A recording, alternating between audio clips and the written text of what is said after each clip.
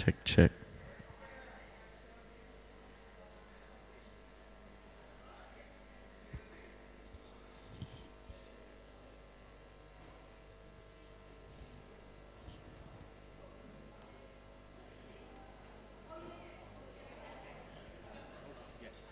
Okay, cool.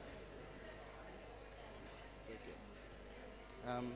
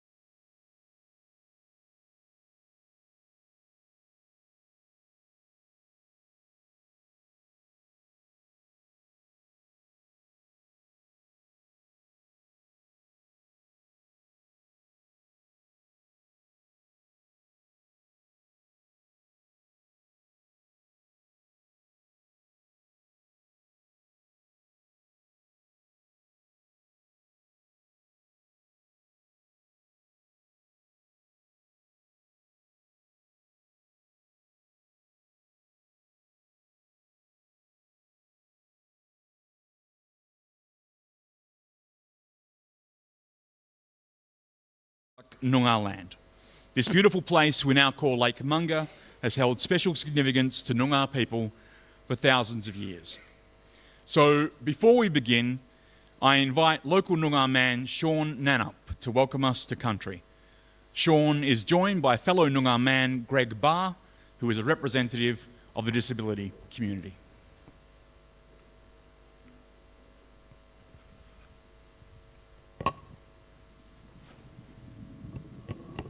There it goes. Gotta go for it.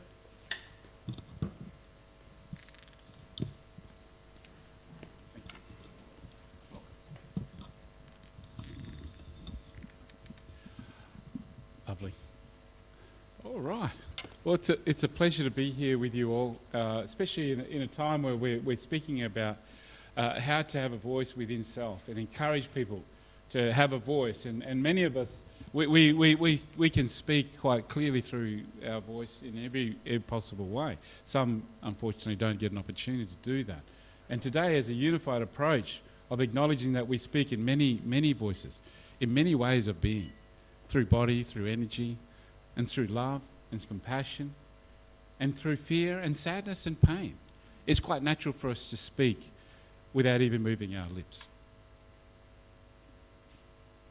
And we want to acknowledge your voice. We want to acknowledge your energy.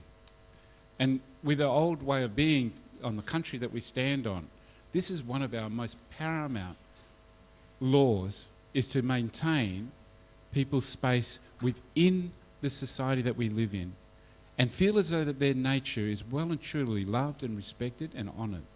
It is with great honour to serve our children's children's children's children and our great-great-great-great-great-grandfathers.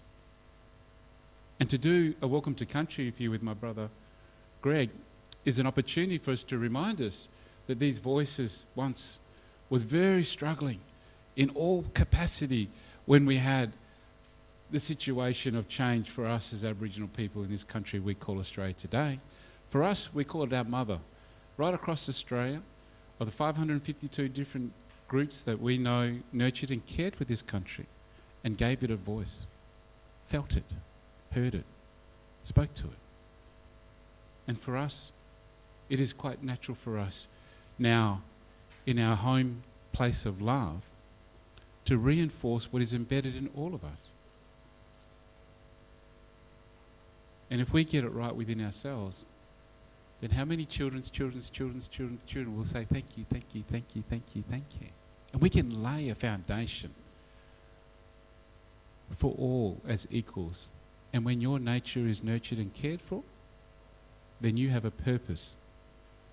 And in life, if we're not seen and heard or felt, then our purpose can be somewhat of a struggle. And so any mothers here or fathers? Yep. You remember the first time you held your children in your arm? They may not have spoken in that moment, but they ask you and demand you to acknowledge them, to love them, to care for them, and to give them all that you wish for.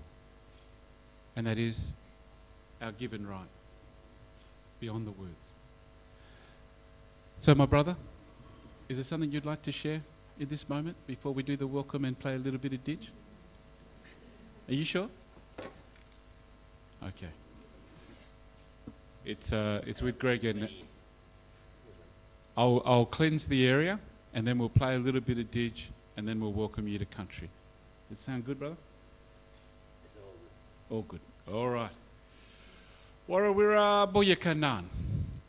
Bad spirit, go away. We don't need you right now. Give them a few moments. They're moving on now. Then we say, if you see my language, it sounds like a song.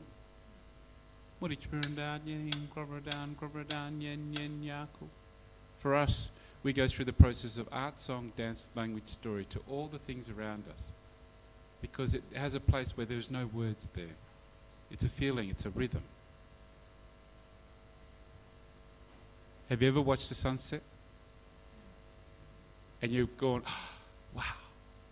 And then someone says, oh, can I talk to you about tomorrow's lunch and dinner and what we're going to do during the week and make sure we check our diary? And you look at them and you go, no words, please. I just want to absorb There's this. no word to me. And in the process of saying this or watching the sunset, how many times do we close our eyes? In the most beautiful, greatest painter in the world ever, universe, is nature. And yet, in that moment, we close our eyes because we want to absorb it. Nichjen Naganak Banyo Edemegamaga is the old people dancing on your skin with your spirit child inside you. And we absorb them. So that way we're no longer talking about them. We become them.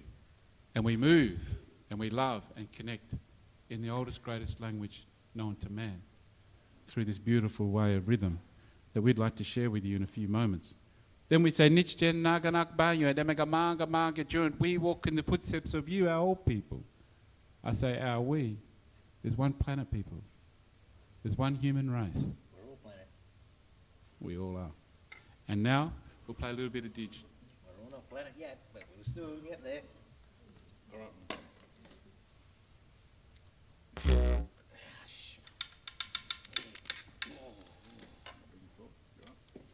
I'm going to bring the chair forward.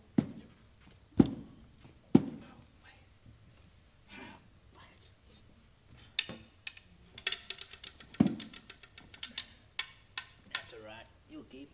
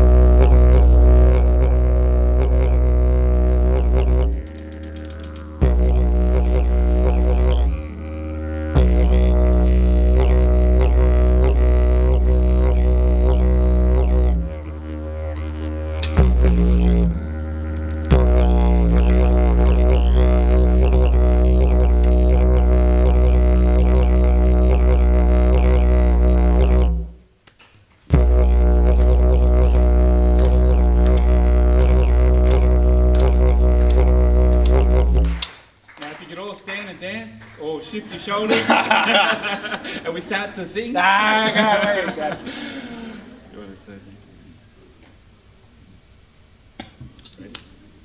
Ready?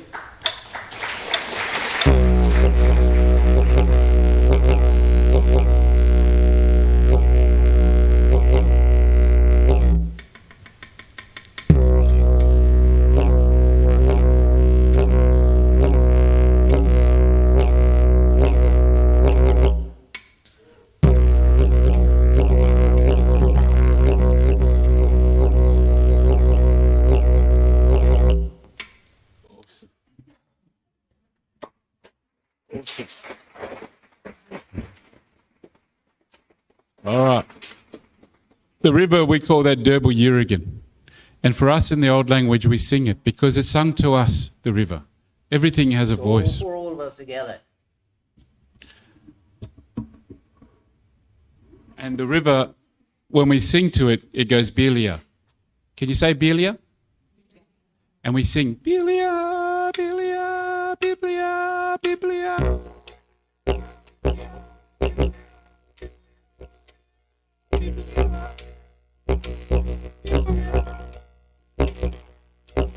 Biblia, Biblia, Biblia, Biblia.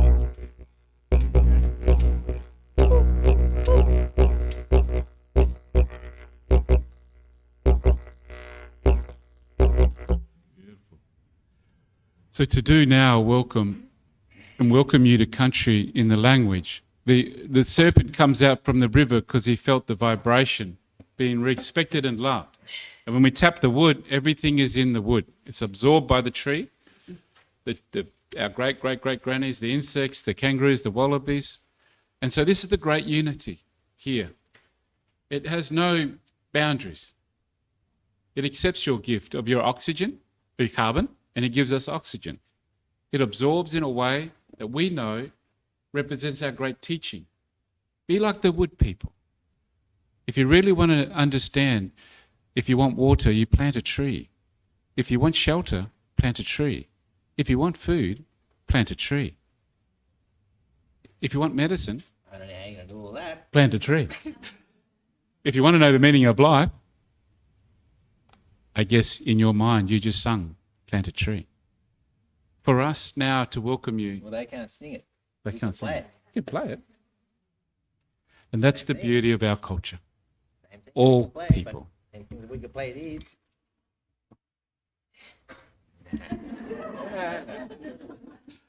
So wanji, nija, wajak nyunga buja. Wanji, nija, wajak murich yogas, wanji. Welcome. Murich is really good. Yogas are women. Murich Marman is our men. To our real Kalanga, the child inside you. To Nyunga Buja country. But on behalf of our grannies, Watch it. for all our grannies, I hope that when we welcome them here, the invitation of all those who we give label to, the Chinese, the Japanese, the Scottish, the French, the Dutch, the African, and so on. These labels we put on weren't meant to divide us. It was to acknowledge a voice of where we come from. And the gift that we can then bring and let our nature be one of unity. Invite all to your table and share in a place where we know love runs freely and acceptance. And I hope today is an opportunity just to reinforce the magical gift that the Organisation of Disability Services wish to share with you, that we hear you, we feel you, most importantly. And it's time to come together. And so for us, thank you very much for having us. Greg, would you like to say something, brother? He does that a lot, doesn't he? No way. So Greg does a lot of painting and he does a lot of art, singing, and also didgeridoo. It's a pleasure to be with you, brother. Absolutely. And if you want to go onto your website, Nah, no way. okay. He's well and truly on his way. He had an art exhibition just the other day, is that right? Two of them. And they were beautiful artwork that you can see. Whereabouts would that be, brother? It would be around every Australia. Be around everywhere. So with that, shall we say thank you? You. Thank you very much from me and my brother. And we wish you all a good day, and let all the goosebumps be a reminder that... Yeah, but how? Let me get the goosebumps. Yeah. You want them? No? Don't wait. I'm not having them. When we feel those, we know we're on the right path because all our grannies are there to inspire us. Thank you very much for having us. Thank you.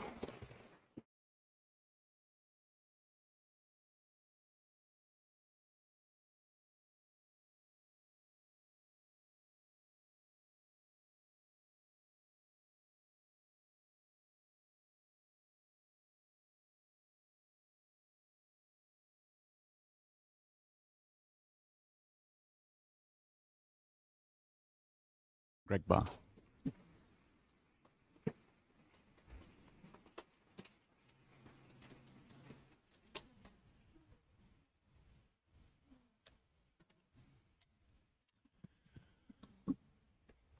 Folks, my name is Paul Montague and I am your MC for today. Welcome and thank you for joining us for this special disability-led event. With the theme celebrating self-advocacy, this will be WA's first conference exclusively led by people with disabilities. Many disability conferences focus on the interests of the sector, and involvement by people like us with the actual lived experience is often, let's be real, a little tokenistic. This conference flips that on its head and places the needs and voices of people with a disability at the core of everything. It was planned and led by our conference reference group, comprised exclusively of people with disabilities. They determined the program and streams, and one of their earliest decisions was that a minimum of 80% of our speakers would be people with disabilities, as long with as many of our suppliers as possible. Now, there are a few housekeeping things to mention before we begin. First of all, I would like to reference the closed captioning, which is why I'm deliberately speaking so carefully into this microphone. For those of you watching the closed captioning, you may have noticed it's a little hit and miss. There are some words it flat out doesn't understand. If I say the word COVID, for example, you're going to see some interesting things up there. So for those of us reading along, my point. For those of us reading along with the closed captioning today, I can only apologise and hope you can at least get a general gist. I'm going to stop teasing the closed captioning now, because clearly it doesn't like being heckled by me.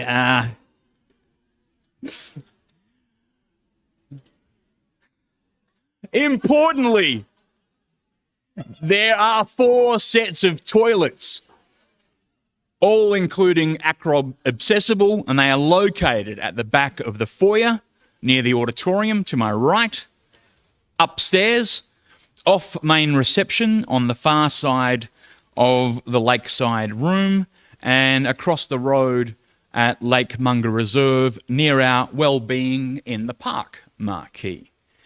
Speaking of upstairs, this is a moment for me to mention that there is elevator access to the upstairs area. The elevator is a relatively small one, and there is only one elevator. So we would ask, please, that those of us capable of using the stairs today, please do that. We have a fantastic team of support workers here to help with anything you need. Please ask them for assistance, or they will get bored and ultimately question their life, and nobody wants that. You will recognise them by their green safety vests, which, Laura is modelling for us right now. This looks like The Price is Right. I really like it. There are lots of disability access arrangements which these friendly staff can tell you about, or you can read about it in our handbook. Please do let us know if there's anything we can do to make the conference easier or more accessible to you. We are pleased to acknowledge the Department of Communities as the event partner for this conference, whose support allowed this event to occur. We also appreciate the support of Lottery West as a key supporter of this event. I am pleased to acknowledge now our conference sponsors. Our silver sponsor, WA Individualised Services. Our bronze sponsors, Relationships Australia WA, @Chat and Job Life. And our Challenges Stream sponsor, Indigo, formerly Independent Living Centre WA. Our Sundowner sponsor is Technology for Ageing and Disability WA.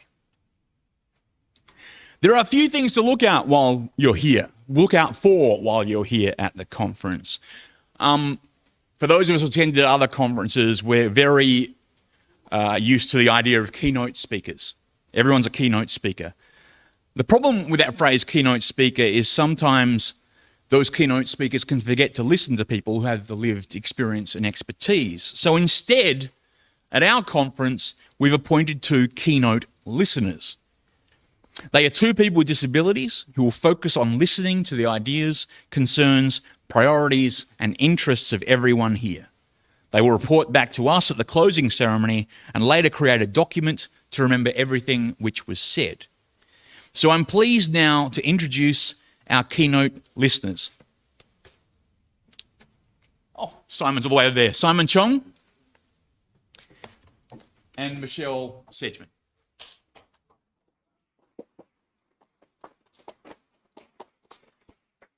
You will see Simon and Michelle moving about the venue, making notes. So do feel free to chat with them if there is something you would like them to record. Now, Simon has asked me to mention to people what is sometimes not obvious to others. He is vision impaired. So regardless of whether he has met you before or not, he may not recognise your face. So please do approach him and introduce yourself before beginning a conversation.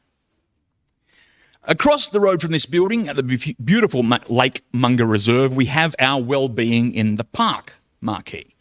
This is a special conference zone of all abilities workshops and participative activities. Today only, you can even get a free trishaw ride around Lake Munga, like a bike taxi. We also have our visual recording artist here in the auditorium. His job is to create a graphic record of our conference, which will be available after the event.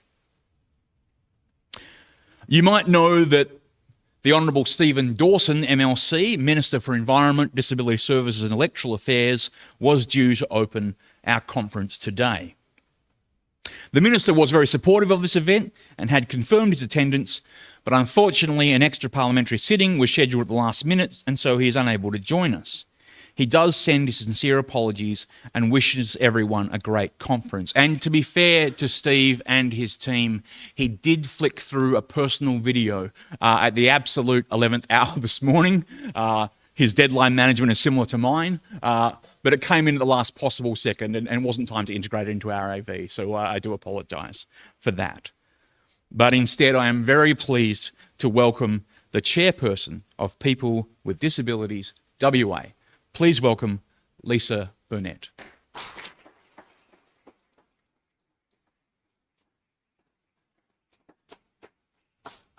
Welcome, everyone, and it's super exciting to be here. It's hard to believe it's been 2 years since Samantha Jenkinson, our former executive director, and Katrina from Evolve Events came to the People with Disabilities WA with a conference proposal. As a small organisation, the committee debated the idea of our very first conference and the proposal document details for some time. People with Disabilities WA has been in operation for 40 years. We have a staff of 10 advocates providing advocacy to individuals free of charge and a further 5 staff running projects. We input on a large range of issues as prioritised by the recipients of our services, our members and our Committee of Management. We seek to engage and educate people with disabilities on the subject of self-advocacy, and our committee is required to be composed entirely of people with disabilities. We also make every effort to employ and engage people with disabilities through all of our ventures, including this conference. I contemplated explaining the definition of advocacy this morning, but I believe that after the next 2 days, all participants will have a good understanding not only of advocacy, but some strategies on how to better self-advocate. Finally, I'd like to thank our volunteer conference organising committee. While I get to be the figurehead and open this conference officially, I must confess I've been busy organising our actual organisation and not setting up this conference, which has been a tremendous effort by all concerned. So I'll put my Stephen Dawson hat on and officially open this conference. Enjoy.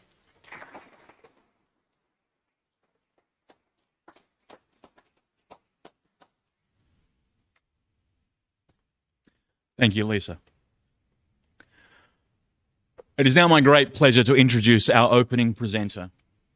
Prue Hawkins runs her own successful law firm and has extensive experience in family law and disability discrimination matters in both the state and federal jurisdictions. Drawing on her personal experience and legal expertise, Prue has a special interest in workplace discrimination and disability employment. Her presentation today is called Disability Inclusion, a Work in Progress. Please welcome Prue Hawkins.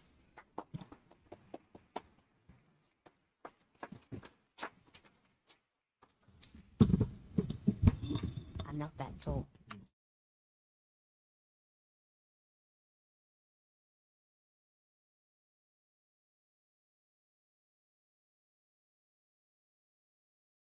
today to talk to everyone. This is amazing. I do quite a bit of public speaking around disability and employment issues, but generally it's to employers as a bit of a shall we say, awareness training.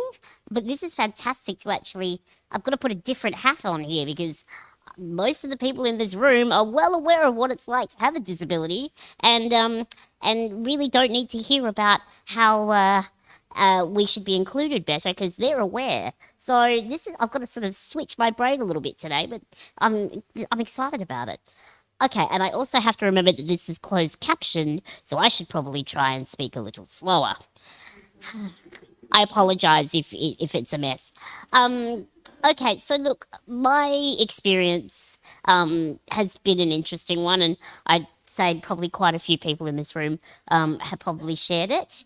I was born in 1981, so I'm nearly 40 and pretending that that's not a thing.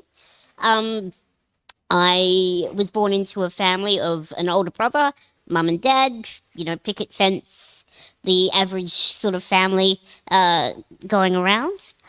I went to Wesley College Junior School from year 1 to 7 because it was around the corner from where we lived, and my brother went there as well, and my dad had gone there, and the staff were willing, shall I say, to take me, which is an interesting concept for me these days. But obviously, you know, having special needs and needing help with toilets and things, if they weren't willing, then I wasn't going. And I had the best 7 years of my life in terms of running amok and getting away with things that I probably shouldn't have gotten away with. And being in year 7, I was one of 4 girls, and the rest of our team were all boys. And gee, did we run amok. It was so fun. So from there, I went to Penrose College. Interestingly, we originally chose All Saints College for me to go to because it was very accessible, you know, ramps and all that sort of stuff. And I went there for 5 days, and it just didn't, it wasn't me. We didn't gel. So mum and dad went, we're going to put Prue in one of the most inaccessible high schools in Western Australia because that's what you do. And I spent 5 years battling some of the most ridiculous ramps. And for those with a vision impairment, I am using the bunny ears right now to indicate that they were not ramps.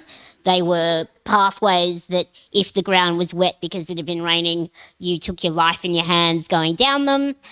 You know, and it was a disaster in terms of accessibility, but it was such an incredible school that I just went, oh, well, if I die today, I die today. So I loved high school. I had a great group of friends. I ended up, one of my majors was fine arts, majoring in painting, which I just loved, and all the turpentine and stinky clay and all that great stuff. So I finished high school, and like most 17-year-olds, had absolutely no idea what I wanted to do with the rest of my life. So I decided, well, I might as well go and do art because apparently I'm good at it and I enjoy it. And so I thought, well, I'll go to Curtin University and study art, which I did.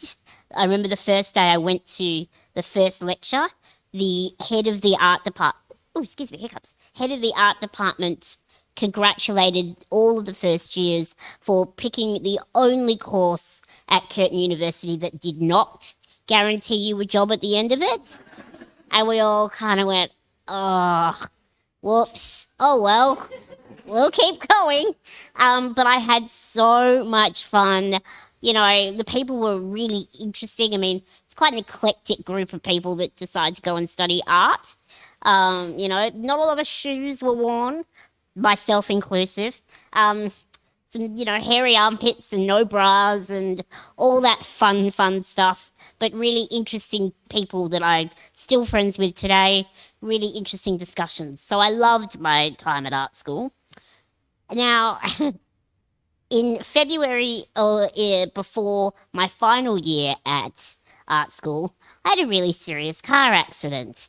Now, in case people are unaware, I have osteogenesis imperfecta, which is the brittle bone disease. My beautiful friend Stella, who a lot of people will have seen over the years on TV, also had the same condition. A lot of people still think that we are the same person, even though she passed away 5 years ago. And can I just say, that is always a very awkward conversation when I'm like, I'm sorry, I'm not her, and she's actually dead. And they go, oh, okay. It's very awkward.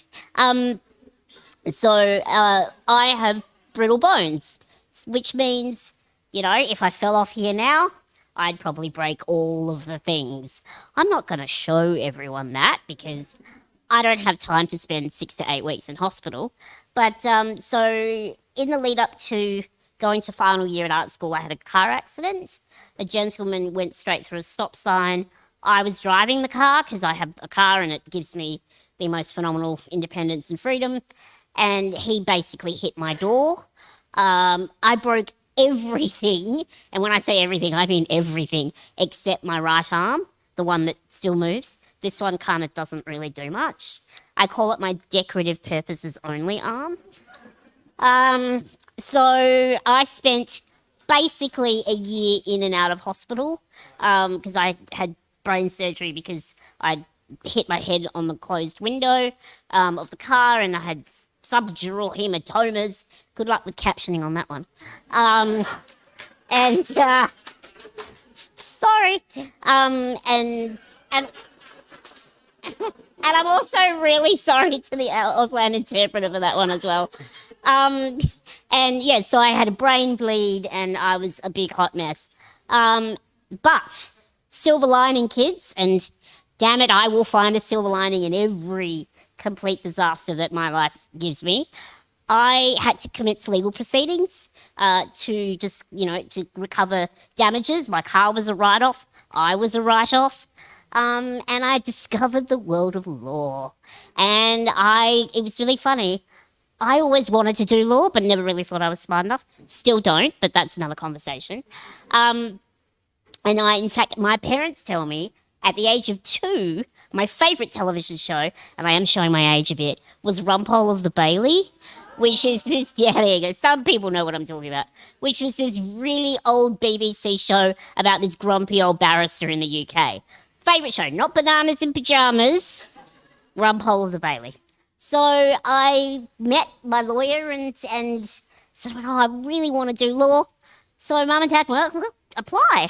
So I did. I got in and I went to law school at UWA and had so much fun for 3 years. What was very interesting was transitioning from a visual-based degree. I mean, we did very little, essay work in art. It was all very paintings and clay and all that stuff, to going to studying law. It was a transition that I didn't do very well in the beginning, but I got there in the end. And so finished my law degree, and then, kids, it's get a job time. And wow, okay. I'm not gonna sugarcoat for you because most of the people in this room are well aware it was a disaster. It took me 9 months to find my first job, which was a private firm out in Midland. This was all around the global financial crisis. So as things got worse in Perth, people were just like, nope, tightening belts, can't spend. So I lost my job there. Took me 9 months to find another job where I went to Sussex Street Community Law Service, which I had the best time. Again, and then I went to Legal Aid from there. Legal Aid approached me and said, do you want to come and do some work for us here? I'm like, great. Then they ran out of money and I was on a fixed contract, not a permanent contract. So I lost my job there. Then I spent another 2 years searching for work. I cannot tell you the amount of applications I sent out. I've still got them on file. I reckon upwards of 100 of just please, I just want to work. I'll do anything. And of the interviews that I got, most of them were just disastrous. I remember I went into one interview for this gentleman who was a sole practitioner, which means it just him, not a big firm. And as I went in, I shook his hand And he said, "Oh, good morning. My wife was in a wheelchair for 3 years before she died." And I just sort of went, I don't know what to say to that. I'm sorry to hear about your wife. It was just ridiculous. Where do you go from that? I had another interview with another gentleman. The interview went for 2.5 hours, which it shouldn't, which a large portion of it we were talking about my disability and how did I get there and did I fly and oh my God, you got a car. And it was like an alien was sitting in front of him. And I was just going, and the irony with that, he did actually offer me the job. And this was at a time where I was desperate. And I rang my best friend from law school. And I'm like, I don't want this job. This guy's a nightmare, but I need this job. And what do I do? What do I do? And she said, Prue, you do not need to be this man's life lesson. He can get it somewhere else. No, don't do it. And I went, okay, good. Yeah, no, I'm not going to take that job. But I was so torn between, doing the right thing and needing a job, and my parents were supporting me, and then just going, but I don't want to go to work every day going, yes, I drove in my car here. Yay me. So, yeah, I didn't take that job. And in the end, guys, the reality is I couldn't get a job. I just couldn't. So my family, and this is where I'm a lucky woman, said to me, look, I was born into a family that were capable of financially backing me, which is not everyone's story.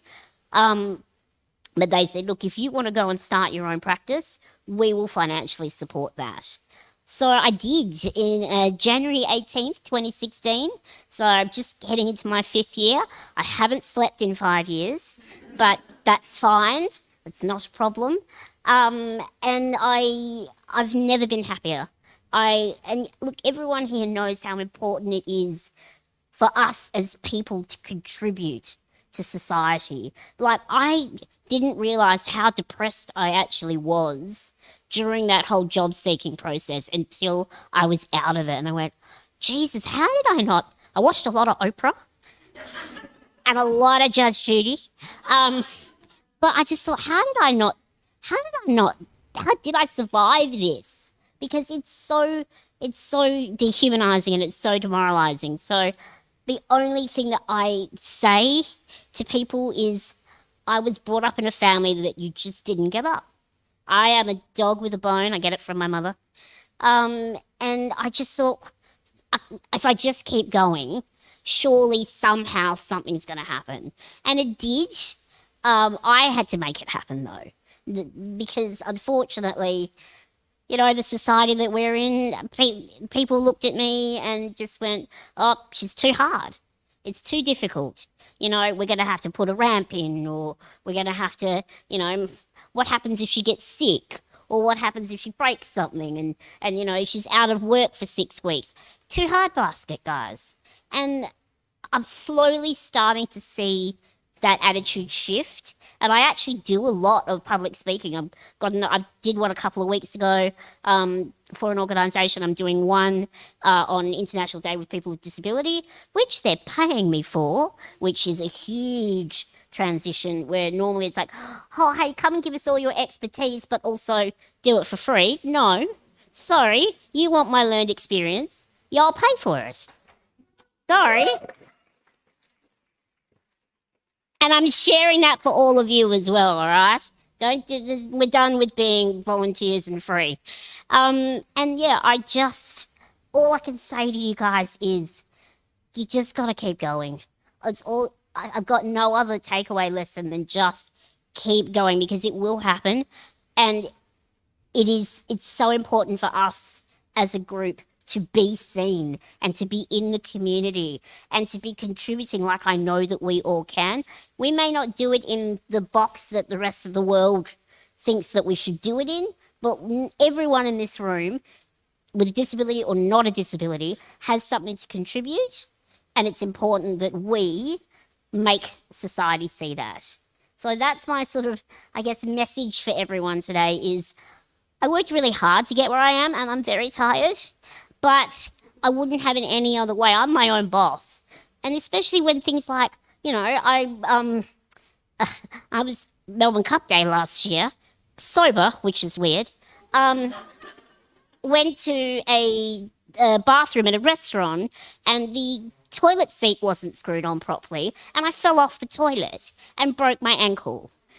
Which, and we won't even go on that one, because that meant that I basically was in bed for 6 weeks trying to recover. Now, try explain that to a boss. It's not easy. So, but whereas because I was like, all right, well, I'll take all the drugs, I'll sit up in bed on my laptop, and I'll tell my staff what to do. It's doable. It's something that isn't impossible, but there needs to be a shift, not really from us, perhaps more from the rest of the world, about how to do this. It is doable. So that's my story. I hope it's inspired you guys. Thank you.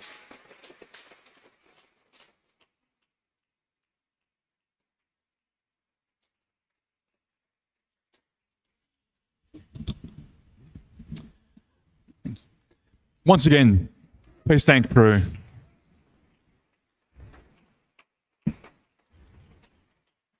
Prue, the lovely Laura is holding a gift of appreciation for you. She can. Oh my God, can I eat it now? Yeah.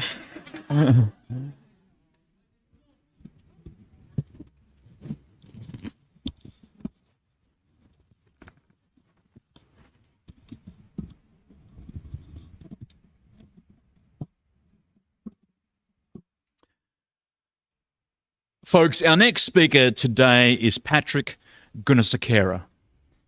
Patrick identifies as a queer crip Sinhala, a queer crip Sinhala interdisciplinary artist. Active in writing, visual media and performance, Patrick has performed nationally, and his writing is widely published, including in the anthology Growing Up Disabled in Australia, edited by Carly Finley. Please make him welcome for his presentation, Self-Advocacy Beyond the System.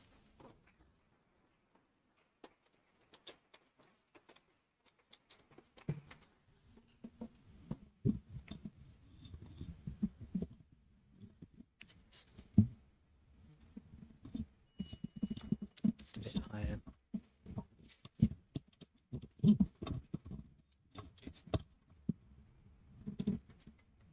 Thank you. Cool. Kaya, nijang nga buja court, ngang court jerpin ngala kwangkin jinanging quadjet doinch curling. I'd like to thank Uncle Sean and Greg for your welcome this morning and to keep us safe and strong as we move through the conversations today, and also to thank all the people who have made this conference possible and as accessible as it is today. It's going to adjust this again, sorry.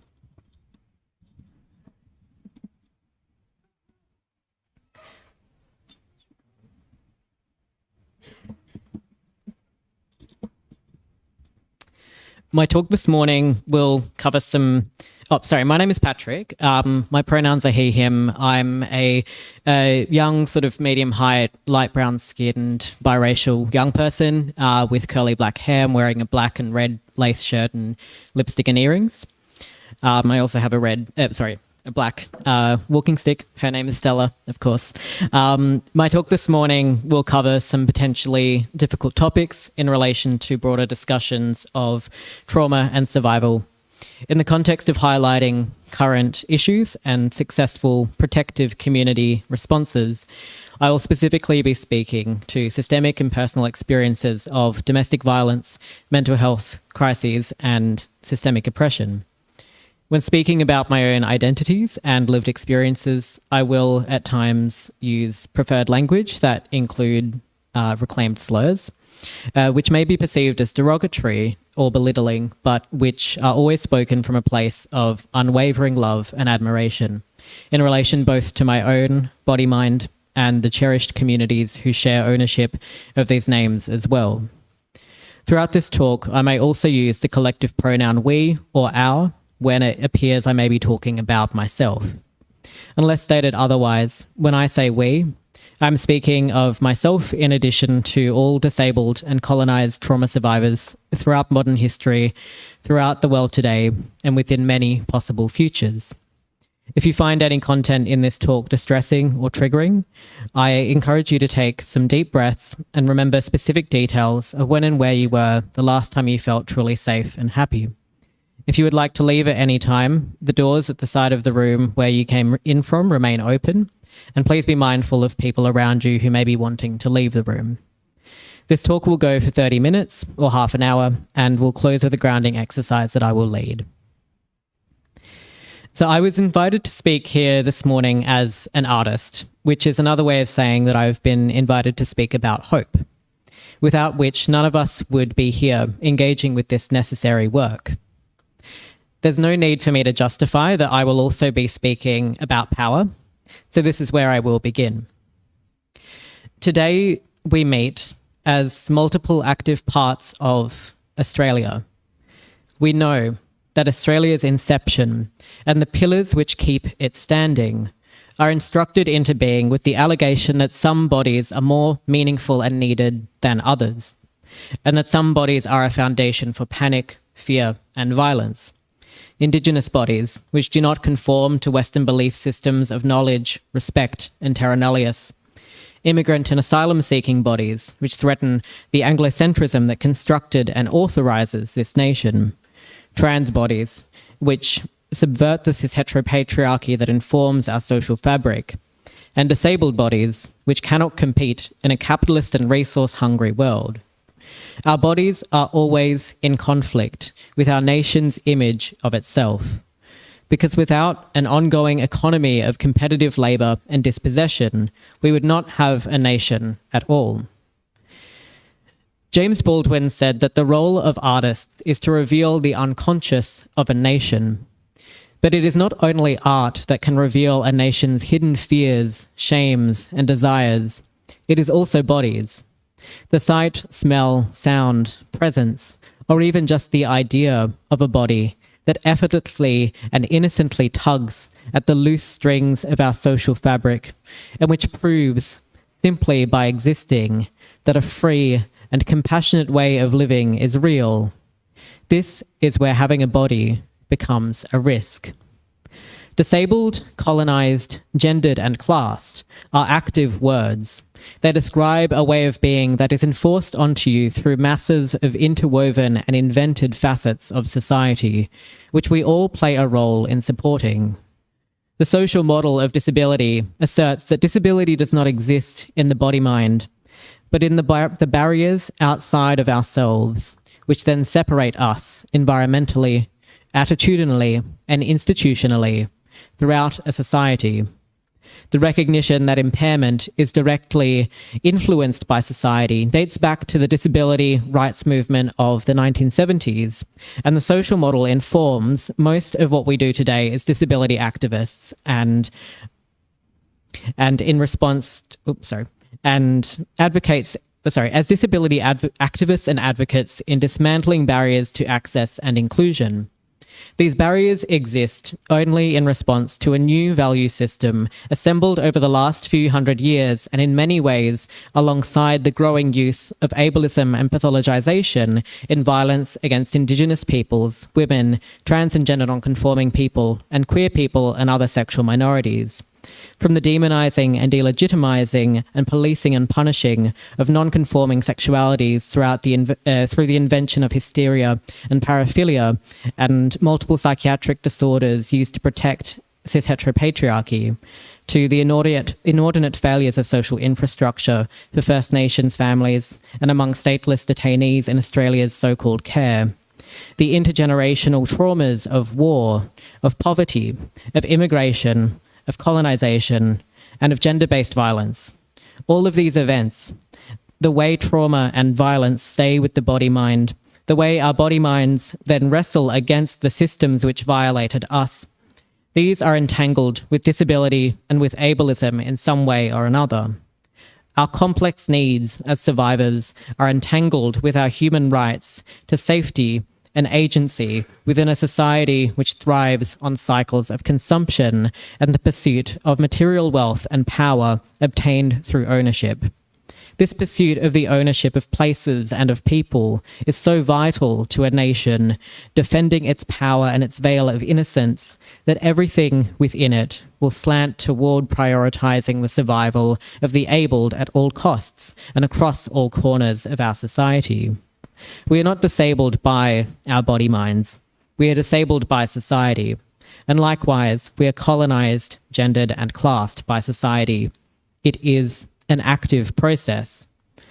For people surviving at the intersections of these systemic oppressions, we know that these systems have many moving parts that are constantly in motion and constantly in flux. We are very sensitive to them. We feel, as earthly tremors, the minuscule shifts that occur to our laws and our cultures over decades, years, days, minutes. We know what it is like to be assumed unnecessary and unworthy, because this is what we have learned to live with. Because we have had no choice but to learn, to adapt, and to survive in innovative and resourceful and necessary ways within a world which does not see us, or which does not see us as entirely self-ruling humans. It is here that we find what artist and community organiser Leah Lakshmi Piepsna Samarasinghe refers to as crip wealth. The life experiences, the struggles we know, and the life experience and struggles of our elders, predecessors, and everyone of our lineages. This is what gives way to knowledge, wisdom, and hope, because it is here, with us, with Indigenous and immigrant, femme and queer, poor and working class, sick and disabled trauma survivors, that we see in action the skills that are essential to reckoning with the function of our nation and responding to the multiple interwoven crises that we collectively face. The fact these communities are alive today is in direct consequence of the work, practices, and the resistance, and the dreaming of our predecessors, and to the ongoing practices of collective struggle, collective organising, and collective healing that are led by Indigenous and immigrant, femme and queer, poor and working class, sick and disabled trauma survivor communities of all ages. I grew up on a quiet street south of Mandurah. I lived in a red brick house with a green tin roof at the top of a long driveway of orange sand and chunky gravel rocks. The entrance at the very end of the driveway was the only part of the house not enclosed by bush or by fences. This is where I learned I had a body, which did not belong to me, which would be used like an object against my control, and which I could also use to protect myself. I taught myself to climb trees and fences, spending whatever time I had outdoors to build a material intimacy with the suburban landscape of the immediate surrounds, with the intention to gather the skills I needed to run away from the violence and psychological abuse that was my reality at home. But as I was never sure that safety could at all be found beyond the house as a gender non-conforming and autistic child, and as my father promised a crucial proximity to safety as a knowledgeable and imposing white man, I decided survival would be easier if I did not leave or seek help. And so I learned to run in my dreams, inventing stories in the strained flickers of safety I could find on my school bus or in my bedroom after everyone else had gone to sleep, imagining a world where I could be free and safe, exacting the details of all I would need to know to be able to live such a life. I grew attached to adventure stories that involved running and hiding, cultivating a whole library of survival skills in my mind, most of which involved masking my neurodivergence, my queerness, and my brownness. In my sleep, I would have many vivid dreams across my childhood years of running and running past the fences and bushes and roads and people that surrounded the house, running across wild oceans and clear skies, through perilous cities and dim-lit labyrinths, always watching, always waiting, until I could find somewhere to rest and to breathe, where I would be free from abuse of any kind. As disabled people, and as people living from multiple axes of vulnerability and systemic marginalization, we learn not only to navigate a whole world that is continually inaccessible environmentally, attitudinally, and institutionally, but we also learn to be intimately familiar with a world that is both dangerous and in denial of its danger. And how we do this is truly never an individual effort. Because no matter how long or short our lives, the existence of every disabled person who is, ever has been, and ever will be, is a triumph of resistance. No fatality, no loss, and no trauma upon any of us has not had its impact in some way or other on the broader disability rights movement. Because our existence, our presence in any space or in any story is political. We cannot separate our wins from each other's. We cannot separate our losses from each other's. We are marginalized by the same paradigms. We marginalize each other by the same paradigms. And as we are already so interconnected and interdependent through shared experience, shared space, and shared power, we cannot move toward anything better than the present unless we do so in mutual collaboration with each other and with those of us who are most familiar with the darkest corners of this nation. African-American scholar Dr. Cornel West tells us that justice is what love looks like in public. Justice is what love looks like in public. But we cannot wait for the public to welcome and protect and celebrate us as we are. We, sick and disabled, immigrant and Indigenous, queer and trans survivors, cannot wait for the public imaginary to learn our love languages. And so we learn each other's. In a 2011 blog post on her WordPress site, Leaving Evidence, founding disability justice organiser and transformative justice educator Mia Mingus gave the name Access Intimacy to describe the familiarity, safety, and intimacy that blossoms between people who trust and care about each other so truly that rising to meet each other's dynamic, multifaceted, and context-specific needs around access and safety are a dearly urgent and natural element to an encounter or relationship as an action of love. It is something I recognize in the safety of the select few people I allow into my home.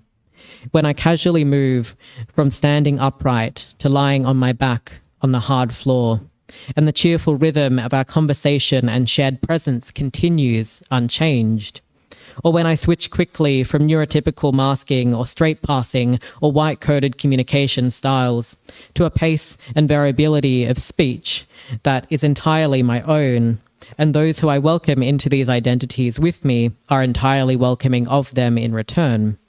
Tender and transient as they are, between the harsh stretches of hiding our struggle and our truths for our safety, these moments are where we find home, where we find hope, and where we find our future.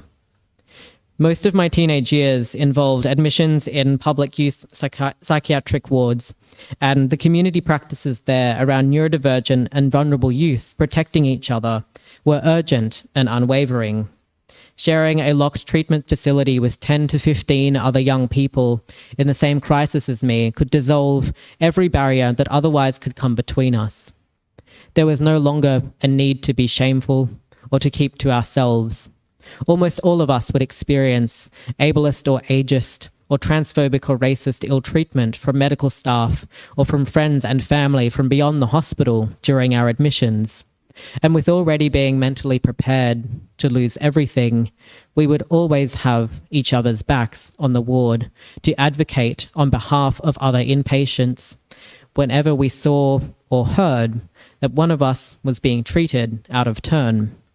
Even in crisis, we would look out for our most vulnerable, especially our peers who were nonverbal or voice hearers. This expertise and care was abundant in all of us, and we could never tolerate nor afford to be bystanders to each other's disempowerment. I remember the communities of young queer, trans, immigrant, and neurodivergent trauma survivors with whom I would share poetry and long night walks as a teenager, unraveling language and gender and whiteness and God as we were taught them, learning to be brave through using my voice authentically and learning for the first time that it was possible to be safe while also not being in disguise, to know a relational safety which was unacknowledged but always a given. Needs being met we didn't yet have the language to speak of, but which we could fluidly converse and connect and support each other through. Some weeks ago, a few of my neurodivergent friends supported me over a couple of days to deter an oncoming psychosis episode. Some stayed with me overnight as I announced exciting activities I was doing like a radio presenter, sharing in my joy while respectfully and lovingly holding the space. Others messaged me to ask if I had been eating while my mental reality was less focused on my immediate physical needs. When seeking support external to my communities would have posed risks to my integrity as a voice hearer. The safety then established through intra-community peer support to remove my mask and revel in the mental reality I needed to get through the challenges of the time quickly averted a greater crisis. Not long after, I was supporting a friend across the span of a rough day, sending quick check-in messages from bright-skied train commutes in between work commitments across the outer suburbs. Toward the evening, our text messages shifted as needed to focus on what boundaries, triggers, and personal needs we'd like to be familiar with for me to go over to their place and keep them company throughout the night in case they felt self-injurious left alone. A dignified and thorough negotiation of risk and safety across an aging phone screen. I packed a bag with queer culture magazines and clothes to wear to the diversity panel I was speaking at the next day, and arrived at my friend's house in a taxi half an hour later, my body firm but docile with a well-acquainted sensitivity and patient determination to ensure we would both have what we needed to make it through the night. We discussed an hour-by-hour plan for the evening as they shared their indigestion tablets and dermatitis cream with me on their sofa. The night stillness holding up the weight of our concern and compassion as we slept, parting ways early the next morning with an enriched sense of trust in the other and ourselves. This is a commonplace and widely practiced form of peer support in communities of queer and femme of colour disabled trauma survivors for whom support anywhere else poses risks that our access, safety, and personal needs will be assumed non-existent, irrelevant, or unnecessary to our care, as has been repeatedly asserted for all of us in mainstream models and other options for immediate support within our health system, social infrastructure, workplaces, schools, communities, and first families. Peer support in my communities takes on a role that no one else can step up to but us, and which we always step up to because not only do we have no other choice, but these are completely grassroots, off-the-grid cultural practices which have been keeping communities around the world and all throughout Perth alive and safe for generations. I understand that these community practices may sound extreme or unreasonable for those who are not familiar with them. I think of my heritage as a Sinhala Lankan and how before European colonisation, the pursuit of a selfish path for a life unto oneself, to seek an identity that centred you alone, was an entirely foreign practice. This is not what kept my elders and ancestors strong. There was a place for everyone in the community, for everybody and every skill. The farmers, the artisans, the teachers, and the healers were all as important as each other in the ways they nourished a community. I am a living descendant of multiple overlapping lineages, for whom everything we do is with our community, for our community, and with our community in mind. And this is not something we can ever escape from, because it is from these community practices of collective healing, of collective accountability, and collective struggle that we draw our strength at its clearest. Noongar theatre leader and friend Kyle Morrison often reminds me that Noongar people have flourished where we meet today for 45,000 years without the need for hospitals or prisons. And yet 10 years into the establishment of the Swan River settlement, the first hospitals and prisons were built on Noongar Budja, with many more to come. Local artist and Dyke elder Janet Carter reminds me of the quiet spaces that were established in queer nightclubs in the 90s during the AIDS crisis for HIV-positive members of the community to rest and take medication whilst accessing safe spaces during a crisis. It is a widely accepted, respected, and enacted practice across diverse, marginalised communities that as we progress in our human rights, we do everything that is needed so that no one is left behind. At the centre of this kind of work is love. Black trans artist and advocate Laverne Cox always works from the knowledge that, as she says, to love trans people is a revolutionary act. When we love disabled people, when we admire and adore disabled people as means to our own ends, we begin to care. This is where narrative comes in. For change to occur at all, we need multifaceted, multi-issue narratives which embody a practice of love. Despite the alarm and the fear and the discomfort often activated by my experiences and identities, the narrative I know of my body-mind is that I am never suffering. There is a role for pain in my body-mind. There is a role for exhaustion in my body-mind. There is a role for mutism and overload and distress, because these are things which keep me alive in a world not built for my worth or my survival in mind. I acquired chronic fatigue syndrome through an abusive house sharing experience. And so whenever I am experiencing an unsafe personal or work-related situation but don't realize it yet, my fatigue will be much stronger as a result. And my fatigue will tell me exactly where and with whom it is that I am unsafe when I listen to it. I acquired psychosis as a tool to survive skepticism and distrust from adults around the realness of how my autistic burnout was affecting my schooling. And so when people, so when my struggles in a work context are not believed to be really happening by the people enabling them, I experience psychosis. I acquired gut complications after surviving, after an intense and extended period of overwork, isolation, minority stress, and surviving on low spoons and low-cost meat and flour-based meals from the servo beside my apartment. And so when I am under immense pressure to meet the demands of a world that continually positions itself as entitled to my labour, my energy, and my presence, my body will become sick if I do not take the time to be mindful of what I am eating.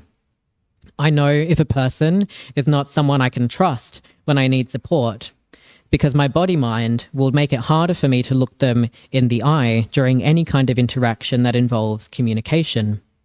I know when something I am doing is not psychologically safe for me, because my attention will be greatly underregulated. I know when something I'm stressed about is taking up too much brain space, when thinking about it makes me drop or toss something I'm holding, or bump into corners while I'm moving. I think of my body-mind as an ancient compass, whose idiosyncrasies and sensitivities are in fact complex measurements of a complex society. This is what keeps me, a sick and autistic, lame and mad, queer of colour trauma survivor, safe and alive. My body-mind is like a partner in crime who will tell me exactly what is going on around me and how I should navigate a world where to exist is a risk. Our body-minds know where we are unsafe, attitudinally, environmentally, institutionally, and no one is as profoundly acquainted with how this manifests throughout the world quite like we are. In the communities we have assembled, from the love we share through our Crip wealth, our Crip humour and Crip joy, our defiance and our passion, we find that the futures we are moving, working and battling for are real. We know that we can be free from modelling our internal worlds and our external lives after the insecurities of our abusers of both interpersonal and institutional kinds.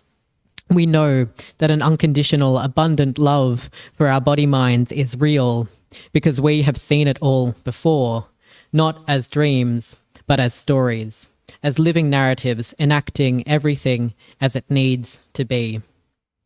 There is an idea that is used across many different creative practices, known as the world of an artwork. When we think of the world of a performance or a painting, the world of an album or a poetry collection, we see a gathering of all the ideas that make an artwork unique. The world of the artwork is the way an artist collaborates between multiple ideas of diverse sources and motives and presents an image of a place or a body mind or a story where what was once a dream becomes real, and what is now real has its own language, its own time, its own weight, and its own purpose. The world of an artwork, once established, is entirely self-governing, and whilst the perspectives and practices of an artist and of an audience is always changing, the world of an artwork, made real, cannot ever truly die. Art is the bridge between despair and hope. Art is the articulation of the world as we know it to be, and as we know it can be. It is in art, in stories, in images, and in dreams that we familiarize ourselves with the pathways to justice. And if we dream, if we create, if we act through the knowledge that Indigenous and immigrant, femme and trans, poor and working class, sick and disabled trauma survivors are beloved, are cherished, are needed, this is where we lift up ourselves and each other. And it begins with us. We know the struggles of raising a vision of the future in ourselves, a vision we have lost touch with and perhaps think has never existed before. We know the hard work of finding a reason to love ourselves and each other in a world which we are taught only speaks a language in which this is not possible. We know the exhaustion, the terror of all the nights, years, lifetimes during which we are so afraid of the world, afraid of its grasp over us, and afraid of ourselves. The courage to speak is a risk. Some days it feels as if we cannot do what is needed of us. But we must also know that to exist as disabled people at all is a great act of courage. We cannot deny the interdependent nature of our work and of our being here today. We must honour the practices, the work, and the knowledge that has dreamed us this space together today. My elders would not seek progress which leaves anyone behind, and neither should any of we. I'd like to close with just a grounding exercise. If I'd like to invite you to close your eyes or just look on the floor wherever is more comfortable for you. I'm going to take some deep breaths in and hold if you can, and breathe out longer than your inhale.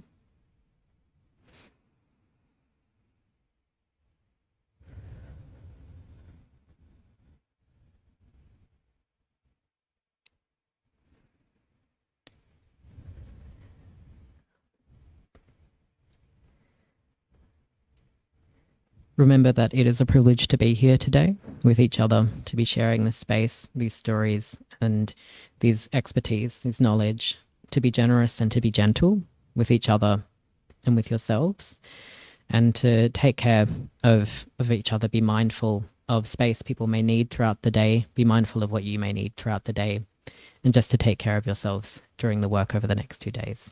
Thank you very much.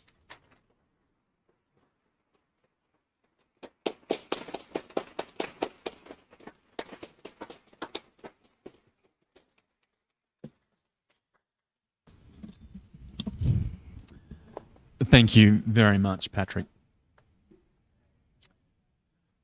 Folks, we are going to have morning tea in just a moment, and after that, you'll have a choice of 4 sessions starting at 11:30 a.m.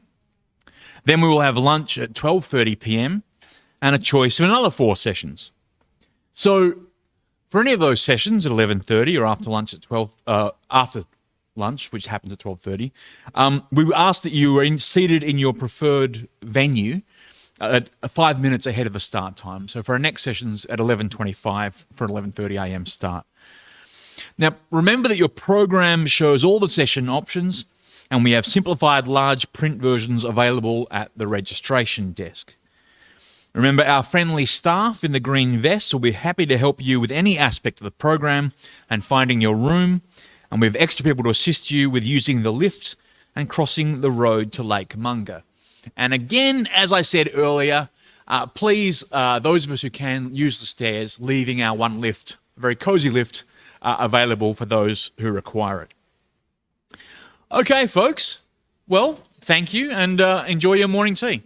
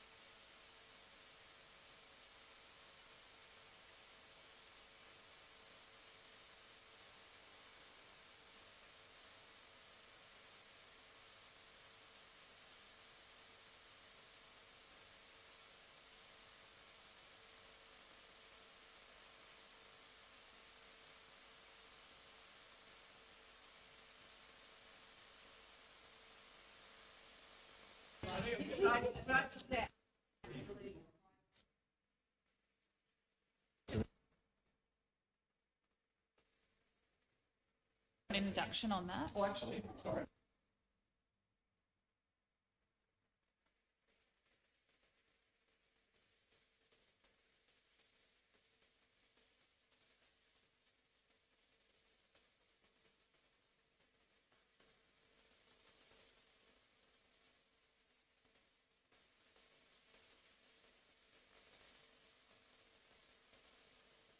We go. Testing. Is this too loud? Oh, sounds a bit loud from up here. I think it's okay.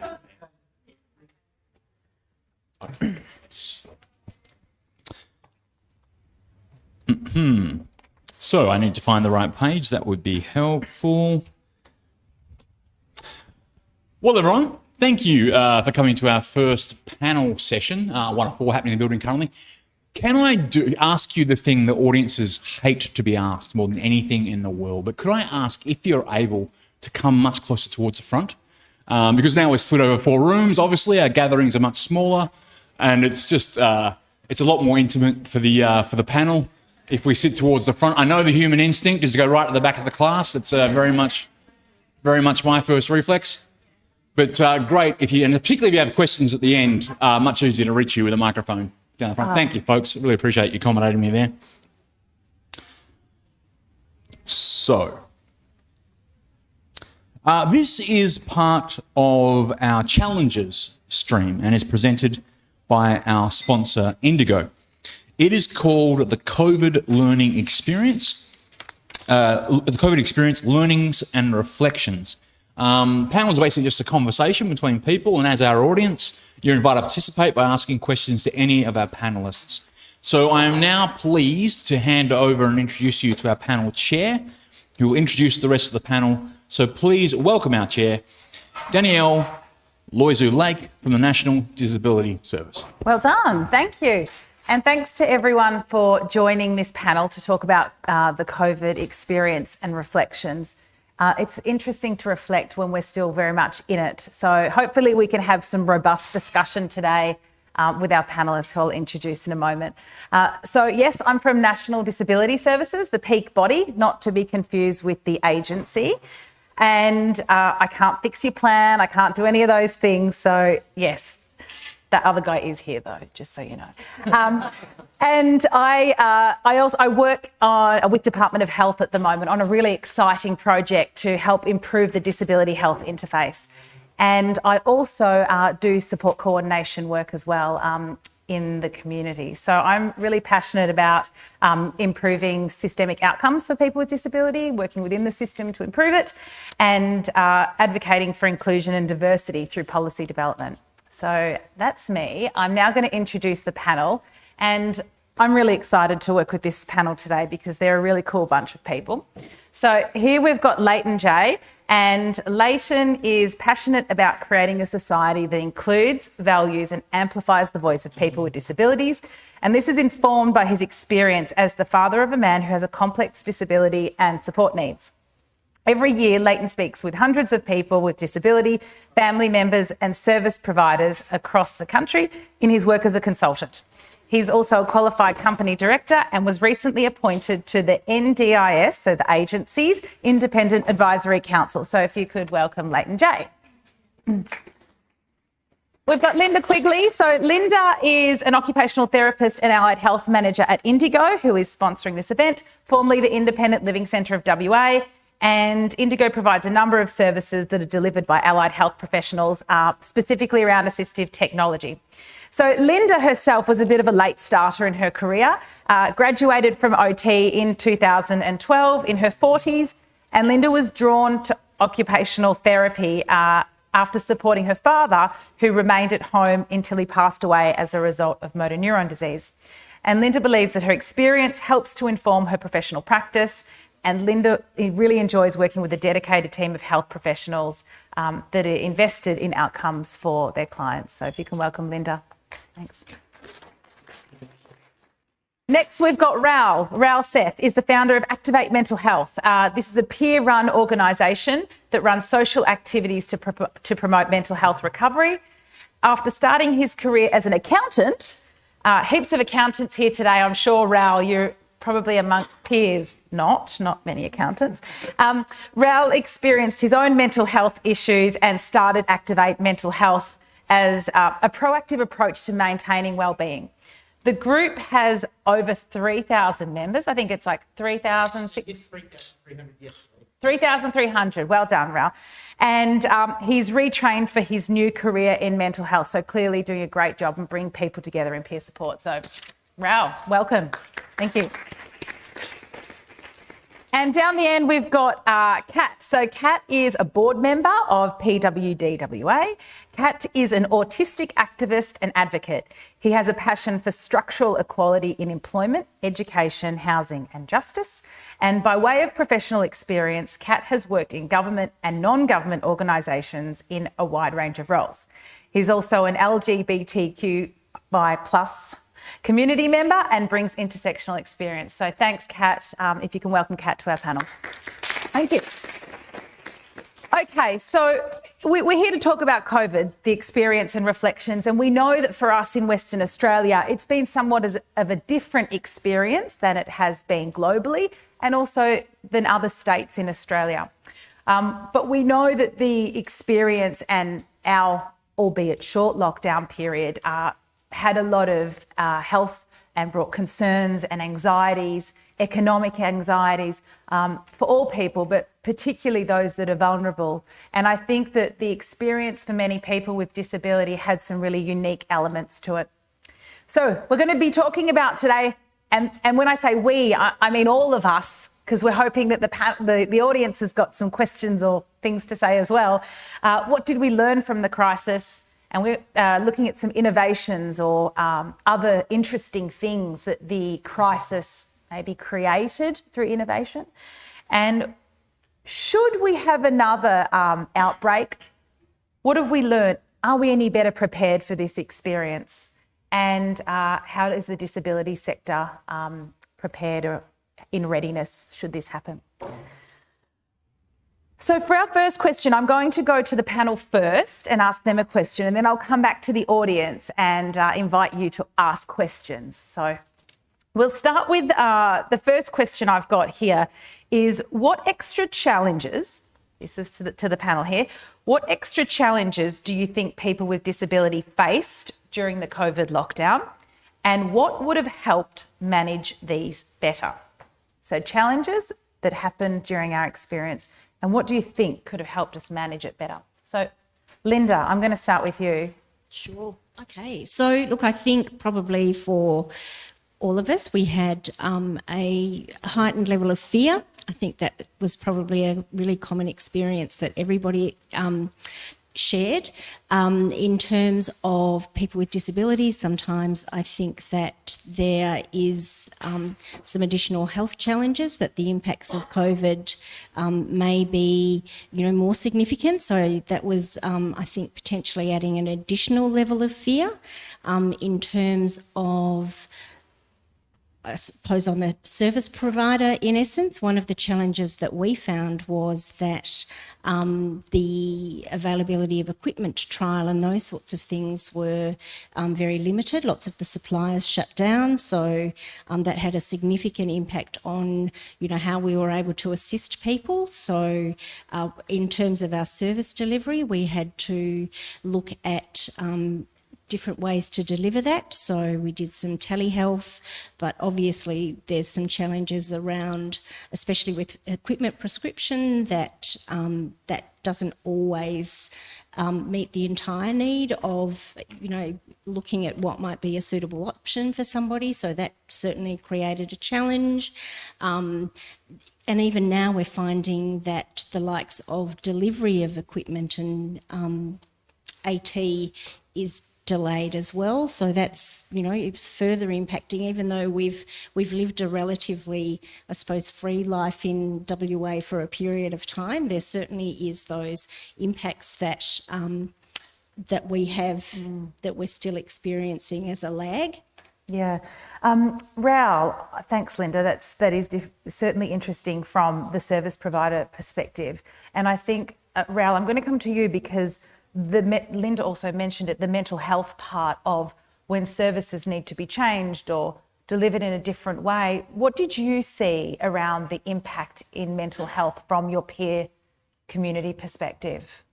Well, in my professional career, I work as a mental health support worker. And I think one of the things I observed was that generally in society, we all think that having a smartphone, everyone has one and has the technology to be able to do that. But I've worked with clients in hostels where having an email is a really complex thing, let alone memorizing an 8-digit password with alphanumeric keys. Like that is a huge difficulty for someone with a disability, and I think we tend to forget how hard it is for people to cope with something that a lot of people just see as a basic skill. Having the technology as well to be able to do that. I had one of my group members say he's only got a flip phone and he doesn't have a computer to use Zoom, so he felt very excluded because he didn't have the bare necessities to have the technology to help. And I think if we go through this again, we've got to find ways of, and I think the NDIS did allow some funds from plans to release to get that technology out there. But I think for people who are very not used to technology, it was actually quite a huge barrier. Yeah, absolutely. I might, just while we're on that topic, ask the audience, has anyone got any questions around that particular topic? We just need the mic, thanks. Lady at the front. If you can just say your name for those in the room that are vision impaired. Tara, I'm on the PWD WA committee. Okay, in regards to technology and COVID, I just want to know what the panel think of telehealth, because I was seeing my psychologist and I had to have a face-to-face Zoom meeting with my doctor, and I mean it wasn't serious, but without my psychologist, I probably wouldn't have managed my mental health during COVID. So having regular contact with him was absolutely critical. And I know that was a lot, just a sort of a universal issue. And I just want to know, what do you think about telehealth? Is this something that could be a good thing to be implemented? If it is implemented across the board, would it actually take away from that face-to-face connection that is really important for a lot of people, that therapeutic relationship? What are your thoughts? Is that directed at Linda? Because you're looking at Linda. Just the panel in general? Sure. Maybe just briefly from the service provider perspective, Linda, are you able to talk to the future of telehealth? Yeah, sure. So, yes, look, I think telehealth is one of those things that, certainly has a place. And I think potentially if we had have considered a change to the health system and the way that services are delivered and the way that we interact with people, even in a general sense, if we had have, popped this in as a project and to do, it would have taken years and years and years. The fact that we have been able to have it as a relatively effective means of communication for all sorts of applications, I think has been a really positive out of COVID. But yes, there are limitations. If I consider the likes of your equipment prescription, that can be difficult. I suppose the likes of assessing somebody's home environment, that can be a challenge. As Raoul mentioned, not everybody has access to the technology available. I know with NDIS releasing funds, I think there was difficulties with people being able to access registered providers and the supply of iPads and the like. So that was a really significant issue that came about then as well.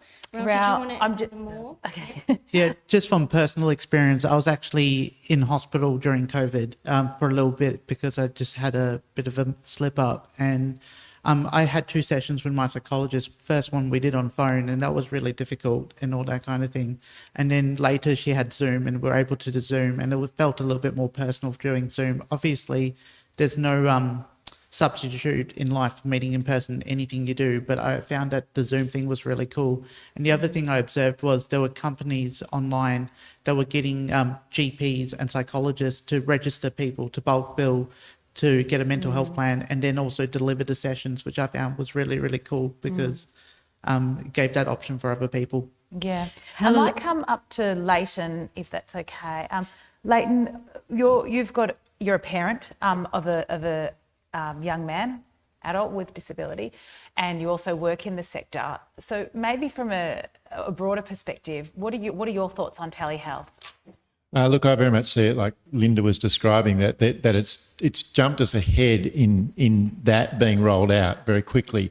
I think that it does need to be something that people exercise the choice over. It's not going to work for everybody. And while the NDIS needs to be applauded for releasing funds for people to buy the technology, of course, not everybody who needs that support is an NDIS participant, and so they don't necessarily have the access to get the technology. So that is a further limitation still. Yeah, and I think that we often forget that there is so many Western Australians that won't meet NDIS access, and so from a systemic point of view, how do we consider those people? I think there was a question from the man. Yeah, just while we're on this topic, we'll take one more question and then we'll move on to the next topic. Just to, I guess, Raoul and the panel in general, you guys mentioned smartphone capacity and the access to it. So you mentioned access. What other limitations are there around technology that you've really found mostly? So the question was around the limitations, specifically on the phones or technology generally? Specifically, mostly around phones, but technology in general. Okay. Is there anyone that felt compelled? I quickly just want to add one more real positive that I know of that's come from it, and that has been it's opened the access to a lot of more health support for many, many people in regional Australia and remote Australia, and that's been, I know from speaking to people in the regions, it's been a really big plus.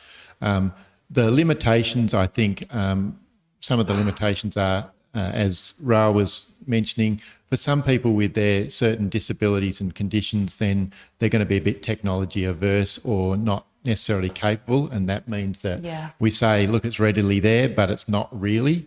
So there's going to be limitations like that for sure.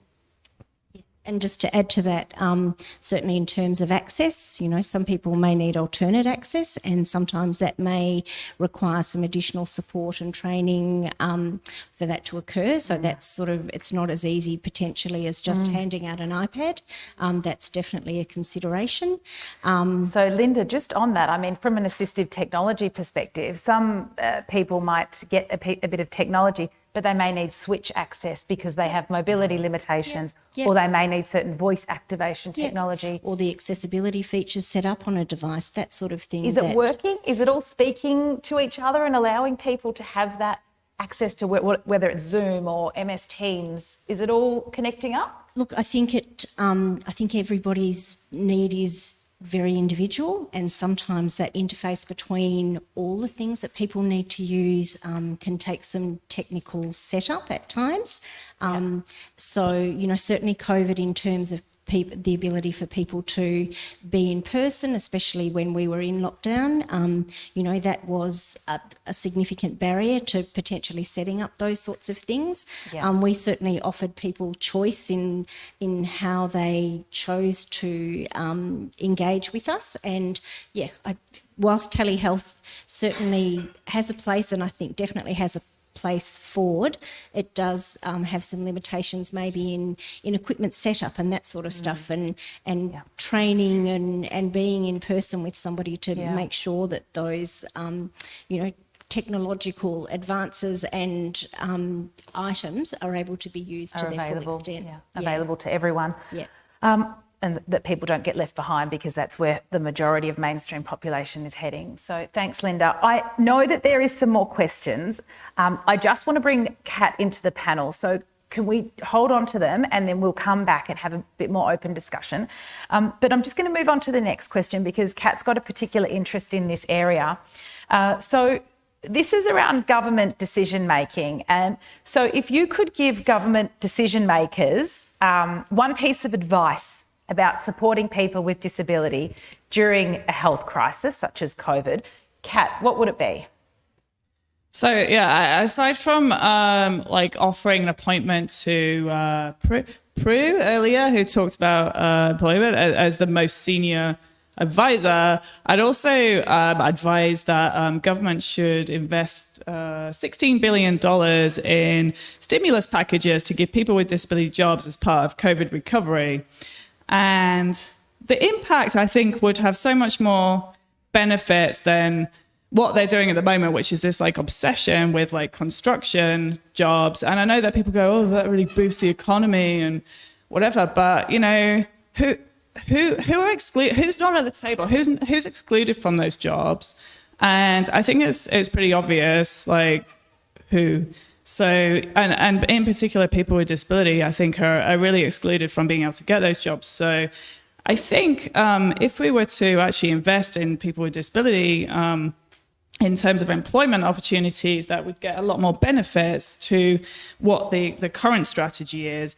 And I think that, that would go from everything from, being able to, the whole thing about substantive equality, I mean, that would be peanuts, compared to what people have had to suffer and endure over the years of, discrimination and exclusion in the workplace and exclusion in basically all forms of economic participation. But nobody's going to do anything because you tell them it's a good thing to do. I mean, we've been doing this for a long time, and then you try to get to other things around, well, how can we incentivize them? And both things suck, because they're not going to be convinced by doing the right thing, and they're not going to be convinced by incentivization. But I guess that I'm trying to do a combination here, because I don't know what else there is to do. But what I can say is that there's basically, like it or not, the world is changing, and it's changing radically. This whole kind of thing that we've endured so far is I'm really sorry to say it, but this is the tip of the iceberg. This is going to go on for a long time, and it's going to suck. It's going to suck for us in the room. And I'm really sorry to say that, because maybe we can turn it around and maybe it won't. But if it's not going to, we need to get those decision makers, and we need to get them now on our side, because, to be honest, there's going to be some stuff going down that's going to go on for a long time. And, and I think that the problem solving that's happened so far with regards to stimulus packages, which I guess is what I'm talking about, I just want to give the message of Einstein, who's now known to be pretty autistic, is that we cannot solve our problems with the thinking that created them. And I just want to repeat that, because we cannot solve the problems with the thinking that created them. And, somebody else who's on the margins, who gave a similar message, who's Audre Lorde, basically, she said, the master's tools will never dismantle the master's house. So don't use the master's house as the only source of recovery in this pandemic. We, as a group of people with disability, have a different way of thinking, and we have a different way of being able to solve problems, whatever our disability is. And, I gave one example there, but, whatever our disability is. And I really think that, the dominant culture has a population of people who have very different values to what I've just said. And, maybe things are coming around, and maybe this pandemic's had some good things in terms of moving people who are the most vulnerable people to the center. So hopefully that's going to continue. But, the values of, why we've had a climate change emergency, why we have a pandemic, that's something that we can resolve. That's something that we can solve. So, you know, I'm trying to sell this on something that's never going to fly, but, you know, please, if there's any way to kind of get decision makers to listen to the fact that we have the solutions, you know, we are the people that can bring those solutions about, then, you know. Kat, I think that's a good time to go over to the audience talking about solutions. And has anyone in the audience got anything they want to say about this sort of systemic solutions to this issue, you know, around the topic of how people with disability during COVID may have been affected, or like Kat's talking about the recovery? Has anyone been pondering some thoughts on that? Hi, Robin Hutchings. My possible solution relates to yourself, actually, in regard to process re-engineering and policy development for accessibility for vulnerable persons within the community for WA Health. And I think the most important thing that we need to do first is within our system, within WA Health, identify persons who do have disability or who they themselves identify as having a disability. And that is not a difficult ask, because we do it already for our First Peoples when we ask the question of identification. And I think if we did that, then some of our resolve in regard to accessibility that we were talking about would be identified early. And when it is identified early, we then have the opportunity to provide assistance to either those persons or those that care for those persons. Assistance. And I see that as a process engineering and policy development issue for which I've worked in WA Health, you know, doing and advising the DG and Minister. So I see that as one solution. The other is just the simple accessibility of our appointment letters that we have that get sent out or via text message, etc. Robin, what was that? Our appointment? Sorry? Appointment letters. Appointment letters. Appointment letters, yeah. So an appointment letter comes out and do not attend, you know, or you get an SMS, do not attend, this will be a Zoom meeting. Well, great. But how many people who do not have that technology available to them or do not understand the technology behind telehealth, how are they then to access that meeting room, for example, and know that they need to wait there until they are invited into a meeting? Do you know? Yes, and I think that we can. as an accessible direction. Absolutely. I think we can probably all reflect on the first time we tried a Zoom meeting or an MS Teams. Did everyone have that moment of, is my audio connected? Can they see me? And then everyone does the same thing. Can you see me? Am I connected? Are you here? Yeah. Oh, sorry, I've made a mistake. Hello. And some people, it will just be too overwhelming to even approach that. So it's a really good point.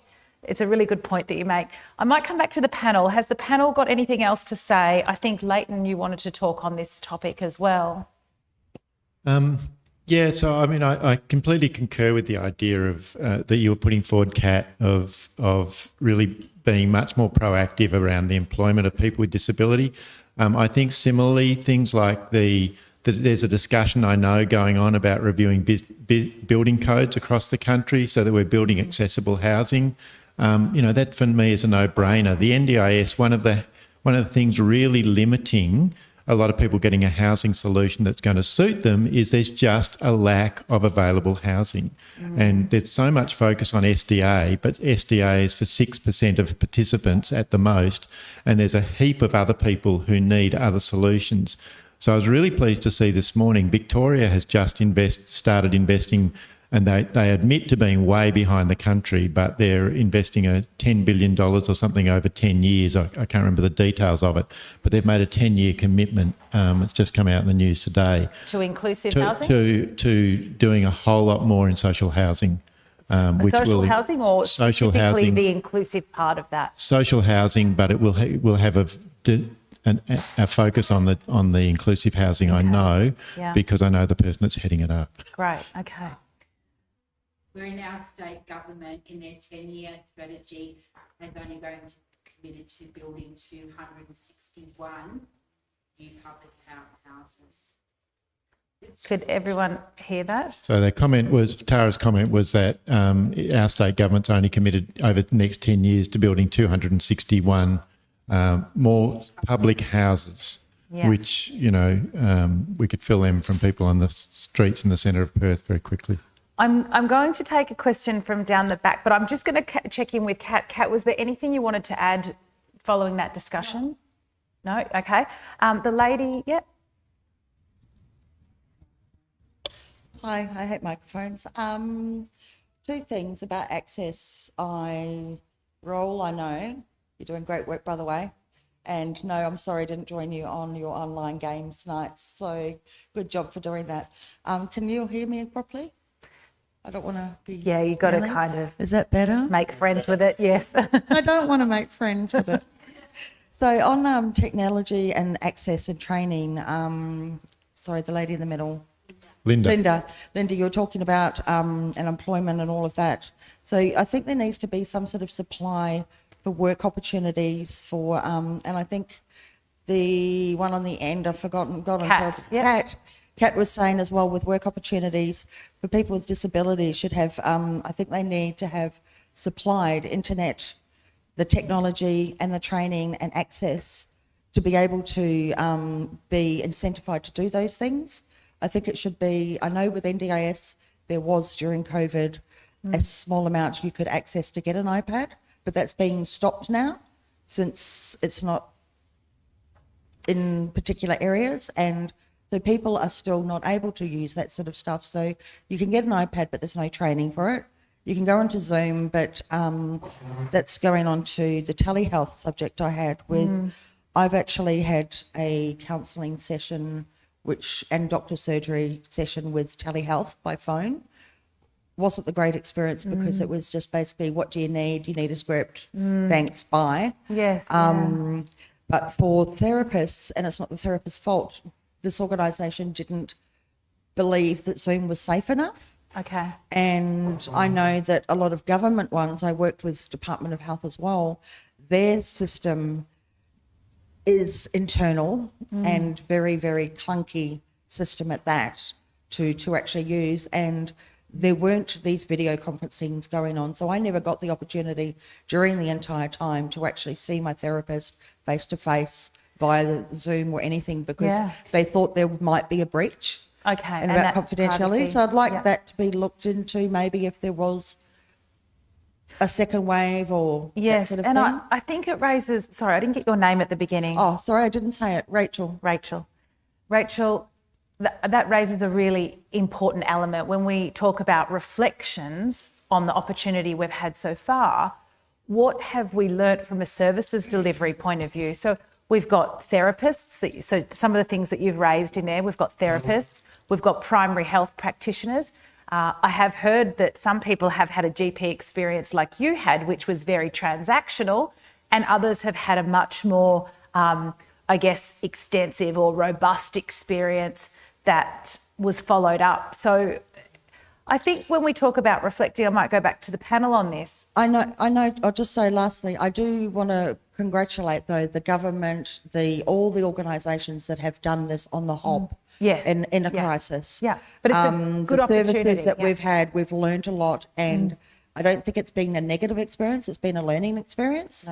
So it's just, I think if in future, I think it will actually aid, especially with people with disabilities. Yeah, okay. I'm going to go to two people on this one, even though I think everyone can comment.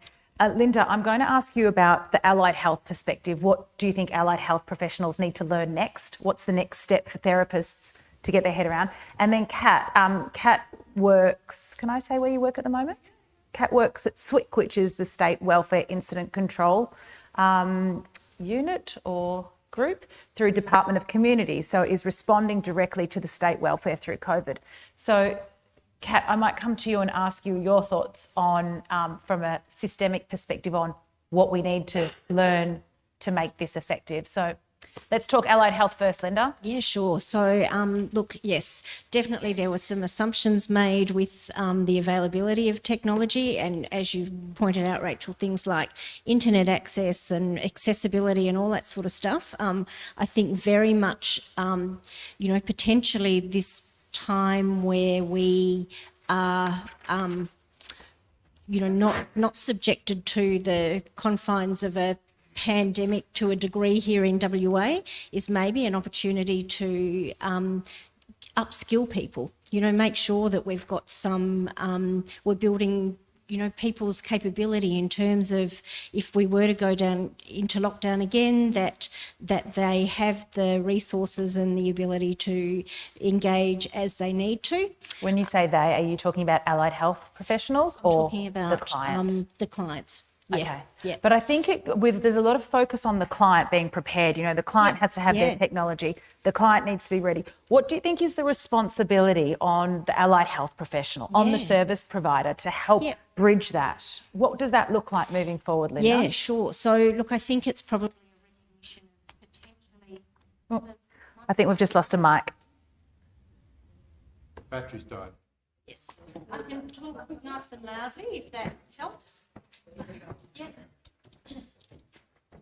Yeah, so from an allied health perspective, I think that the recognition that, certainly whilst telehealth has afforded us some, ability to interact with people, I think that certainly there's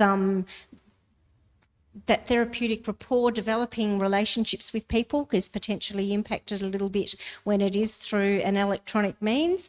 I think also sometimes as part of us delivering telehealth, we certainly created a bit of a risk framework and we had some guidelines around, where a home visit was indicated and where telehealth would be appropriate, and things like, if people were at risk of potentially social isolation, or if they had things like pressure injuries or their equipment was broken, those sorts of things were, a trigger to actually then prompt a home visit. In terms of... So just on that point, Linda, I think that's a really important element to consider, is that for service providers, doing a blanket telehealth is not going to meet the needs. We still need to have a risk framework that says, oh, they've just mentioned that, a pressure area. We need to assess the risk and do whatever we need to, getting PPE, whatever social distancing or management around that, to then follow up, because we can't leave people behind. No. And that potentially means that you're having to ask, more in-depth questions. If you're face-to-face, potentially you're picking up on some cues that might prompt something, but that electronic interface sometimes doesn't allow that. Yes, yeah. So you then potentially are having maybe spending more time or, having to ask more direct questions to make sure you get the information that you need. So I think for what's come out of that so far is that for service providers, retraining staff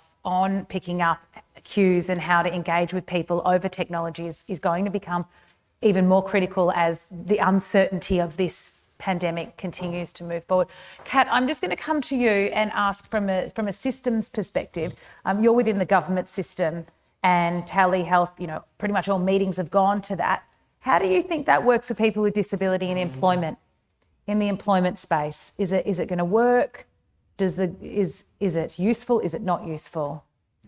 I'm not sure about employment specifically, although that's my passion in terms of the details of that, I'm not sure. But just generally speaking, I think if you're a provider, or whether it's a small provider or a big provider, the things that people are doing already, which is to make sure that there's planning in place and that there's continuity planning in place, and that you can make sure that all the people that you're supporting, to make sure that if you can't support them, that there's somebody else that can. From a supports point of view, is really, really important. Nobody should be, kind of left behind in this. Nobody should be left in a situation where they're having to ring an ambulance or go to hospital, because, the feedback is that that's the last place people want to be if there's a COVID outbreak. So just make sure that, those planning things are in place, like the PPE, the plans in place for each individual that that you're supporting. And again, if you're I'm an NDIS participant, and I'm assuming there's probably quite a lot of other NDIS participants in the room as well. And if you're able to kind of make sure that check that out as well. It's really easy to trust people. And it's not that your provider's necessarily untrustworthy, but, you know, when there's an outbreak, things fall down, and they fall down pretty fast. So, Kat, just one element I'd like, because I think you can clarify this for us, and then I'll come to you, Leighton. With your experience within government systems and the way we're relying so much on government, do you think that is working for people with disability, that whether it's online communication or doing things via telehealth, do you think that channel is working?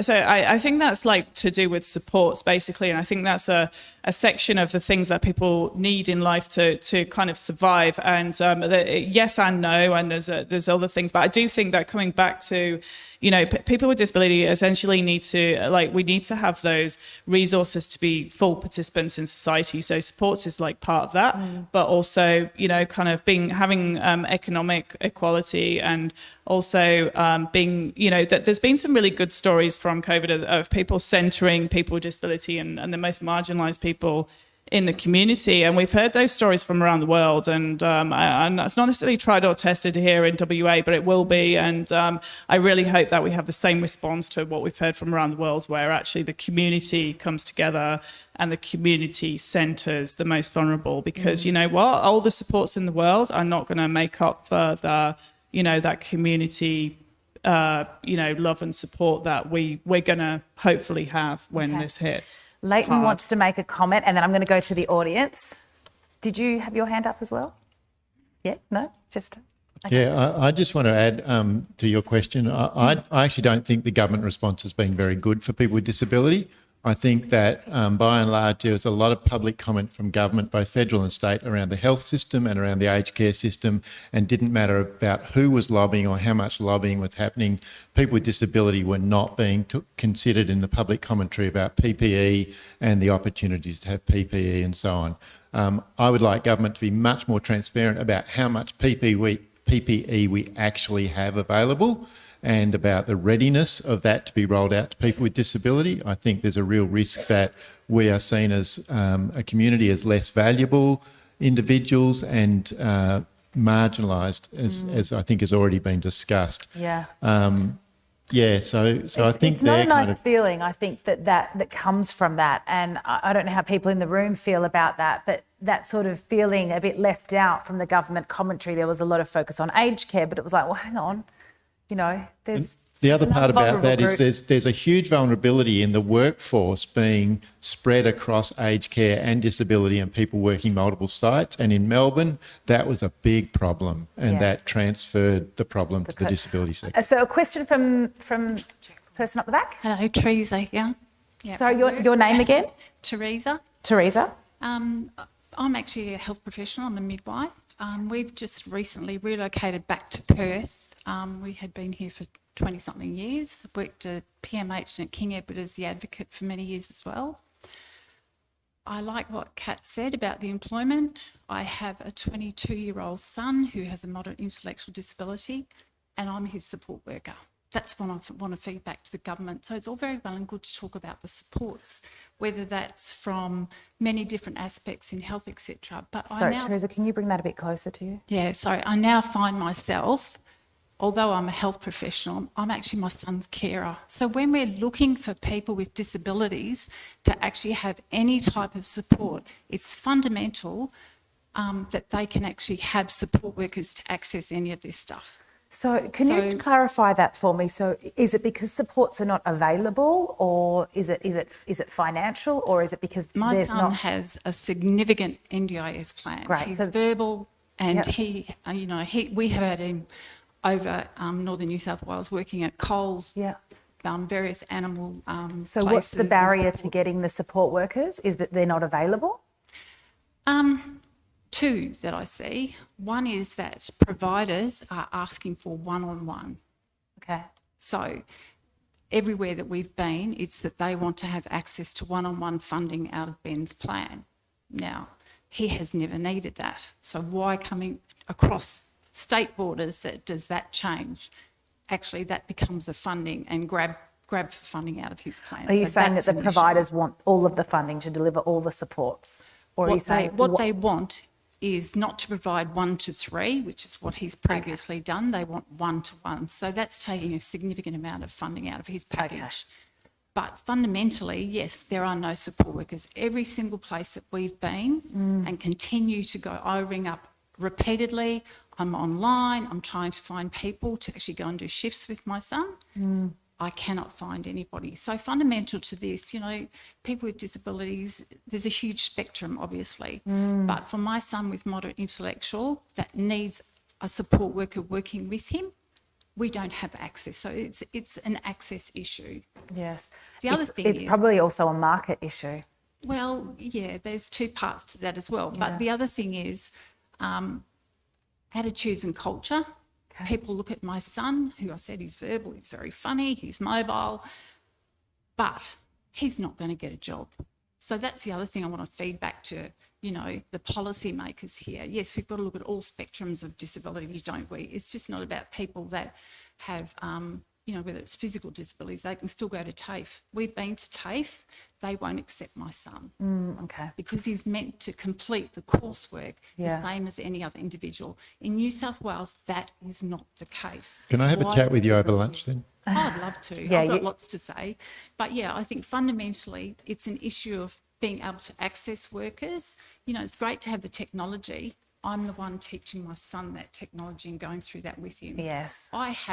I'd like to have a life. I want to go back to uni, but I can't do that because of all of these issues. So that's what I'd like to feed I back. think that is a good one to take to the lunch break because it's complex and WA does have a sort of unique market way of doing things. And there's some really great things that can come out of that too. So I'll let Leighton, have a powwow with you about it. There was someone over this side of the room. Kerry. Have we got the mic over there for Kerry? And oh, really? Which? Thank you. Kerry Allenton here from the Ministerial Advisory Council on Disability. Just a couple of comments I'd like to make on different themes of the conversation. So firstly, in regard to communication technology during COVID, the likes of Zoom, access to mobile phones and similar. We know the challenges. I've certainly faced some of my own challenges. I live alone, quite happily alone. I was forced into 14 days mandatory isolation off the ship back in March. That was a smart thing to do. So suddenly I'd gone on this holiday, come back to go back to work, couldn't go back to work, and then the world changed within a week. And I had to literally teach myself how to do all this brain-numbing stuff because I'm on the wrong side of 30 and it didn't just happen. And then I had physical barriers because I don't have fine motor skills and dexterity. But I did it. Somehow I stumbled through and I did it.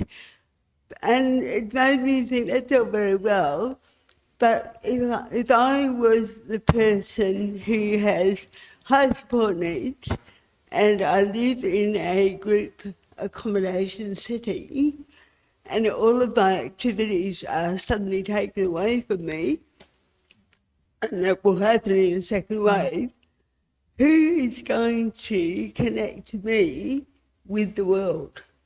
Who is going to connect you with the world? It's an existential question. Absolutely. So while we're talking about support for people with disabilities, we need to upskill our support workforce. Yes, support workers, as we know, don't get paid to be entrepreneurial. So many are in the same situation as their customers and clients in terms of technology and knowledge. Sure. So that's my one point. My second point is around the housing and the lack of housing stock for people with disabilities as we go forward. And it's all very well to talk about social housing, and we will always need social housing. People with disabilities will always be fighting a whole bunch of other people to get into social housing. We're a very small group in that field.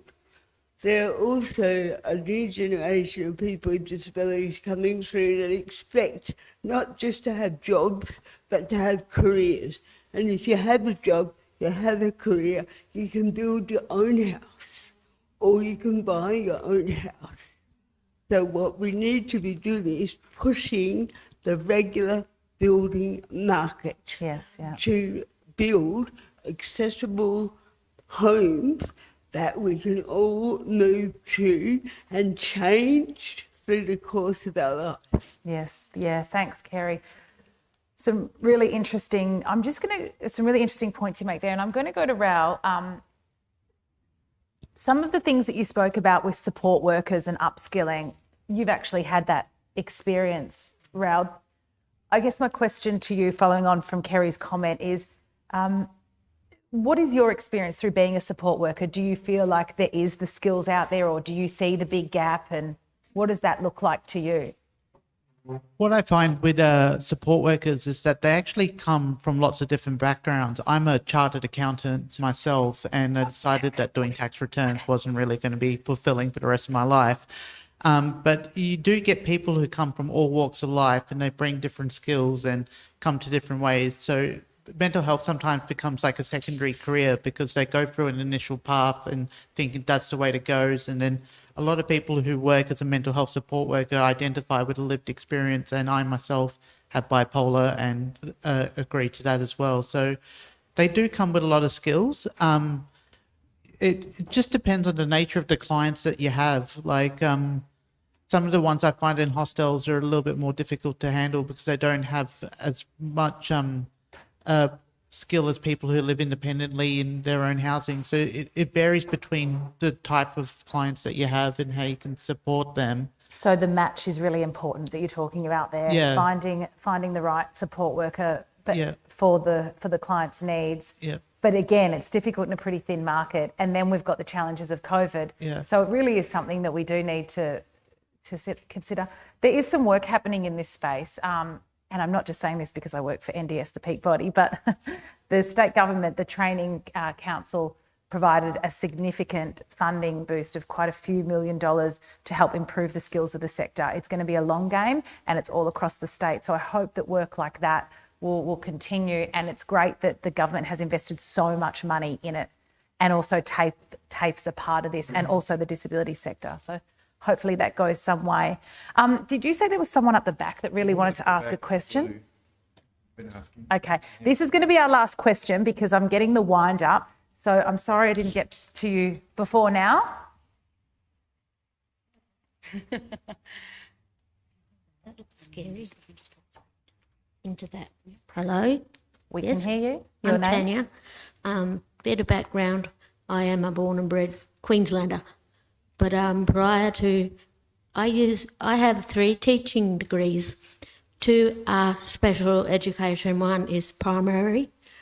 I got them and taught in special schools 16 years before I came disability myself.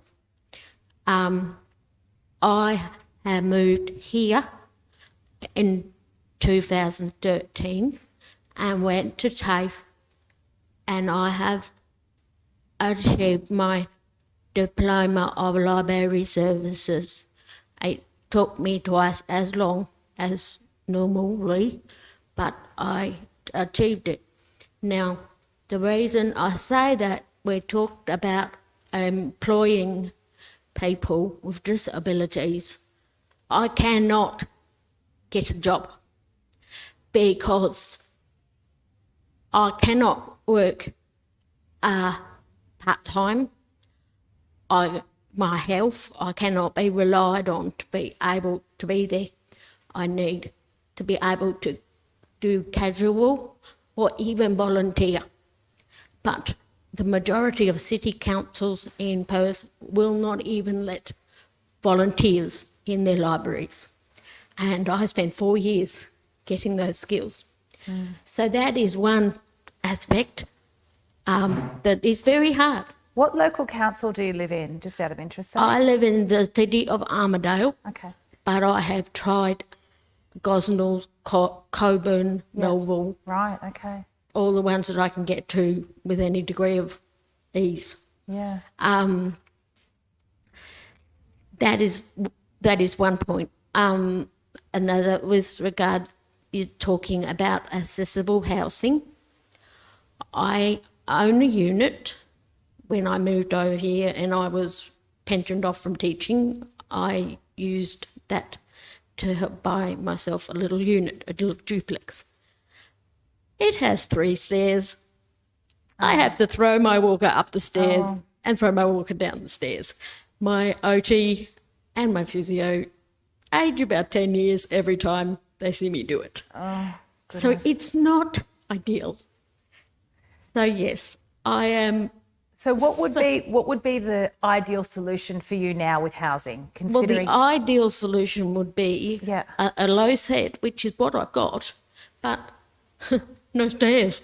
No stairs to get in. So you would have to move, is that what you're saying? Yes. You have to move to somewhere. Yes, I would have to move. And is that something you've explored? I can't afford to. That's the other thing is it's not only accessible housing, it's affordable. Yes, accessible housing. Yeah, and that's why I ask. It goes back to Kerry's point about not exactly just what Kerry was saying. inclusive, Accessible and affordable, right? And safe and secure. Yeah. And I mean, I live in Kelmscott, and it's on the borderline of Armidale, and I'm sorry, it's not that safe. Yes. I live alone with my cat.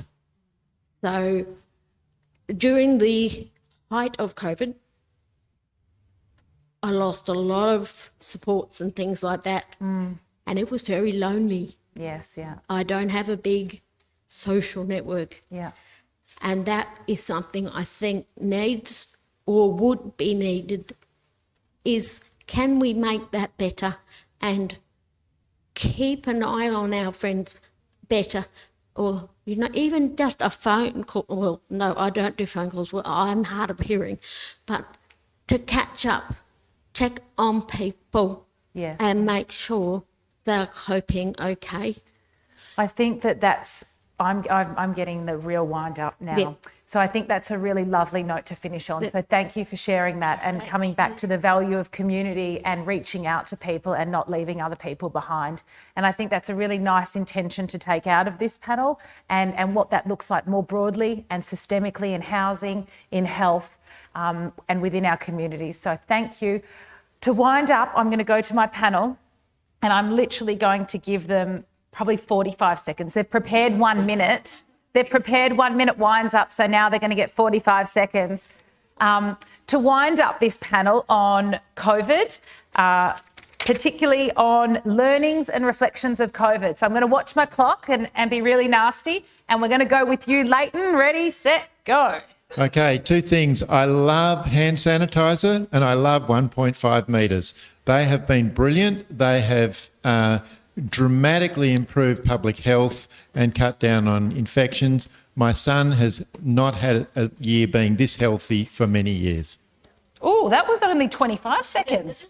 Well done. Linda, next. Right, okay. So I think there's some positives that have come out of COVID. I think the likes of being able to use telehealth, I think it has applications for, especially Leighton mentioned earlier, rural and remote, you know, barriers that we potentially perceived previously. You know, we've gone some way towards addressing that. So I think that's a real positive. But yes, in terms of hand sanitizer and social distancing, I think certainly if we look at the example of South Australia, I think we have to be really careful that we don't become complacent and make sure that, yes, we are taking care of everyone from that, you know, those infection control measures. And oh, that's you, Linda. Thank you very much. And on to Raoul. COVID's presented a lot of challenges around the world and it's affected a lot of countries in different ways.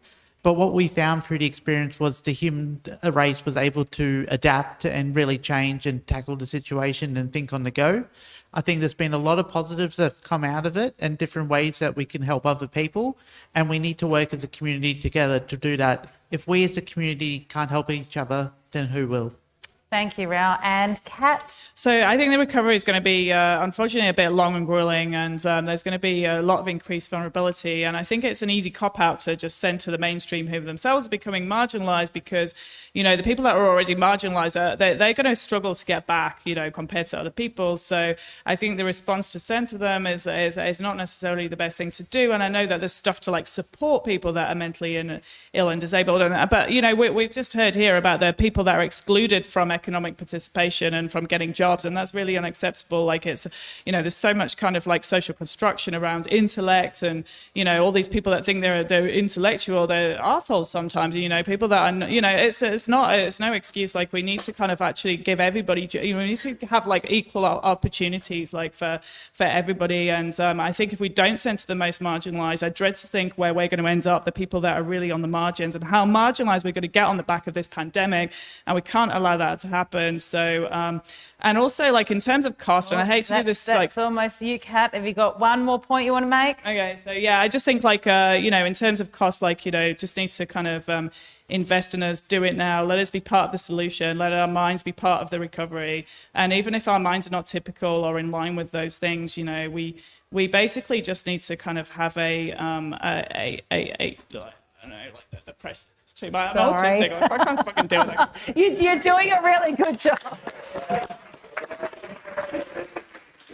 Sorry, I did warn them that I would put the pressure on at the end, and we've had so much discussion that we hardly left any time. Oh, I'm sorry. Wait, hang on, Kat. Come back here. So, in summary, and Kat, you've done an amazing job. Absolute legend. Thanks, Kat. Let's just wait a second, Kat. Just wait a second. So I think in summary, we can summarise that there's a lot of wider social things that have come out of COVID that it's made us look at more broadly. I love, you know, we've looked about upskilling workers in the sector. We've looked at opportunities in employment. We've looked at how to be a community and look out for each other as well. So can everyone put their hands together for our panel?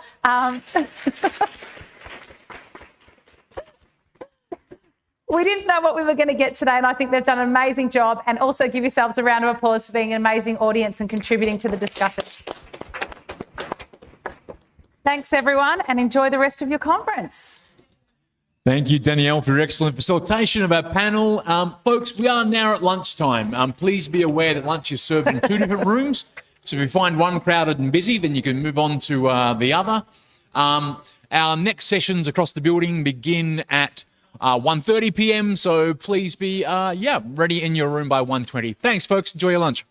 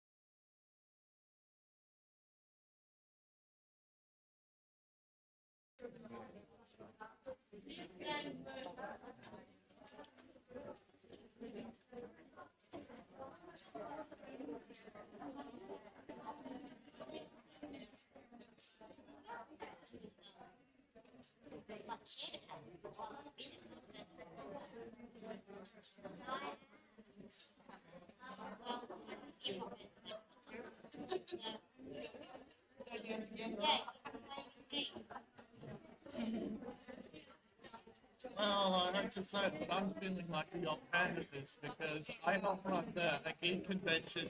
I have been on panels, I have run games. You're a veteran.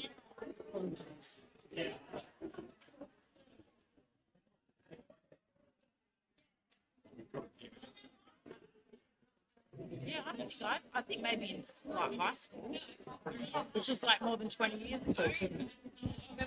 Yeah, but other than that, Nice.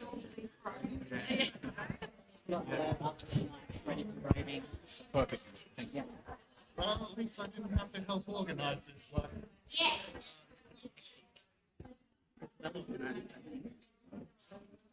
Yes, the apparent well organised and times internal and which inevitably otherwise already started with events. Based on my experience.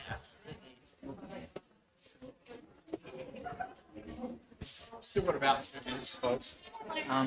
Prue, I was just going to say, so you're not confused by my inexpert sign language at the side of the stage, I'll give you a wave at 2:20 if we're still going at that point, because that's the 10-minute warning for the day. Yeah. So if you see me at the side of the stage going, Then I'll be like, he's not yelling at me. Perfect. yeah.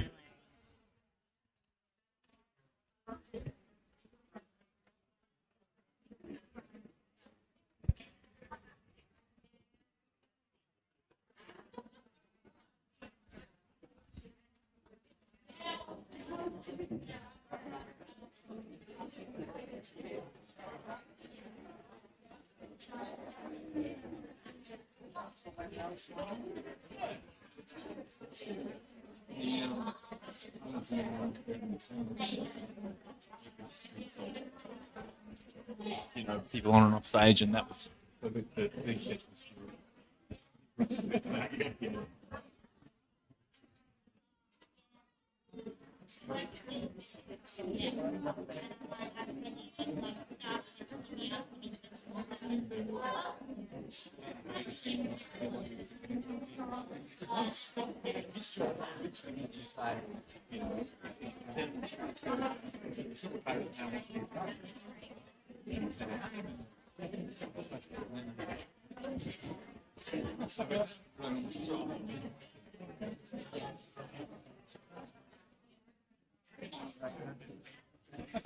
That's fun.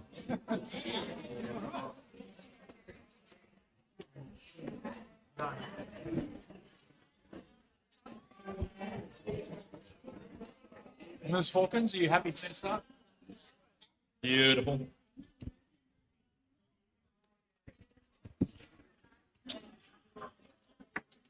Hello, folks, and welcome to our panel session for this afternoon. So this panel is part of our celebration stream, and it is called Being Your Own Boss, Micro Enterprise and Self-Employment. And as you would know, if you've been to one of our panel sessions before lunch, so this is basically just a conversation between people. And as our audience, you're invited to participate in that conversation by asking questions to any of our panelists. And Prue, who I'm about to throw over to, will take charge of all that. And we have the lovely Emery standing by with a microphone. So when it's time to call for questions, wait for the microphone to reach you. So anyway, enough of me. I'm pleased to hand over now to our panel chair, who will introduce the rest of the panel. So please make welcome from Empire Law, Prue Hawkins.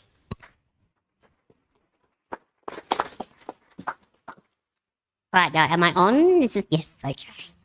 Good afternoon, everyone. I hope everyone had a good lunch. I'm sorry to the people on this side of the room that I'm sort of got my back to, but, there's seats over there if you want to move. Okay, guys, look, I'm here to be the chair of this fantastic panel today, and I bought my own. That joke never gets old. Okay, so guys, first of all, what I'm going to do is introduce our fantastic panel today, so we can all sort of get to know them and see what expertise they're going to share. So first off, what have I got here? Right, so starting with Yvette Wilson. Now, she's the owner of Evie's Emporium. Products made with reuse, recycle, and repurpose in mind, whilst promoting sensory awareness. Yvette started her business after becoming totally blind 6 years ago, and I've asked everyone when I had a bit of a chat the other day as to a bit of a tidbit about themselves. And so Yvette says that she loves talking to old people and secretly wants to adopt them all. So look, if anyone's got a grandparent that they want to palm off, Yvette's your gal, all right? Now, next in line, we have the lovely Leon Peters Malone. Now, he has been running a pen and paper role-playing game for 10 years. Where is my bit gone? I'm so sorry. Where is this gone? Okay, well, we're going to move over here. Now, Leon is the owner of Red Sky Games, and says, we have a focus on designing cooperative and narrative-focused games for people to play. My fiancé would love you. Rather than being against each other, they must work together to overcome the challenge in front of them. Now, so that's Leon. Now, we have here representing for the young Brendan. Here's Brendan here. Brandon, yep. So she's rapping for him today. Now, Brandon Tobic is a young man with autism who, after completing school, began looking for employment opportunities. Been there, done that. After being unable to find a job that could accommodate his special needs, with the help of his family, started a small paper shredding business called Brandon's Shredded Boxes. He's non-verbal, and his mum, Simone, joins us today. And Simone's little tidbit about herself, which I just love, is that Her Majesty Queen Elizabeth was handed and carried roses grown from her very own garden the last time Her Majesty was in Perth. I think that's amazing. My mother would love that. And then finally, we have the lovely Philip Shannon. Now, he's the owner of Phil's Mobile Car Wash. Phil has an intellectual disability and a passion for high-quality workmanship. He loves washing cars and works across the northern suburbs. And Phil does tell us that his car washing business is a bit slow at the moment, even though it's been on for 12 months. So, look, guys, if anyone needs their car washed or has a relative, this is your man right here, okay? So, these are the lovely panellists that we are going to be asking questions of today. So, look, this is really about us having an interactive communication. So, I want to invite everyone to have a think about some questions that they may want to ask this esteemed panel, just to basically get some juice out of them, find out how they did it and, and what they could help you guys do if you want some tips. So, look, I'm going to start off the question and answer, give these guys some time to warm up. So let's start with, I might start with Yvette. So Yvette, what gave you the idea for your business? Sure, thank you. Do I need to hold it? No, you can hold it for me? Yeah, I'll hold it. Thanks. So I guess I liked arts and craft before I went blind. And then when I went blind suddenly overnight, art became like a therapy for me. So I didn't want a house full of stuff that I'd made when I was, in some of my darkest times. So I started giving it away as presents, and then I was like, I didn't want to be this person that gave the same stuff away as presents, or that person with those gifts, the same thing every year. So people started offering me money for what I was doing, so I turned it into like a hobby business basically. Amazing. So, yeah, but it was more around the art therapy that started it for me.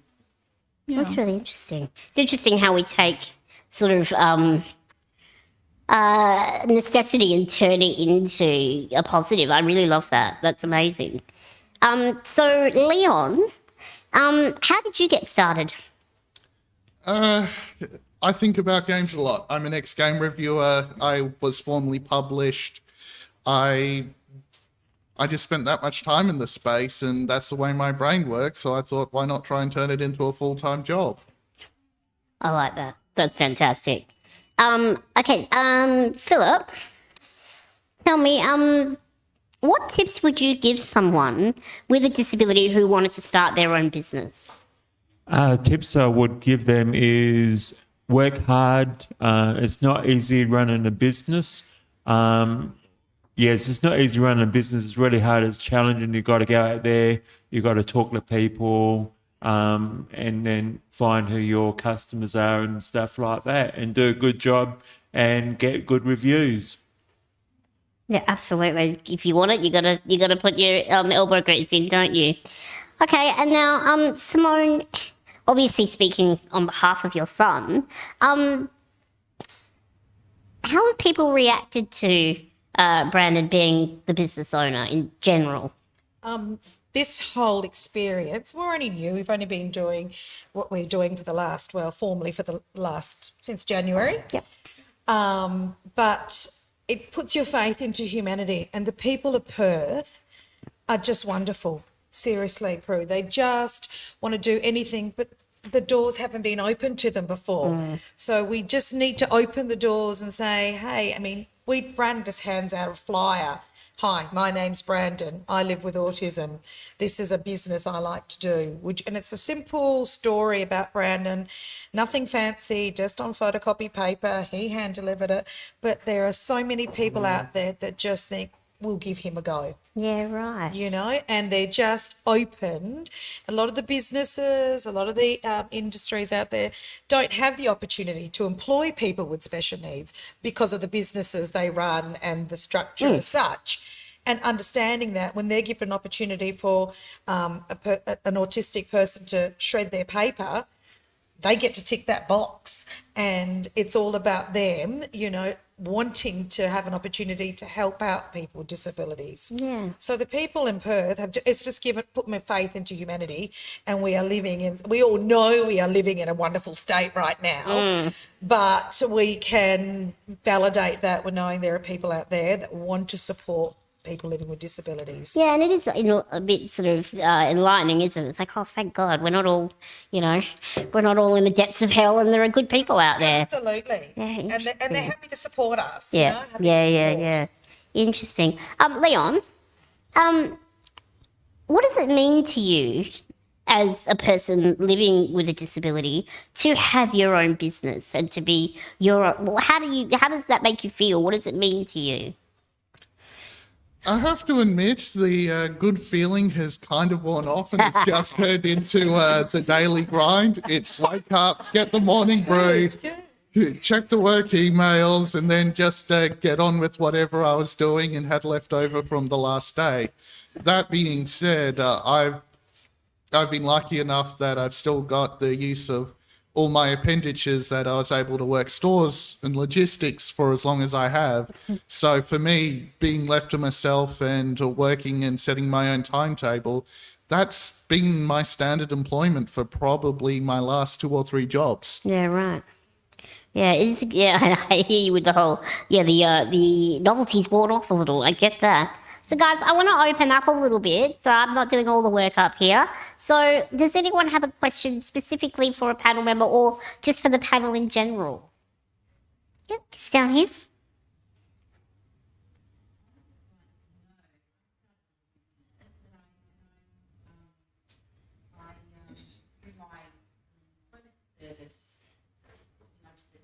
Program, and I just wanted to know what sort of business support you were able to acquire or resource. Who wants to answer that one? Yeah, absolutely. Go ahead. Thank you. So I've also done the NEASE program, and essentially that's just helping you write a 25-page business plan with a 15-page financial forecast, which I didn't follow and I didn't adhere to and kind of didn't go how I wanted it to. But I passed the course, so that's all that mattered, right? But there's a lot of support out there from places like Business Foundations in Fremantle or the Small Business Development Corporation in the city. And there's lots of individual privately owned places as well. But I have also possibly maybe utilised NDIS funding to get me supports that I need. Getting someone that's got bookkeeping experience to help me with my books, not just palming it off to somebody else. I want to do it with them. I don't want them to do it for me. I want to be involved. So I guess that's my experience with the supports and stuff. But they're out there. You just need to know where to start to look, I think. So like I said, I went to Business Foundations and Small Business Development Corporation. And there's also resources at WACE as well, West Australian Individualised Services. They've been pretty good, and also Valued Lives for making connections in the community. So, yeah, I hope that was helpful. Yeah, I think that's one of the difficulties is knowing what's actually out there. Because, I mean, when I started, I just sort of bubbled my way through and then found out later, there's this organisation that can help. I'm like, that's helpful. So I think it's also a good thing to share information with other people with disability about, hey, look, have you heard about this organisation, or these guys can help you. So where were you 5 years ago when I started this? Phil, what about you in terms of supports? What was your situation? I got support through Value Lives. I had to do a business plan, and then after business plan, I had a few meetings with Value Lives, and then they got me onto one-on-one, where I got a grant for $2,000 for my equipment for my mobile car washing. Okay, wow. Do we have any more questions down the back? Hi. Too loud. Hi. I started my own business as well. It will come up to 2 years that I've been running my own business, and now I'm starting to do classes. My business is candles, so I'm starting to do classes for people that want to learn how to make candles. But the problem I'm facing at the moment is insurance. Biggest problem I'm ever facing at the moment is insurance. And I just want to know how to get around it, or how to buy an insurance or something that I can use to help to save, look after me when I do the classes and stuff. That is an issue. Did you want to? Yeah, we deal with paper, and a lot of paper, which is flammable, and we have machinery, and we have people with disabilities. Can you imagine the logistics? Yes. The nightmare it was to find insurance. So, sweetheart, it comes with the wording of what your business does. It's really hard. Shop around with the different insurance companies, but I'm sitting next to a lawyer, so they can't hear me. I don't do insurance law, so you're fine. It's your wording on what you do and your business structure, so, but you just have to shop around, and yeah, I can imagine the logistical nightmare that you have with candles as well.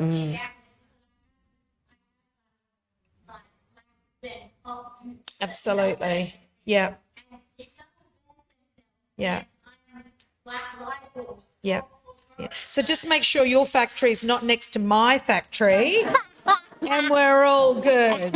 Good luck. Good luck. Good luck. Actually, do you have to have insurance? What's your scenario there? I do. Yes. And how did you get that? So most of my stuff is at market store, as a market store holder, a vendor at community markets. So there's I just got on the Google and found an insurance that covers me at marketplaces and stuff. It also covers me for, and I'm talking to you, Davina, actually. It also covers me for when I have people come to my house, or like, you know, to pick up products, or to,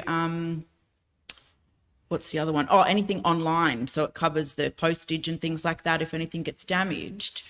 But I run workshops within the community and didn't do anything about insurance. Okay, so we didn't hear that.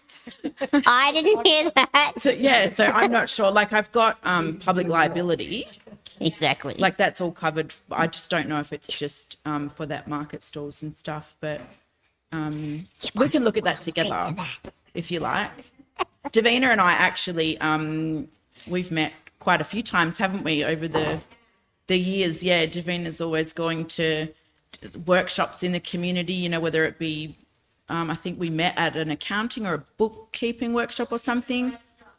Yeah, and they run free programs like with the local councils, local government. So City of Canning, City of Melville, things like that. Right. So that's always another resource for information. But yeah, we also do some things at one-to-one, like Philip mentioned. We're on the board of one-to-one, so if you have any questions about that, we can hopefully answer them. But yeah, we can look at the insurance together. But yeah, the best thing to do is just research, and it is in the wording, and know your products and don't lie, basically. Yeah. Don't lie. Yeah, not a great idea to lie. I'm just putting it out there. Any else? Oh, got one down here.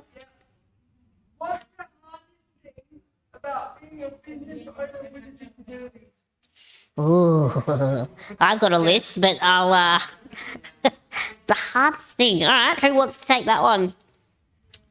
Well, if none of these guys mind, I'll start off. And the first thing for me is separation.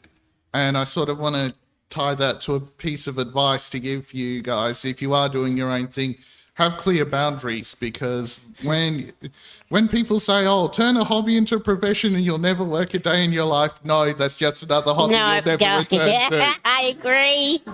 So, no, separation is the hardest one for me, because, again, the X Game reviewer and all the other things I do, I spend so much time in that one space. It's hard to have a life outside it, and some days I'm just, no, screw it, Fremantle, beer, beach. I need a break. Yeah, I hear you. So what about for you? What's your experience in terms of what's the hardest thing for you being a business owner with a disability? What's hard for me as a business owner with a disability is you get a lot of people, customers, like with my customers, they like to take advantage of you, or when you're charging them for my time. So that's only what, yeah. Yeah, okay. Yeah, that's interesting. What about for Brandon? Can you speak for Brandon on this one? I think right now I can tell you for a fact he's burning out. It's the end of the year. Yeah. We've been busy with paper, end of financial year, and people are cleaning up and whatever. So, you know, as Leon was saying, you've got to have downtime. You have to go, and me, because I'm on the phone all the time running the business for him. People don't realise that, you know, you actually have a life outside. So at 10 o'clock, can you pick up my paper tomorrow? And you're just going, it's 10 o'clock at night. Like, so you have to turn off the phone or shut the computer off, and otherwise it can affect you physically and it can affect you mentally. And because you're doing what you love, it starts affecting you emotionally, because you go, you know, it ends up being just a 9-to-5 job. Absolutely. So you have to pace it, but you've got to do something. If you love doing it, then sometimes, Evie might know, if you love doing it, the time just flies. You just enjoy it so much. There's a, you know, it blurs into work and fun. Yeah, what's your experience of it? Like, do you, you know, are you, like, what, in terms of, you know, is the downtime the hardest thing about being your own boss with a disability, or what's your thoughts? No, I think it definitely depends on your disability, because mine's paperwork. Like, paper hates me, I hate paper. Computers hate me, I hate computers. Like I do struggle with all that paperworky stuff, which is why I rely heavily on my supports to do that. So, but I still want to know, just because I feel like I can't do a lot of it. I still want to know exactly how to do it and, what's been done. So staying in the loop in terms of, right. Yeah. But, and it's also reliable supports as well, supports that you trust, supports that, hang around, supports that care about your business as much as you do. Because I find, it's like any profession really. It's just a job for some people and others it's not. Yep. So it's important to me to have reliable staff because, if I've organised a market stall and it's, costing X amount of money for the day, and then they ring you on that morning and go, hey, sorry, I'm really sick today. Because, it's like 7 o'clock on a Sunday morning and we all know no one wants to get out of bed then. But, so it's a bit harder when you're relying on other people. But thank goodness. Yeah. And I'm grateful for my mum. She's my backup, my rock. She's out there somewhere. Don't know where she is, so I can't point to her and embarrass her wherever she is. But I know where she is. Yeah. But so she's been amazing. She's always been the backup for me. So I'm lucky enough that it hasn't happened very often. But it's just the thought and the dread of the possibilities. So I guess having a contingency plan is really important as well, so that you do have a plan. If plan A doesn't go, then what's your plan B? But supports and around the paperwork and just running all the back end stuff, all the stuff that no one likes doing. Nobody likes. But the contingency plan concept, I think, is an interesting one within disability in all walks of life, because I don't know about most of you guys, but I can't just rock up somewhere and hope that there's a toilet or hope that there's not a flight of stairs, or, for you, Yvette, to know that you can actually get in with or get access, because of your disability. So I think the whole contingency plan thing actually crosses, into all of our areas of life. But we have to be planners. We can't, the spontaneity does tend to not really work it's certainly not for my life anyway. And I have a feeling I'm not the only one in the room. But I was going to echo what you guys have all said and say, for me, it's absolutely the separation. I mean, when COVID hit, blessed COVID, I had to move my entire office into my 1-bedroom apartment, where my fiance was also held up because he had to withdraw from his unit. How we did not murder each other, I don't know. But there was, because my 2 computers at my desk were in my living room. So I'd get up on a weekend and be like, I really need a break, but, if I just maybe wrote that affidavit, then that would make my life easier on Monday. But you've got to have that downtime, something I am not very good at. Okay, more questions, team. Yep. Hi, Sophia from Yorgam Healing Services. I just have one question. What are the main risks that you may have come or experienced you could share with us so other people are aware of? The risk in terms of, okay, interesting. Please. The risk that's involved in business, like with mine, is that you probably get no customers, like it dries up and things like that. So, so that's what can happen in businesses. Yeah, thank you. Leon, do you have any thoughts? Oh, I could talk about this for the next 3 days. Mate, you got 5 minutes. Look, from my position, games are a funny thing. The greater market goes through phases where it wants something and then it doesn't want something, then it wants something again but different. All I can say on the matter is there's market forces at work for my particular industry, chosen profession, however you want to phrase it. And again, without needing 3 days of your time to fully explain everything and market trends of the last decade, it's somewhat pointless me going into them. It really is quite complex. In fact, it took me a good 6-8 months to really do all the tracking, get the numbers. And when you're talking in the billions of dollars, you want to make sure you're talking the right numbers. Absolutely. I think we had a question down here.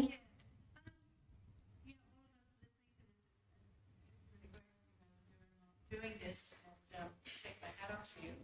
But for us residents to be able to be supportive of people with disabilities that are businesses, how can we know where we can support? Like, is there I'm sure there's not a list, but you know what I mean? Like, people would be supportive if they did this. Yeah, that's an interesting question. I've got some thoughts, but I'm not on the panel. What about you, Simone? I think it comes down to your clients and the people living with disabilities. And I say this I do a lot of talks at schools. It's passion. Your client, if you've got a client that's passionate about something, that's the way in which you move that particular job. Obviously, Evie is passionate about what she does, likewise Leon and Philip. If you just do it for the sake of doing it, it ends up being the support worker that's doing most of the work, whether it's baking the cookies or painting the vases, whatever. The client themselves, and I found with my Brandon, he actually loves shredding. So it's never a day that he's rolling his eyes that he has to turn on that machine. He loves that machine. He loves what he does. If it was something that, like, I've decided he's going to make dog biscuits, but he can't stand it, then it's me doing all the work or the support worker doing all the work. And that makes it pointless. So if you find something, and it's a discovery process, like Leon was saying, after you work out the swing of, when things are working, or like Philip, he'll work out that during these particular months it's not busy.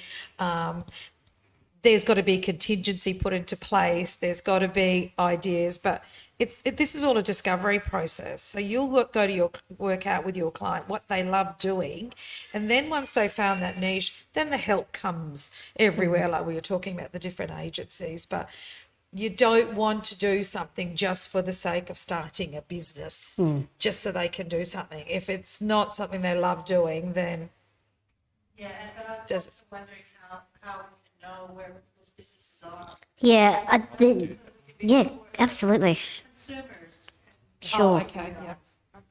Yeah, I can answer that. I'm on Facebook, but I'm getting a website designed up. Hopefully, should be ready next week. So it's a brand new website.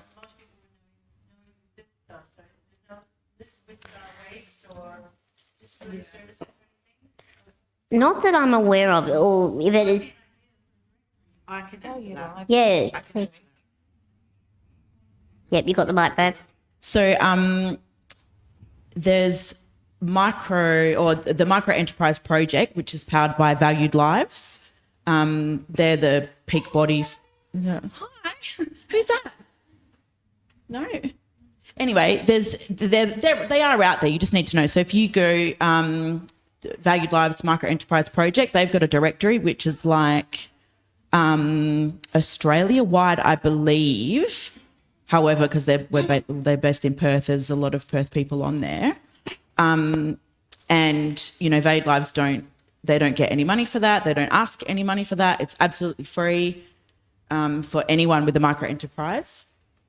I think there's I didn't do it myself, someone else did it for me, but you can register on that one. But there are organisations out there now like WACE that are exploring micro enterprise, and let me think.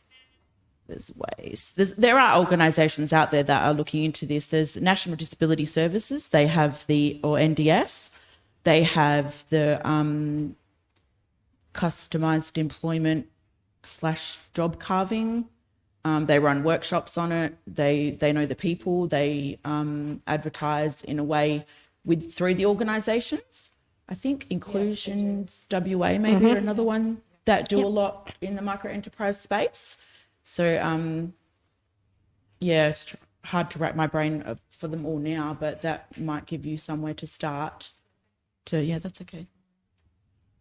And I think also word of mouth, guys. Word of mouth is, one of the greatest things in the world. Most of the work that comes in my door that's not legally aided, because that's just a practitioner rotation, is, I met such and such and you helped them. like if you come across, you know, an enterprise that's run by a person with a disability, tell everyone you can, because that's really, especially in Perth where we're so small, and I'm not going to lie, everyone knows everybody. Yeah, it's the best way to do it. It really is. So, did you want to say something, Leon? Yeah, what I was going to say is that services like Patreon, Indiegogo, GoFundMe and the like, there's a lot of small creators on there which you can directly support. And I can guarantee more than a few of them are like us up here on the panel. So if you find somebody you like, don't be afraid to drop a few bucks their way every so often and spread the word through your own social media, because I can tell you what, those guys are doing some really good work out there. Not just games, comics, animation, you name it, they're probably doing it. Very true. More questions? Ooh.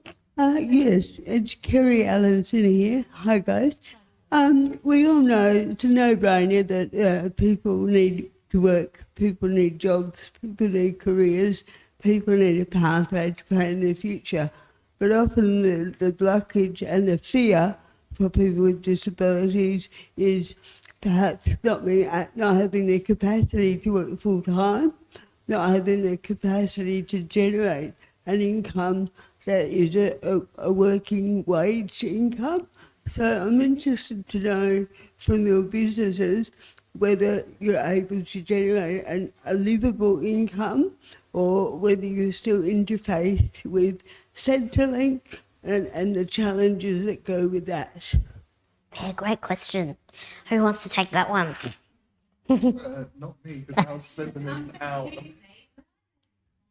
Certainly. So, the experience people who want to be trained, their expertise are often exploited. Yes. Volunteer role, but you might be on boards and work for their training in that company per se.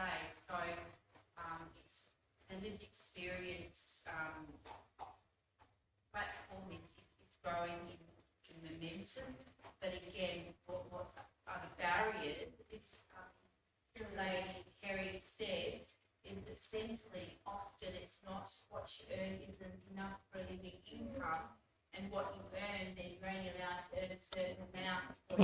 By Centrelink, it's even worse than public housing. Your rent goes up to match the thing. So you're stumped either way. It's very discriminatory, and the system hasn't changed for 30 years.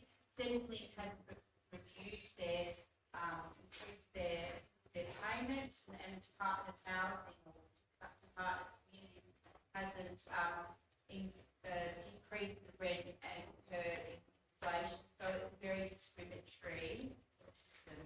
Well, there's certainly no, and I do want to open this up to these guys, but I mean, I went through a huge punch up with Centrelink a couple of years back, and I was in the paper about it and all that fun stuff. But certainly Centrelink's attitude, it certainly doesn't promote getting people with disability into the workforce. They say they are, but we're penalised, because if we do go into the workforce, they take the DSP off us. So unless you are working full-time like I am, you know, and don't sleep, then it literally is, from my experience, a balancing act of how much do I work or how much money do I bring in to cap it so I'm not penalised from my DSP. It's a nightmare. I don't have a nice answer for you.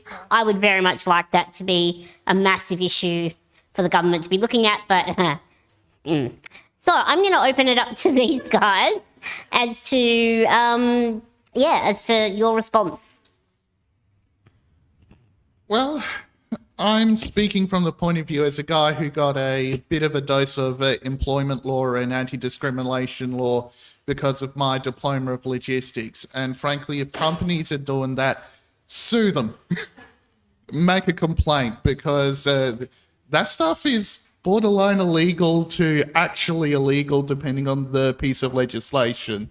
And that's, I'll leave Prue to point out which cases and all the rest of it. In terms of lived experience and that element, I am seeing somewhat of an uptake in it. I'm part of a number of, undiagnosed autistic. I'm just one of the lucky ones, which looks like everybody else 9.5 days out of every 11. So make of that what you will. More the point there is that I think the world is changing. It is changing for the better. Unfortunately, we still need to kick up a bit of a stink, and we still need to make a bit of a point when people are actually going wrong and doing the wrong things. Yeah, absolutely. Did you have a thought on this one? Yeah, the same thing applies. We have to, like you were saying, there's a fine line on how much Brandon can earn in regards to, and then without losing any sort of benefits. So if this is going to be his full-time employment, I don't think so. For him, it's different for each and every one of you, whether it's a passionate thing you love doing and you just want to be creative and have a small business, or do you want to take it to make a full-time job and a proper income. That's what we're saying. When you run these businesses, it's not black or white. You have to think, concentrate, work it out, work out the fors and the against, whether you're going to earn too much money, you're prepared to lose your benefits. It's a thought process along the way. It doesn't happen overnight, and you have to go through the rough patches of the discovery process to get to the other end to work out, is this all worth it? You know, what are the benefits I'm gaining from this? Does the benefits outweigh, all the horrible bits that go in between? Very true. Thank you. I think it's important to note that Centrelink don't actually encourage us to be honest all the time. I don't have to report to Centrelink, so I can't really answer from that point of view. But when I did, it's more to Kerry, to learn to live off a pension, and then anything else you get is just a bonus. That's what I've done over the years, especially going from a full-time wage to absolutely nothing for months and months before Centrelink, even contemplated helping me and my family. So you learn to live off the bones of your bum, and then anything you do earn from, outside income is just a bonus. So get your nails done, get your hair done, whatever. But I think it's also important to note that there is a big difference between micro-enterprise and small business. Micro-enterprise is a hobby, and you don't really have to report that to Centrelink because it's not an income as such. You're not making money. You're just, with a hobby, you can recruit money back from what you've spent on making that money. Does that make sense? No? Yeah, absolutely. Yeah, okay. So there's lots of information on the ATO about that. They don't actually recognise micro-enterprise as such. They recognise hobby. Micro-enterprise is really for the disability sector, I think, because when you mention it to people, they're like, what? What's a micro what? Like micro-enterprise is pretty self-explanatory. But yeah, I just find that people outside the sector don't know what we're talking about. So yeah, it's I think it's important to remember that micro-enterprise is different from a small business. When you go small business, you're thinking about earning more money, and then you do definitely have to declare, to the ATO or to Centrelink or whatever. But when it's just a micro-enterprise and a hobby, it's different. So just look at the ATO. That would be my advice. Yeah. More questions, kids?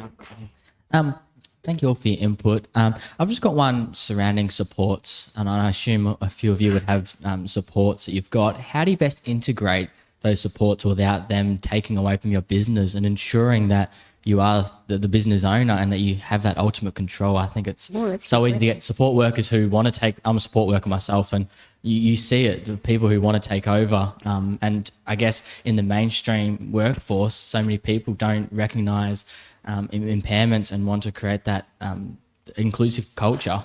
And so obviously you're business owners, but how do you bring in supports and create that culture yourself, and how have you done so? Yeah, go for it. Short answer for me is shares and legalese. Again, pointing back to the diploma, I got a healthy dose of contract management.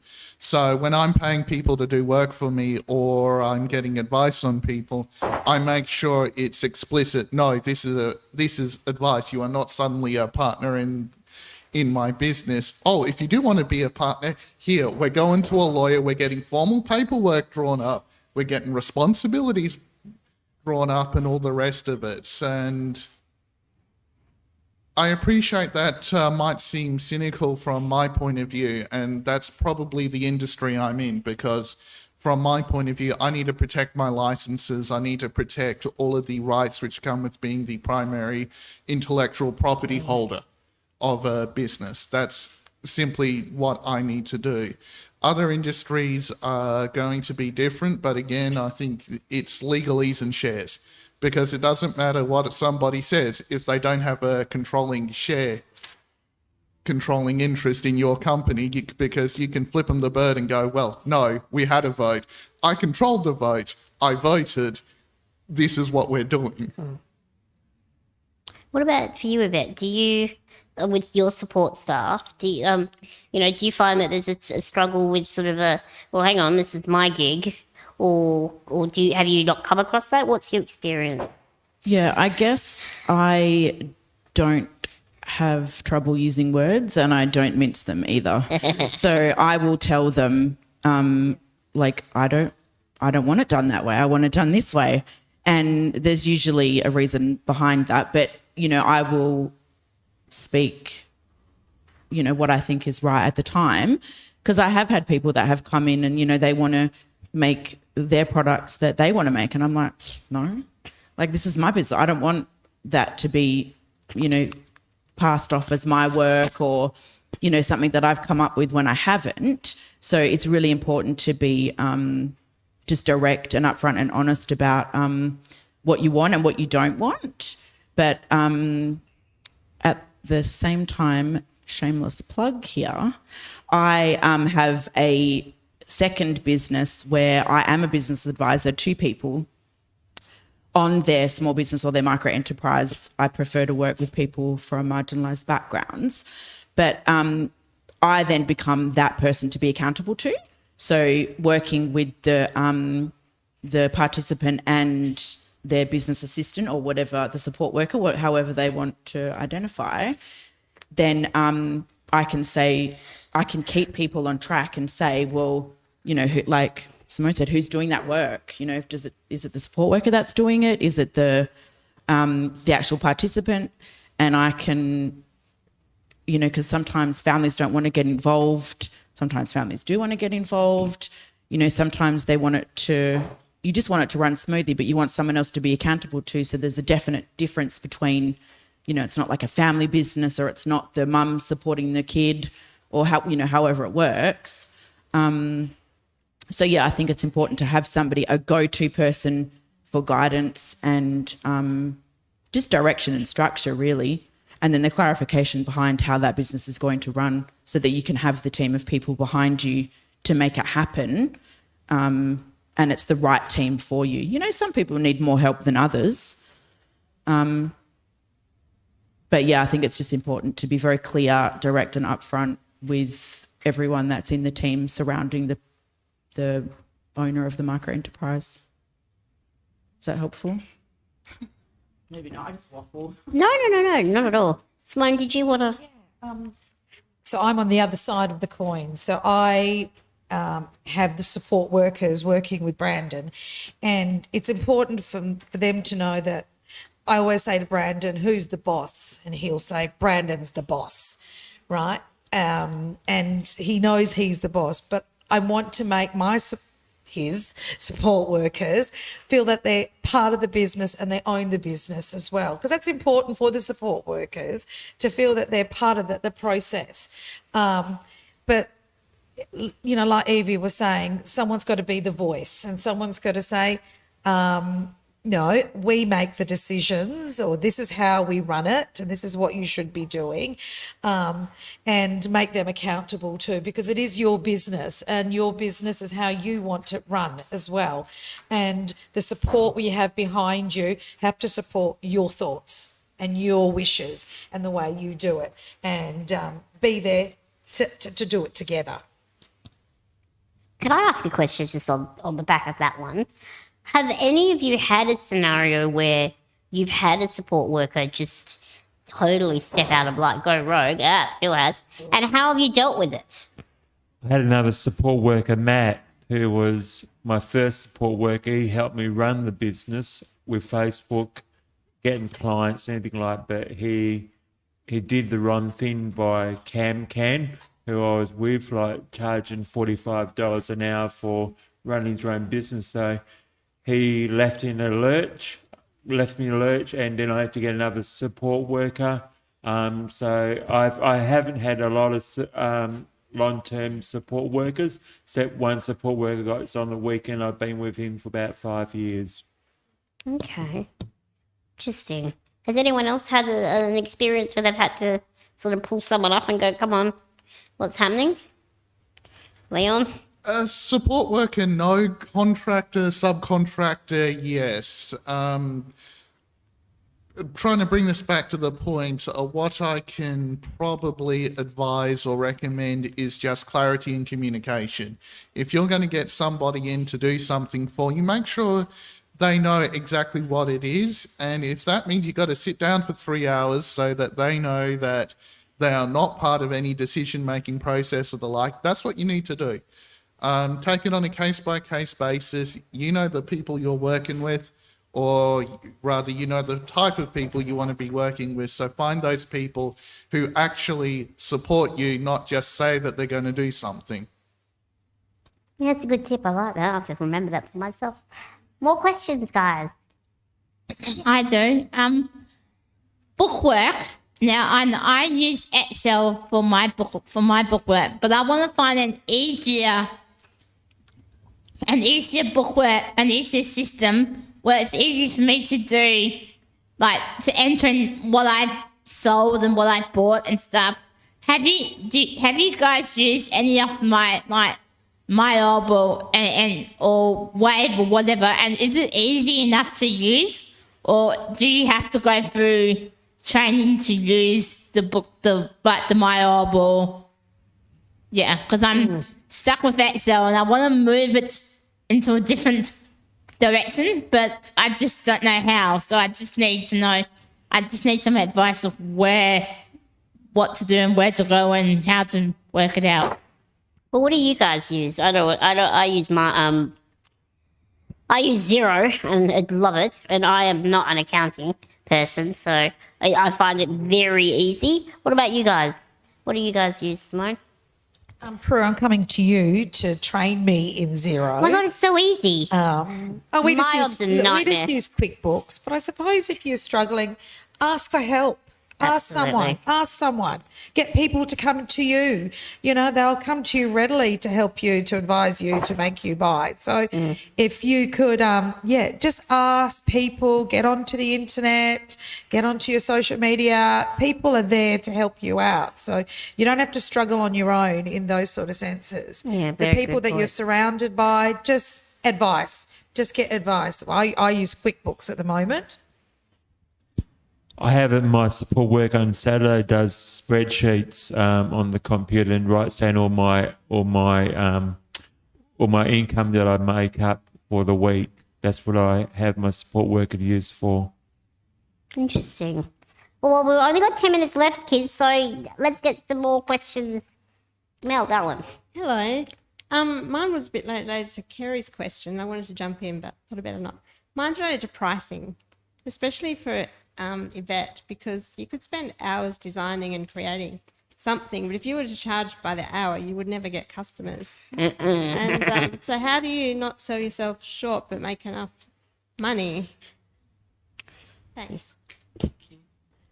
So that is a very good question, because I think when it comes to a hobby-based business, I'm doing that as a hobby because I like doing it, and I don't do it to start with. I didn't do it to get money back. I did it for therapy. But so yeah, it was important to me to make sure that I wasn't trying to get money back for my time, because that's not why I do that. but that is a hobby-based business to start with. When I did the NEIS program, and you testing me now because I can't remember back that far, but there's 3 different ways to give you an idea of how to charge for pricing. So, and how, like, it's a percentage-based cost plus something, and then there's, you know, a time-based whatever, and then there's like a structure of like a tier $5 or $50 or however it works like that. So it really depends on your business and your products. But I find, because I'm upcycling and repurposing, a lot of the stuff that I'm doing it with is going to be given to, you know, gone to landfill or given to an op shop anyway. So I don't have to put a lot of markup on my prices, but I don't want to give it away because then that devalues what I do.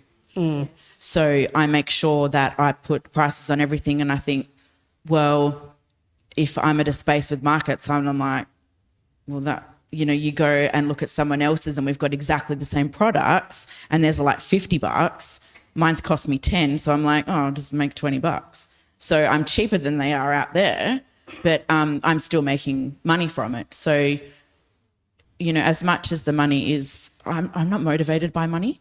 Like, I'm motivated by business, but not exactly by money. I don't know if that makes sense. But so, yeah, the money side of things is probably a weakness in my area of business because that's not why I do it. So, but yeah, like I said, I don't want to devalue what I do either. So that's important to me not to. And when Mum's like, oh, have a $5 discount, I'm like, oh yeah, don't do that. What are you doing? You know, and when I explained it to her about, you know, devaluing what I do, she was like, oh, okay, no worries. Like, that's not why she's doing it. She just does it because she's nice. You know, but yeah, so that's the only way I can answer that. I hope that's. I want to touch on something that you've said there because it's so important. I think it goes beyond the business model concept of, I don't know about you guys, but I feel like as a society, not a lot of value is placed on people with disability in general. And as such, because I have a jewellery business and mine's not upcycling, I literally sit with pliers and cut myself and all that fun stuff. And I'll make a bracelet, it'll take me 6 hours.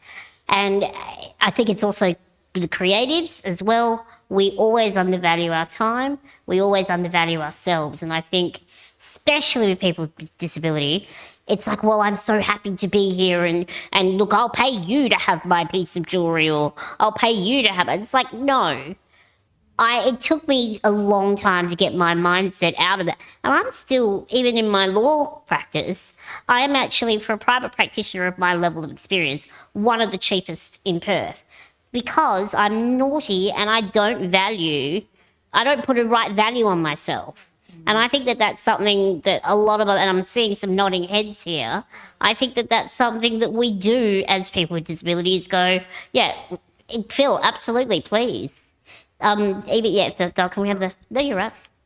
I run my business for money, to earn a wage or to earn money. I'm not charity case or non-for-profit, but I'm there to make money. I've had a lot of customers that want to rip me off or not want to pay for my service. So yeah, I'm here for money, not for charity or for non-for-profit. Absolutely, and I think that's important, and I need to start putting more value into the work that I do, and I feel like it's the same with a lot of people in this room, but it is a difficult thing to get your mindset around of, no, I'm worth something. I'm worth just as much as the next person sitting next to me. So it's a good question. I think it taps into other areas. Should we have, how long have I got? Oh, I've got 5 more minutes, so.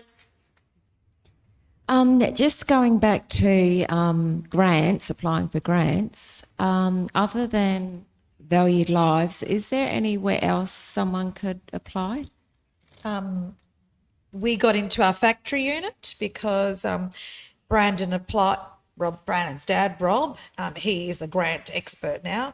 There are plenty of grants around. We applied for the AMP Tomorrow grant and Brandon was chosen as a winner of that. That got us into the factory unit. I think you've got to be on the ball. You've got to be on that computer all the time and have your repertoire of all the different grants that you do. course, it depends on whether you're a non-for-profit or a non-for-profit or a social enterprise by itself.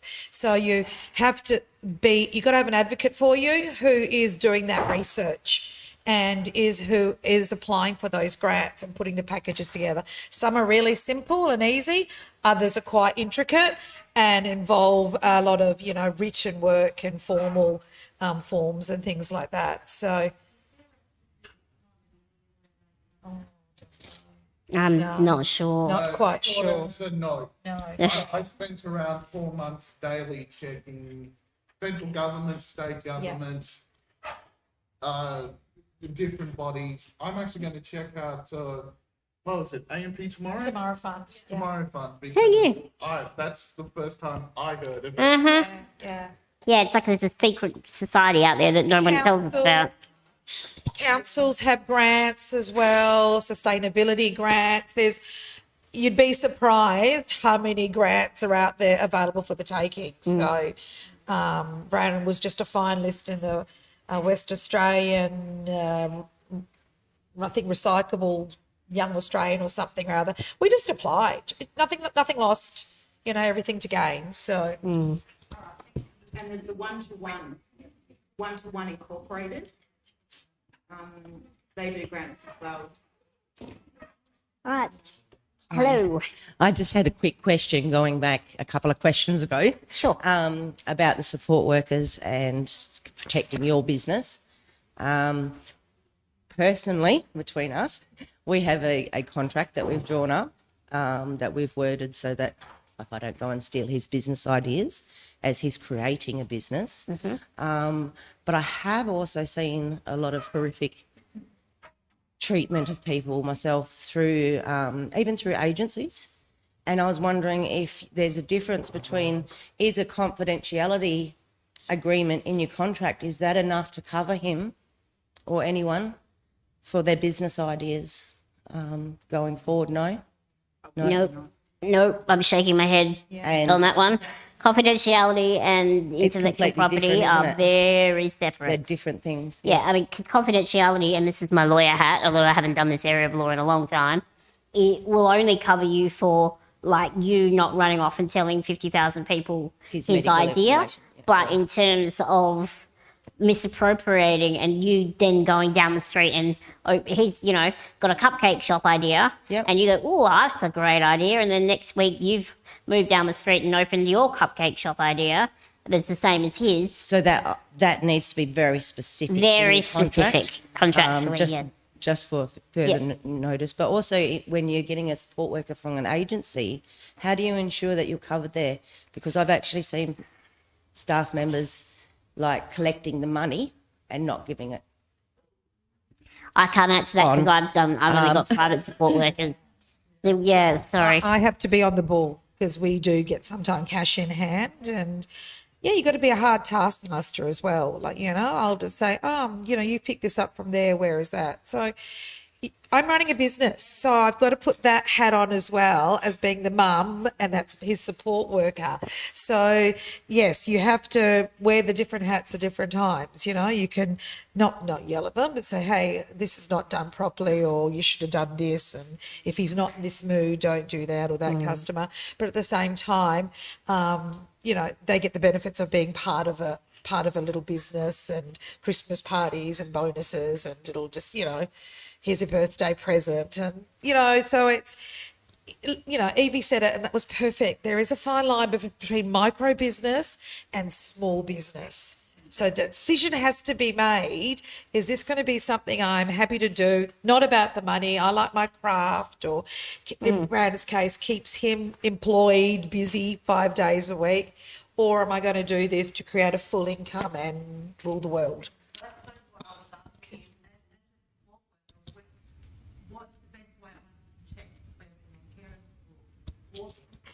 To ensure that their ideas are their ideas and their business is their business. Get some legal advice. Legal advice. You're going to need to get, you're going to need to As get somebody who contract. works in a creative, legal advice, copyright lawyers, make sure you've got everything documented. And if you slip in a few microdots worth of text in the occasional lie, do that too, just because there are people out there who will try and steal ideas and sell them as their own. So, guys, we've got to wrap up, which is a bit sad. I could do this all day, and it means I don't have to go back to the office. So, look, what I'd like to do to finish up is to just ask each participant just a little bit of a closing line, a little bit of a summation from each person. So, should we start with Phil? If anyone wants to hire me for clean their car, please have a chat with me. I'll give you my business card or anything like that. Yeah, you're going to regret that because I've got a really big car.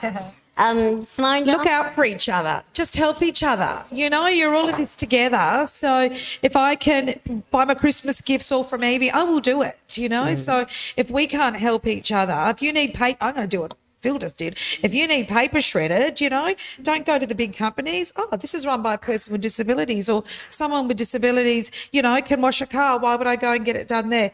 Help each other out. Absolutely. And if we do that, then the bigger world is going to copy. I've got so much paper for you. Good. Leon? I got a two-parter, and the first thing I want to say is you definitely can do it. Seriously, the question is more what you're going to do and how you want to do it, not if you can do it. The second part is you may already have the skills, you might not. There's going to be left field solutions that come out to you. So keep both eyes open, because you never know what's coming around the corner. I said, yeah, I'm happy to turn up here. Now I've got more avenues of getting some grant money, which might help me actually get published, not yeah, really. in under a year. So you know what? That's a definite win for me.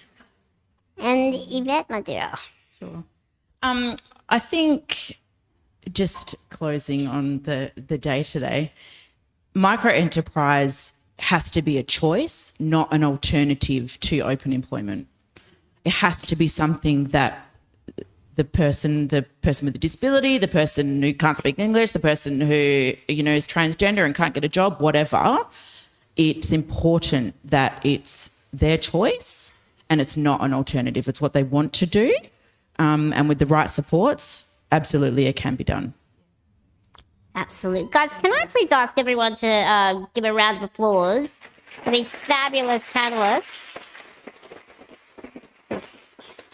And look, obviously we're not all evaporating, so I'm sure there's more questions that maybe that you all can come and harass these guys after. Thank you all so much for being so active in participating, because otherwise we all just sit up here going, hello, we'll do a dance.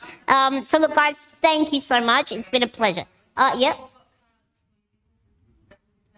Yeah, absolutely. I'm pretty sure they all do, which is fantastic. Thanks, guys, very much. Thank you, Prue. Thank you, panel. And thank you all for participation. Give them one more round of applause. Yeah, thank you. Folks, it is now afternoon tea time for the next half an hour. So, yeah, please enjoy your afternoon tea. And if you're going to be in your next session by 5 minutes to 4, that would be lovely. Thank you very much.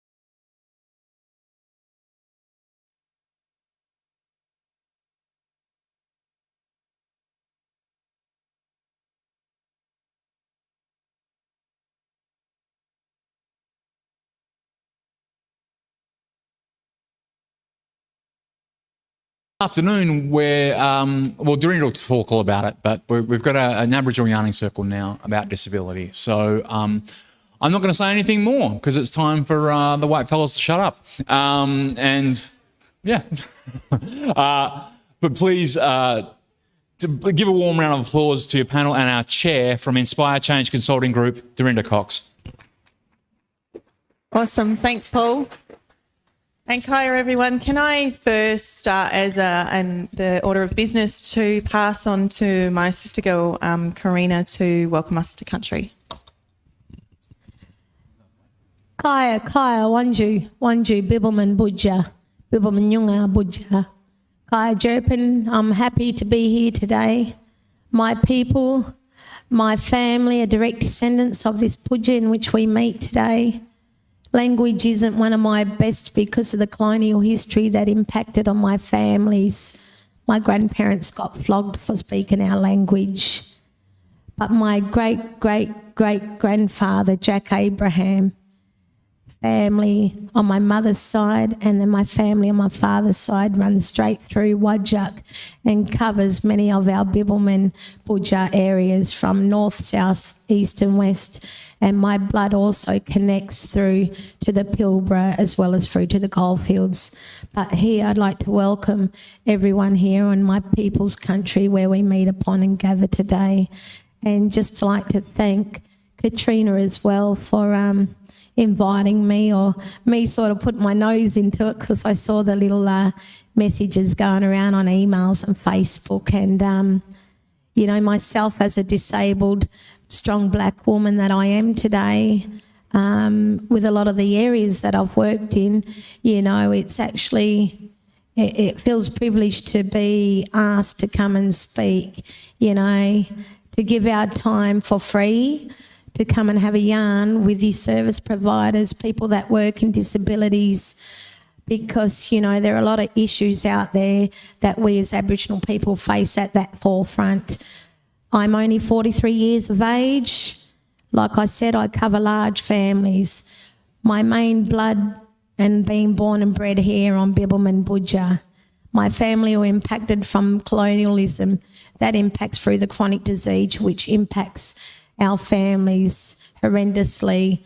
Having hereditary diabetes at the age of 17. My sister also having juvenile diabetes, who's no longer with us today.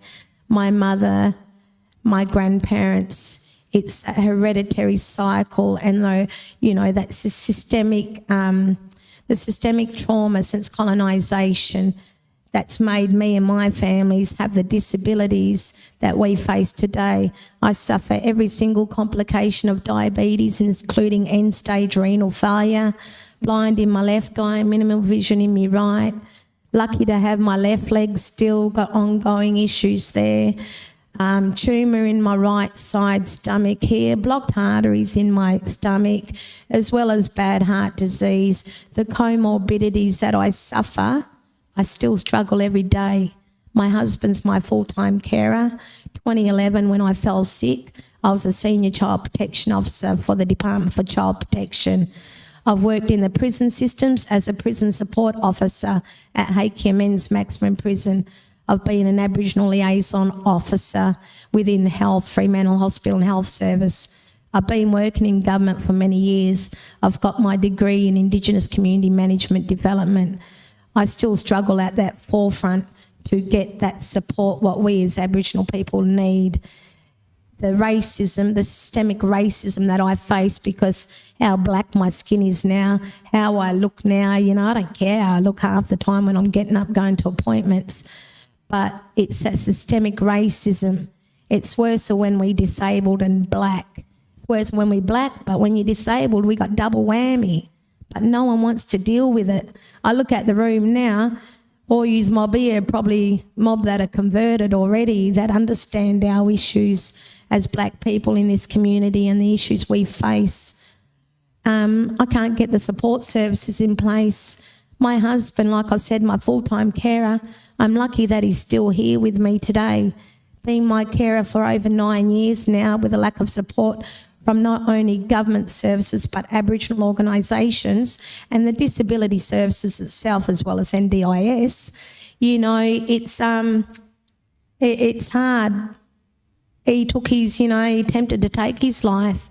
Because for our black men, especially when your wife is dying and you got to watch your wife die every day, because we take it day by day without the help, it's hard. It's very hard. I don't go to Fiona Stanley Emergency because of how I get discriminated. You know, it needs to be fixed, but thank you, Dorinda. Thank you so much, Karina. And Karina obviously just did her own introduction for me, which makes my job a lot easier as the chair. Can I introduce the rest of the panel? So Noel Johnston, who's a Wurundjeri man and a community member with lived experience of multiple sclerosis. Noel was the lead project officer for the Aboriginal Disability and Justice Project with the Ethnic Disability Advocacy Centre. And the project was designed to help the overall representation of Aboriginal and Torres Strait Islander people in WA's criminal justice system who either have cognitive and or mental health impairments. So welcome, Noel, and we're going to have a good yarn to you. Our other panel member is Laurel Sellers, who is a proud Noongar woman born in the Waggle-Kep region at Katanning with family connections to other regions of WA. Laurel has been the CEO of Yorgum Healing Services since 2014. Prior to that, she worked in the government sector for over 20 years at both state and Commonwealth levels. Laurel has managed many key Aboriginal programs and projects across WA, including the Aboriginal Visitor Scheme for the WA Department of Corrective Services. And our last but definitely not least person is Greg Barr, and Greg is a proud Balladong Noongar Marman or man. Greg is a Murich deadly musician, plays the didgeridoo, and he said he's going to give us a song on the way out. So please stay for that. I'm holding him to that one. The electric and acoustic guitar and recently arrived set of drums. So that's a bit of a shame you didn't bring them. You could have really got a bit of a jam session going on, eh? I didn't bring them drums. Greg plays the didgeridoo to the accompaniment for the Wadyalup Kanajil community choir, and is also a gifted visual artist, practiced since 2009. He also enjoys large-scale mixed media works and layering colours and textures to contribute to his distinct abstract and emotive style. And Greg currently practices out of All Abilities Studio at Bathers Beach Art Precinct in Freo. So welcome to all of you onto what it is we're not going to call it a panel because we're not a panel, I don't believe. I think we're more of a yarning circle, an Aboriginal yarning circle, or a panel. So Greg wants to stick with the formalities here today. The purpose of, and sorry, my name is Dorinda Cox, and Paul did give me a short intro on the way into handing me the mic and letting me loose. As your chair of the yarning circle today, I'm also Noongar, but have also links into Yamaji country. I work for myself, so I own my own consulting business, and I've just been pre-selected as the Greens lead candidate for the Senate. So I'll be replacing Rachel Seward very soon, in the next year, hopefully. Thank you. So disability is very close to my heart, both working alongside our wonderful Senator Jordan Steele John. Absolutely. And as Aboriginal Noongar people, as Karina said, have seen the struggle of people accessing services, particularly in our community, and being undiagnosed. So this is a very, very present and very real issue for us in our community. And so I'm very keen to hear from each one of my fellow Talking Circle members in relation to their own lived experience in this area and to share their story. So I might start with Noel, if I can.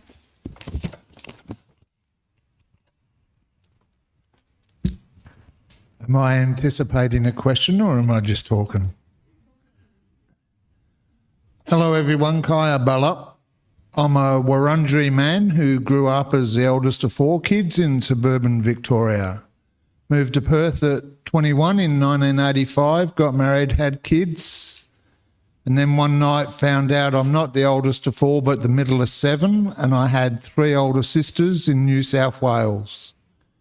So for me, my journey, first of all, began as an Aboriginal man, growing up as a white fella, in the army, career public servant, and then that turned upside down. But it's been nothing but a positive experience, and I'm very lucky, and I recognise that I am lucky because I actually got to meet my biological grandmother, and there are many within our community who don't have that privilege, and that's important to acknowledge, as Arnie said at the beginning. The history does play a large part in who we are, and perceptions. The forum I was in before spoke about perceptions. I sit up here in my fancy pants. Andrew mentioned before he's normally in shorts. I put on my fancy pants today just to impress everyone because normally I'm in shorts too. But look, for me, my disability is progressive multiple sclerosis. Growing up in Victoria, sport was a huge part of who I was, and it remains a part of who I am today. I was lucky to work at an AFL level for 15 years in the medical field. And then in 2015, I found out I couldn't tap my toe one night to some music. And being the typical bloke I am, I thought, I must have just pinched a nerve in my back. She'll be right. 6 months later, it wasn't quite right, so I went to the doctor and my tests began from there. And in the end of 2016, I was diagnosed with progressive multiple sclerosis. And you may notice that my left arm and left leg no longer work the way they were designed. That's my journey to today. I did 6 years as an Indigenous specialist for Centrelink, working on the front line, trying to help people who are on the margins, who are vulnerable already. And to see them come into their government organisation and go, I need help, and to be turned away, and for there to be no support services for us as specialists to be able to refer them to. So now I work in the not-for-profit sector. Dorinda mentioned I worked on an Aboriginal Disability Injustice project, and a big shout out to the ladies from Albany who shared their knowledge with me last year doing that. As a result, I'm now in charge of a working group working with police, Department of Communities, ALS, legal aid, community legal services, to put in place a process whereby people with cognitive impairments get the support they need when they're picked up or dealing with police. There are too many cases where people from not just the Aboriginal community, but unfortunately we do represent the large proportion of the prison population who shouldn't be there. And the approach that I have is early identification, early diversion, and strong supports for the family and the community. So that's really a bit of my yarn.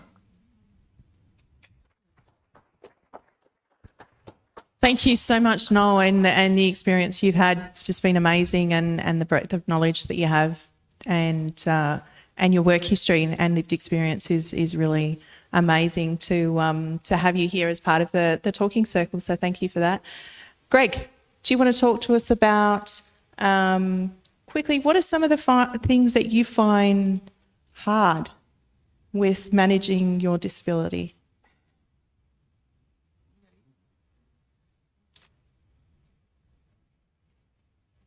You want to have a yarn about that?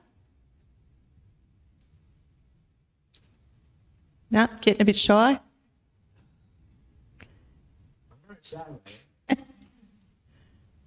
How about Laurel? We jump to Laurel. Laurel, what are some of the issues that you think we may need to consider, particularly in the disability space from a service provider perspective? Do you want to use that one?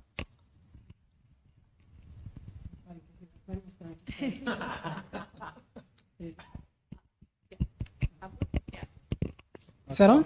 Okay, sorry. Yeah, hi, Laurel Sellers. I sort of wasn't quite sure exactly what we were going to be talking about, and we were talking about a yarning circle. It's usually you're doing it by yourself without an audience, but we have these yarning circles all the time about the matters that most affect us. And when I'm thinking about disability, and all the time that I worked in government, and the difficulties that you have in working in government, especially as a black woman, you're working with all the suits. It's really, really hard to have an effect on policy changes.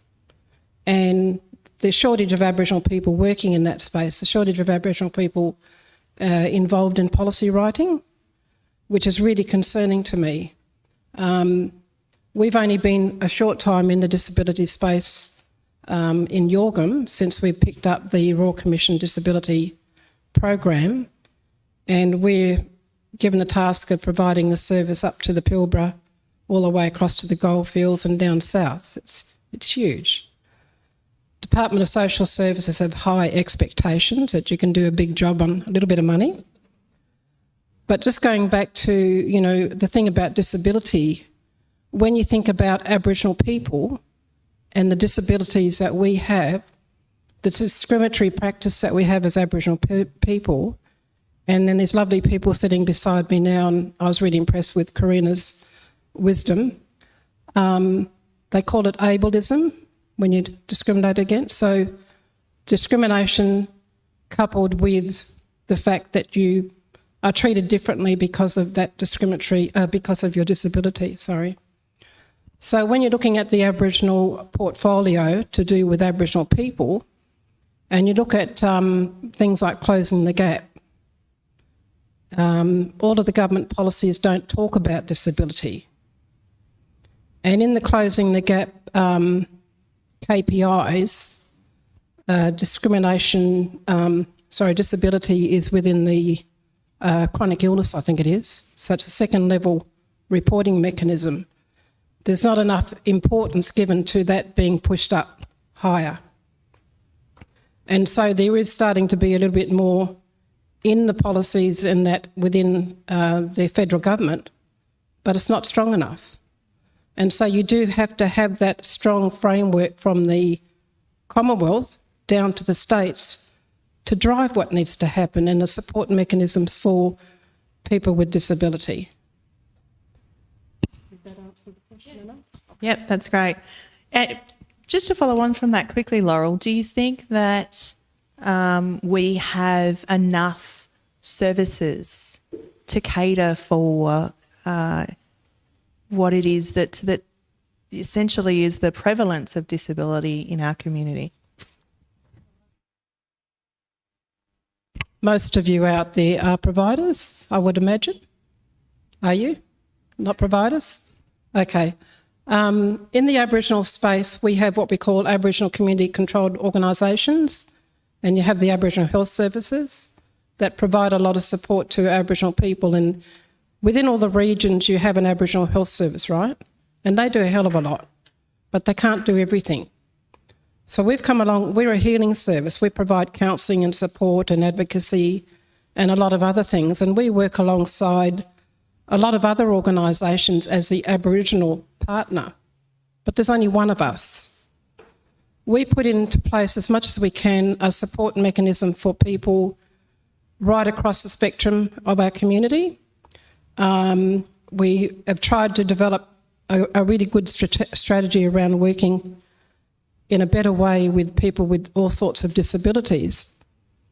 But when I think about disability too, we think about the trauma that's affected us since colonisation.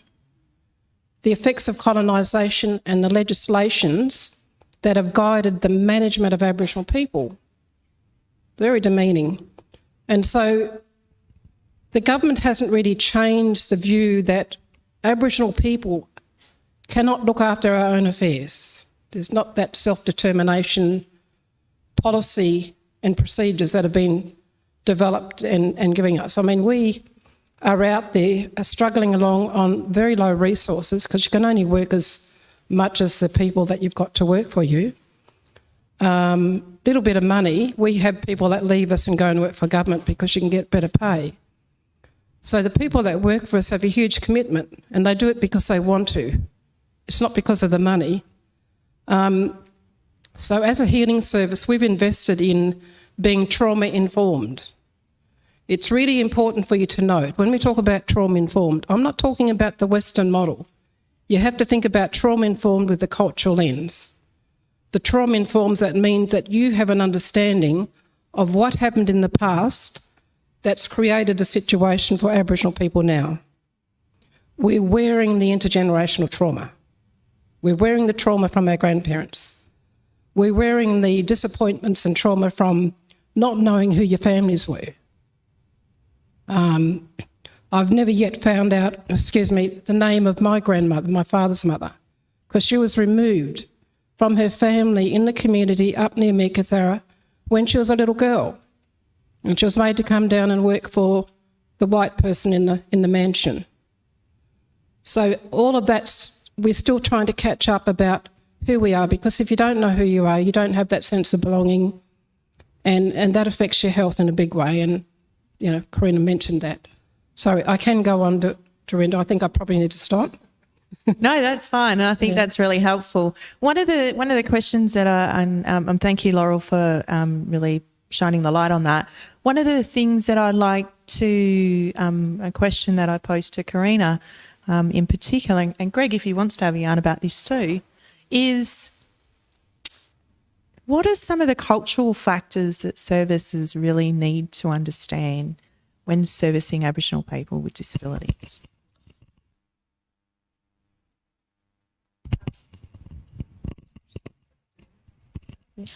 Hello? Yeah. Well, there's a lot of issues and factors that they need to consider and that we do face. Well, for instance, before I fell sick with renal kidney failure, before my kidneys gave up, my skin was to toe right through my body with a vascular disease. You know, the minute I'm in at emergency or I'm in at hospital, or I've got to go, you know, like for instance, this is an incident at Fremantle Hospital that used to be under them. You rock up, I had to get intravenous antibiotics.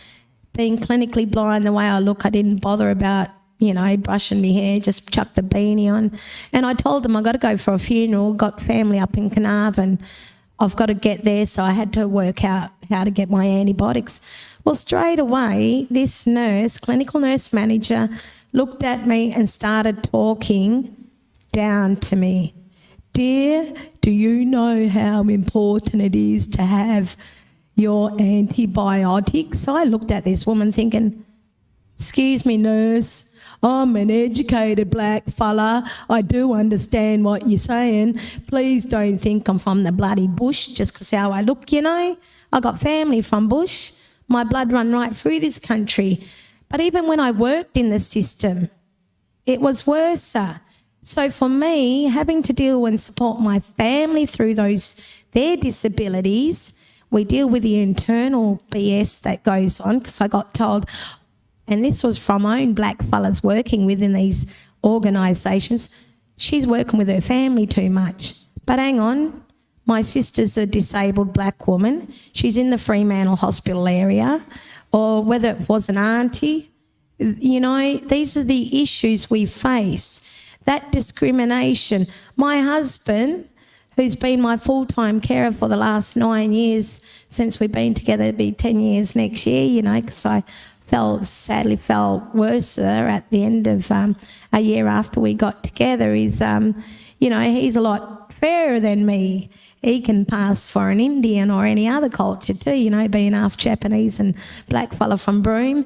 So, you know, we went to a national renal conference last year in Alice Springs. We knew when we were back in WA, when we landed at the airport, I got discriminated on the plane. I suffer chronic pain. My only option in life's palliative care when I'm ready to give up. I only have a machine, fistula here. I was assaulted back in June at the Black Lives Matter rally because I speak up for my people and my community, no matter whether you're black, white or brindle. I fight for refugee rights, all sorts of things, because I've worked in those government systems. And because I speak the truth, how things are in our community, the pain and suffering we got to go through on a day-to-day basis, you know, they shut you down. I was a part of a disability corporation or committee we were going to set up. Well, the last time we had a meeting was early last year. Then it swindled away. You don't hear about it. You look at the movement from disability services back in the day to the new privatised system of NDIS. They're not there for our people, our community. I only know and get what... I've got this little flash thing here because, yeah, I'm educated and I know the system and I got that mouth. Lucky I haven't, you know, had any disabilities happen to my mouth because I'd be buggered. Because if I can't talk for myself, that's the day I'll go 6 feet under. And I told my husband that, you know, because he used to get shamed to talk because being from up in the Kimberleys, when I first found chronically ill, because I just sold me house the year before. I built a house in Bibra Lake, met me new husband 2010, fell sick 2011, 4.5 months pregnant, had to have a termination whilst in ICU with double pneumonia. I was homeless. We were renting privately. Big senior worker at DCP. I had to resign. They couldn't even offer me any work. I just landed a big job with Rio Tinto, starting at 130 grand. So, you know, money in life, it's not worth it, you know, when we look at all these things that you go through in life. But when you're disabled and you're at that down here in life, and especially when you're black, the bullshit we go through on a day-to-day basis, it's hard. In my mind, mentally, I suffer every day. I sit here and I smile because, you know, there's hardly nothing we can do about it unless you're ready to give up. And I know I'm not ready to die yet because we still got to deal with the bullshit within the systems of our government systems. It's, you know, when will people take us seriously? Can everyone put up who is here from a service provider? Couple? Thank yous too for actually staying, because this room, or three, this room was full of mob, I suppose, service providers beforehand. Now, why put us as black fellas sitting here having a yarn when half the room's gone out, you know? Where's the you know, the respect for our voices? We don't get a black cent for sitting here. I get partnered rate, $5.60 a fortnight, you know, I could keep talking. But there's a lot of issues we face, and I face it because of the colour of my skin. And because I'm educated and speak out to my own mob who's supposed to provide these services, we have Mooditch Court Aboriginal Service, AMS, they get my care plan.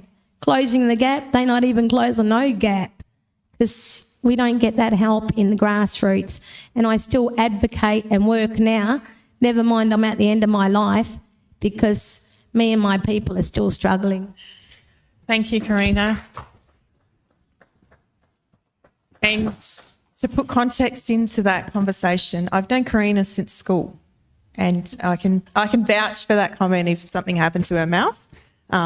She would have been a pretty bad way, because I've known her since we were kids, and we would play together in the playground, and the only person you could ever hear was Karina, right?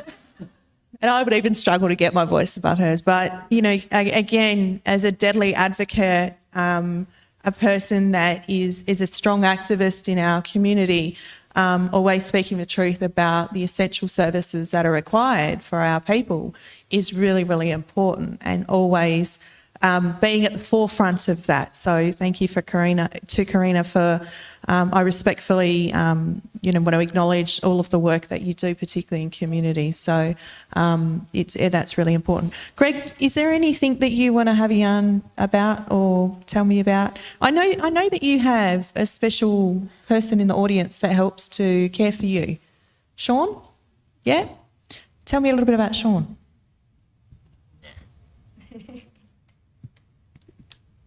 You don't want to? You don't want to share about Sean? How great he is? How wonderful he and what he does? What's Sean's job? Can you tell me a little bit about that? You know what job it is. No, I don't actually. That's why I'm asking the question. Oh yeah, Annual doesn't. No, Karina doesn't. Can you just give us a quick couple of sentences? Like, I think that the whole audience is in awe to know why Sean's here helping Greg. Hey, quick. Well, I don't know. You'll find out. Will you find out sooner or later?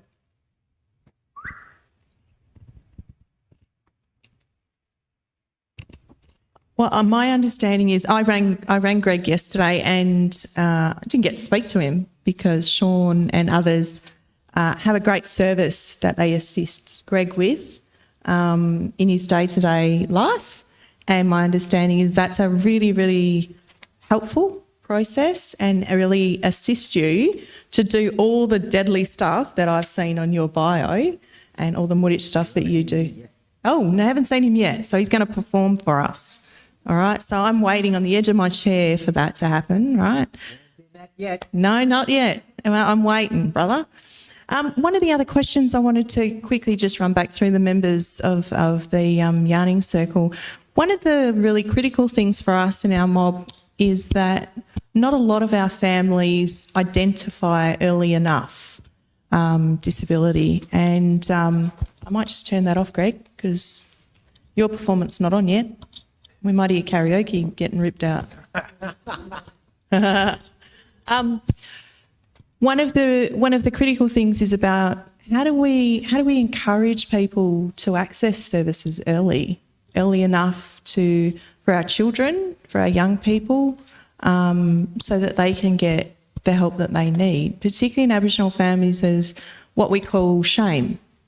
The shame factor is big for our mob and bigger than anybody else, I think, from any other nations across the planet, is that shame is the disability. It disables our people from mobilising themselves into action and actually seeking help. So I'm interested to know from my panel members or talking circle members how they feel about that. So, Noel, do you want to pass it down that way?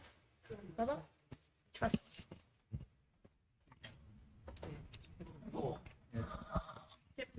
Yeah, I'm just going to go back to the role of Yorgum in the community. When I first went to Yorgum in 2014, it had been operating, it's going to be operating in 30 years next year.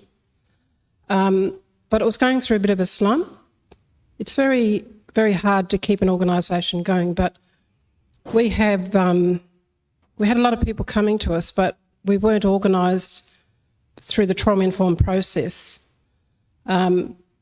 So now we're getting, we get about 12 new referrals, self-referrals and others a day. And the reason we get that is because we have done a lot of work on making sure that our environment is confidential, respectful, trauma-informed. People can come in, and we like people to come in. If they go, we know we've got it right because they feel safe, they feel good, it's spiritually good in there, and we don't have to promote it in a big way because our clients promote it to their families. And young fellas be coming in and saying, oh, I brought my brother in, he's got to come and get some help from you, mob. So we do it by word of mouth because we don't want to promote it in a big way because of that shame thing. People may not want to be seen to be going into this place. We don't even talk about counselling, we talk about yarning. So I just wanted to mention that. Thanks, Arnie. I guess really for me, the issue is, as you mentioned, identification, shame. And there's a lot of elements to that. I guess it's important for everyone to understand that for an Aboriginal person to walk in the front door of your service is a massive, huge, brave step in the first instance. So take a moment not to judge or not to actually, and I'm not saying anyone in the room does this, but this is about best practice.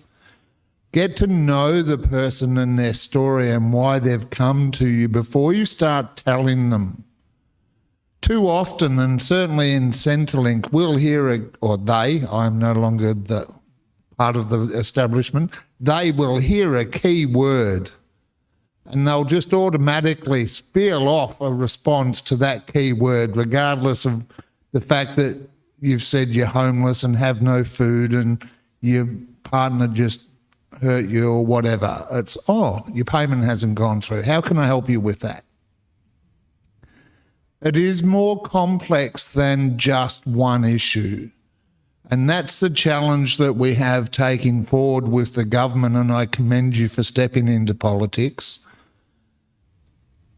It's a challenge because we need to shift mindset, justice and social reinvestment, early identification in schools, at child health clinics, a child health clinic is the first point of call where we should be flagging that there's an issue. Does this family, does that community need support? If we miss it there, then they go into primary school. I know, my kids grew up white, but I spent as much time in the principal's office as I think the rest of the school parents combined. So what is it? Participation in high school. Don't just suspend them, but put in place the structures to support the family. We talk about prisons. Don't just make someone do time. It is easier for us, and I shouldn't say this, I've only ever served time in a military prison, and that's a whole different yarn, but we tend to just turn it into a factory. We need to humanise everything, and that starts from the second we walk in the door. I used to get asked by service providers, job providers in particular, no, Aboriginal people aren't engaging, but we've got all these services. But what are you doing? How are you engaging? Are you telling them? Are you expecting them to turn up? Are you sending them an email or a letter that they can't read? So simple things like easy read English, large print, alternative communication styles. I'm terrible at maths, and if you sit me in a room and talk to me like I'm doing to you right now for too long, I'll start to fall asleep. But if you engage, if you come back to the person's learning and make it person-centred, you're halfway there. Thank you, Noel. I think that's a really, really important part of the way we are as Aboriginal people, is that humanising, and the way that we put that to be person, family, community-centred in our approach.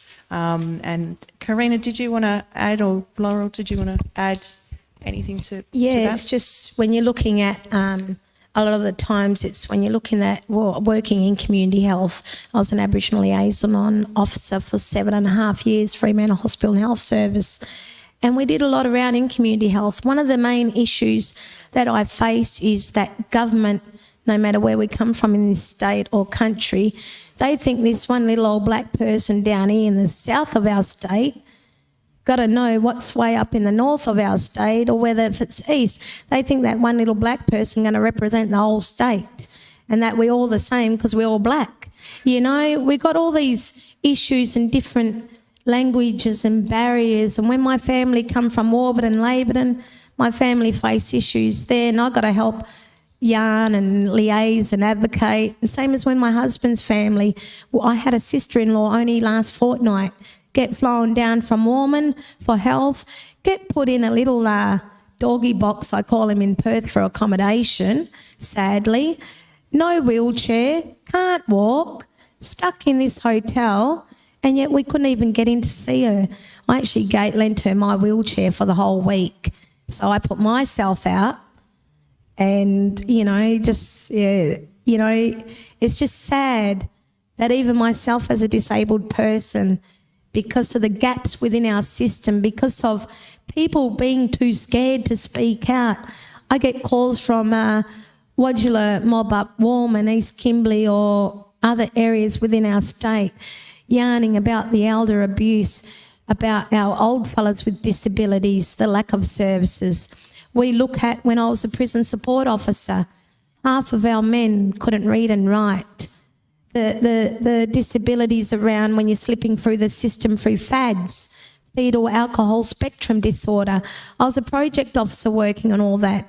I was a part of setting up this earbus outside there where we parked, you know, seeing all these things in place, but still there's that gap of those when it comes to that diagnostic point. Sadly, community health went backwards. I was part of that whole change from community health to the area health services because government think they know how to best deal with our communities, sadly.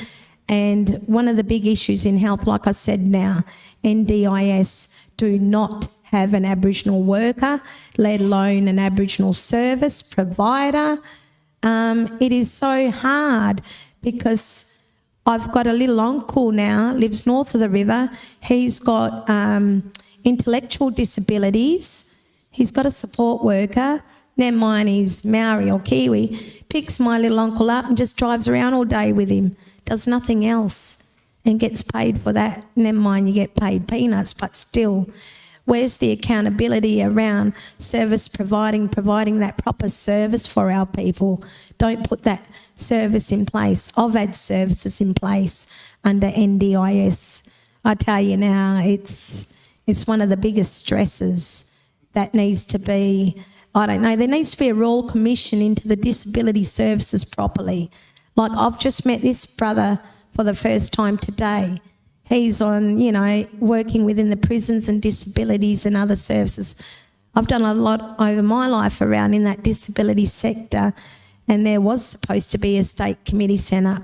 You know, we still got these gaps, a lack of communication, you know, but that's a part of those government systems because I've been around, I might be young, but it's a part of that system still keeping us divided, still keeping us from, you know, that self-determination in that sense from where we come from, Aboriginal people, First Nations people of this country. Because we as blackfellas, and I tell everyone this, we create jobs, money and infrastructure. Sadly, no one's going to help us, you know, because that's another job in that hand. You know, I'm co-founder with my husband, Walking in Two Worlds. We don't get no money. We're not a non-for-profit. But all my work's for free. I still advocate and liaise. You know, it's, the gaps in the systems, the lack of service providers being accountable to our community, in particular the schools we talk about, because it's too hard basket, you know, or we don't care that kid's just in that class, long as we can tick the box. It's not about ticking boxes, because that's why we're still here today dealing with these issues. Great, thank you, Karina. I think that's great. We're in the downward run now. We've had such a big conversation here this afternoon.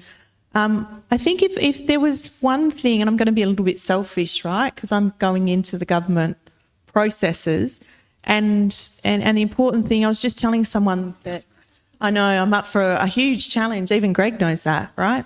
The whole thing, yeah, it's going to be huge. If you could have one thing that you could change, it's almost like having that magic wand, right? If there was one thing that you could change as an Aboriginal person in the disability sector, what would that be?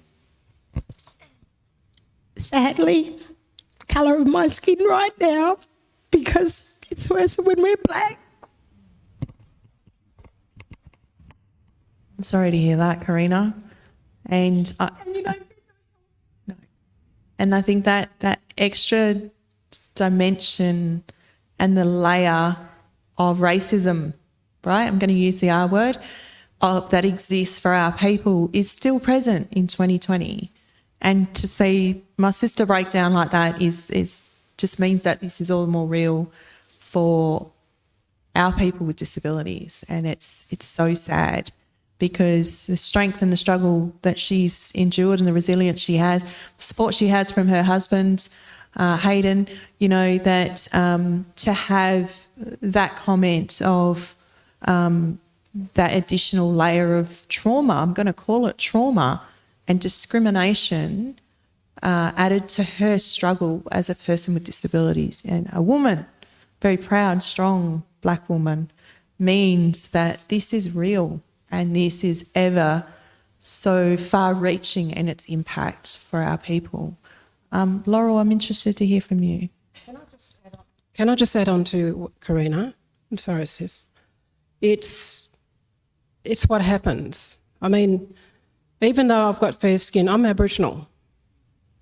And people tend to think, okay, well, you're not a real Aboriginal because you're not dark skin.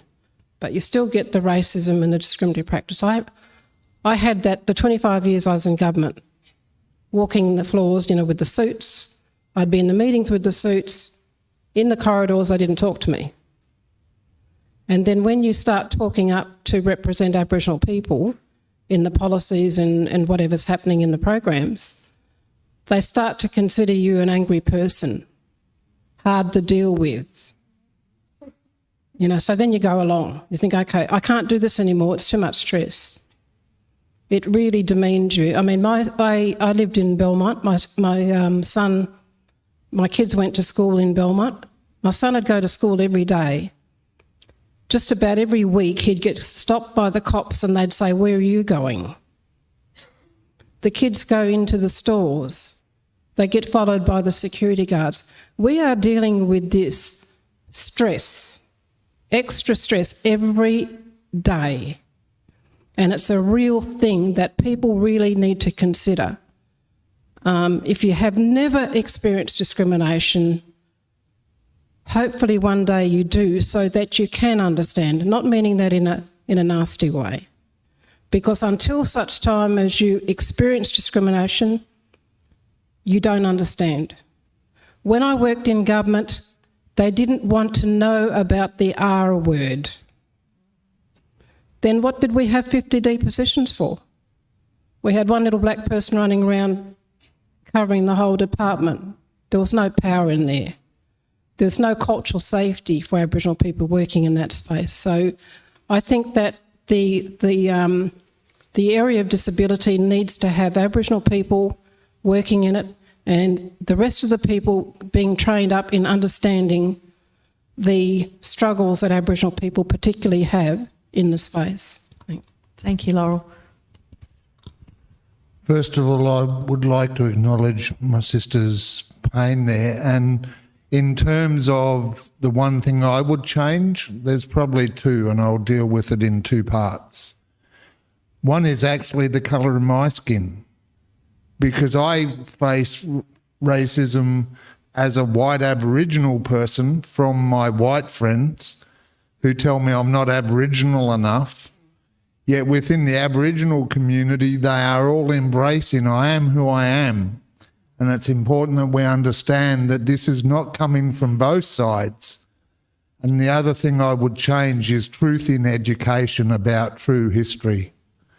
Until we actually recognise the damage that has been done, at the age of 37, I met my biological grandmother for what I consider the first time, but I found photos of me when I'm a little guy with my two sisters.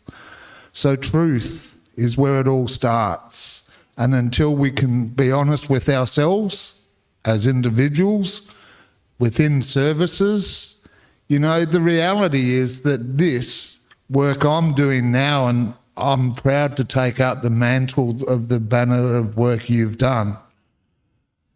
This is about doing. There are millions of reports out there. I ran a forum last year where there was 3 tables as big as this full of reports, and I had ministers there, and I said, I'm not here to tell you the problem. It's all there. I'm here to tell you how to fix it and to make a difference. So don't just sit back, get involved, both within our community as Aboriginal people and the wider community. People with disabilities until 4 years ago, I thought I was infallible, but there for the grace of God goes I, and I am staring down the barrel of blindness. I'm staring down the barrel of loss of full use of my limbs. It's terrifying, and it is a complex layer, and I'm actually quite comfortable talking to myself. I've got no shame. I'll call it as it is, But you take history and people who have been oppressed. My mother did not admit she was Aboriginal until I had done a full family tree and said, "This is your mother? I've met her." Oh, I'm not talking about it. So even within our own community, because of the shame of this country, we cannot be honest with who we are. I sat at Mirrabooka High School 3 years ago for a NAIDOC event as a guest speaker. I sat looking out across the auditorium and there were over 600 kids in the room.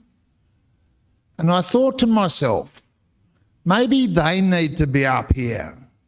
The refugees, the young Aboriginal kids, the kids from Asian backgrounds. When I grew up, the Vietnam War ended. I am quite prepared to admit that as a young man I was a racist, horrible bastard. It was society. But I've changed. It's now up to society to change as well. Great, thanks, Noel. Last word, Greg. Okay. Greg, I think I figured out in this time that we've been sitting here how wonderful and amazing all of my Yarning Circle members are. So can I get a round of applause for them, please? One thing I figured out is that Greg is a man of very little words, but he's now going to do a performance for us to close the circle. Okay. I'm not sure if there were any questions from the audience. Yeah. Have we got a roving mic? Hang on. Oh, I'll come down off the stage. Oops. Thank you. Thank you. My name's Andrew. I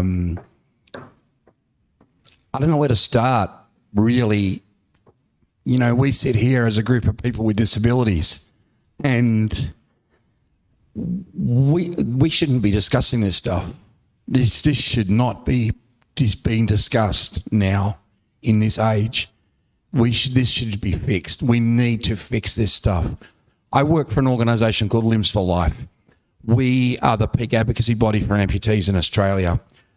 I would love the opportunity to come and sit with one of you or all of you and learn how I can work with the Indigenous Australians, because we know the figures, we know the facts, we know that people in the Indigenous communities suffer limb loss a lot higher than the Wodjula. So we need to be able to work with you. And I think listening to you guys speak and then sitting here, I'm thinking, how can I get a part? How can I be a part of that? I don't think it's a place where people they don't understand your culture. They don't know how to walk with you, and they need to know that. The service providers, and trust me, the journey, the NDIS journey, I'm with you 100% with walking beside you with that. My God, what a nightmare. But we need to be able to help each other to understand, so that I come in and work with your people, and I am accepted as a Wodjula to work with you people, your people, and the same way I learn. I didn't learn the culture of the history when I was in school. I wish I had, so I could understand it more. So I don't look at you as a white person, and I understand you as an Aboriginal person. So you shared about being racist, and I'll tell you exactly the same. I was exactly the same. Until I became disabled, I've started to understand it more, how things change. But I know we've got so much more change to go. It would be my honour to walk with you, one of you. If you're happy to exchange some details, I want to learn how to work with you. That's awesome. Thank you very much for that offer, and I think that that's great. Were there any other questions before we close? One, just. As a chronic diabetic now, I've got my big toe amputated this side, couple of half toes missed this side. So, you know, and one of my things, I'm an independent woman, but with the services that aren't available, I tell my husband all the time, man, they cut this leg, I'm gone, because you think I'm going to depend on anyone else when all these services are up shit creek now? They'll let me sit in my own shit, you know? And I don't want that in life. But, you know, I see you sitting, brother, you know, and I think, well, if you can do it, you know, and we got these, I can, you know, it gives us that extra strength we need because of all the bullshit we deal with, and then on top of everything else, and then trying to live. Because only last year I was in Fiona Stanley Hospital as a patient, one side sitting dialysis. Young boy got sent from Roebourne. Well, he had no family down here. He had the nurse tell him, oh, do you know you're going in after dialysis and getting your leg chopped off? I'm like, me, I can't help myself. Hey, buddy, you all right? You know, I couldn't help Aaron, brother, but sounds like, you know, you might need some help. You got any family here? My mob from Roebourne too, you know, lucky I got big family because that's how we connect. We get where we are and where we come from. And then, you know, but he had no one. I rang the ALO office. You think one of them will come up? Nah, they were too busy to come and see this young black man who's going to get his leg chopped off. The trauma you go through with knowing, because I was at that forefront 3 years ago, it came to that decision to chop this left leg. I sat there, I had tears rolling in dialysis. My husband's trying to tell me, don't stress, dear, it'll be all right. Nah, because it's in here. And when you ain't got that support around, that makes you feel more mad in here because you know you ain't got that chance in life to even give it a chance to live without one leg. Or, you know, my grandmother had to live without 2 legs because of chronic diabetes. You know, we don't need to suffer the way we do as Aboriginal people in this country. But no, definitely love to catch up, brother. Thank you. Thanks, Karina. We actually don't have any more time for any more questions. I'm sorry about that. We've run short of time, and I really, really, really am looking forward to Greg's wonderful performance for us to close the circle. What I do encourage is that you seek out our wonderful yarning circle members here for a yarn individually, and I'm sure that they will be around for the next little while after the end of this session. So thank you all for participating. It's been a very, very emotive and highly respectful little yarn that we've had, where people have exchanged their knowledge and their, you know, as we say in Aboriginal culture, the teachings and learnings that we have, we share. And we are open to that sharing if people come with their open hearts and their open ears to be able to listen and learn to that. So take it away, Greg. You're in charge now to give us the song to close off.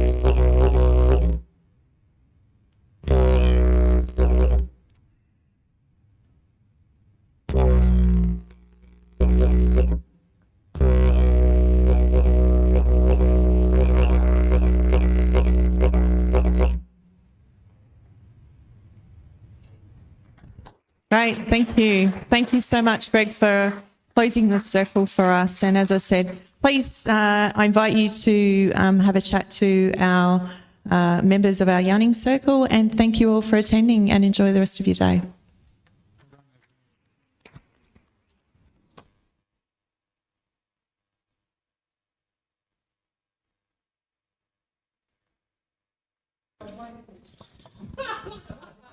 Folks, thank you very much to Dorinda and all of our panel, to you all for participating.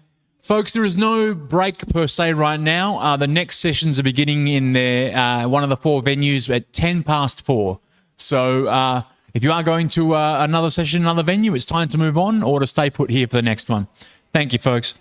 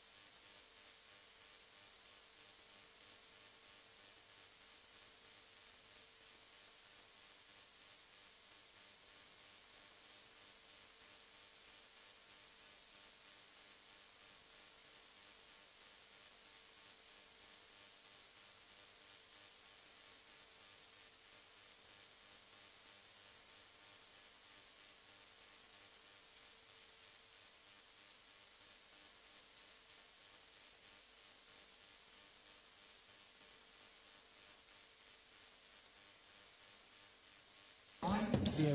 So is that okay like that? Hey, how are you?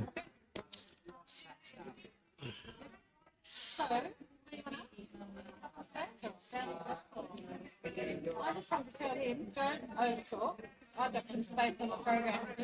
There's three of us. There should be three of us in this spot. You're the last one, aren't you?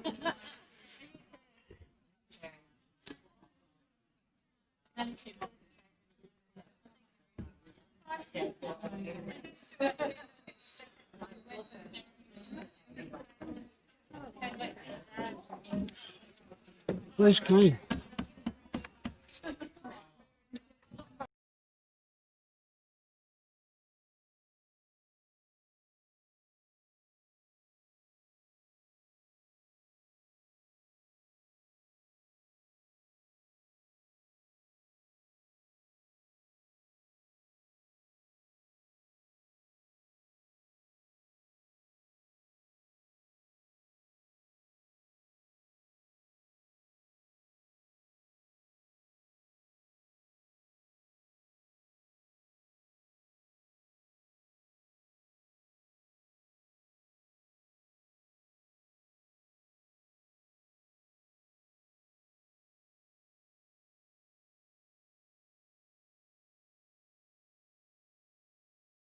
I'll just introduce myself quickly. My name is Joe Namo. This presentation that I'm doing today covers guardianship issues, and essentially this is a personal and informed perspective that I bring to bear on this presentation. Hello. Yeah, thanks. Is that good? No, you can't hear? Okay.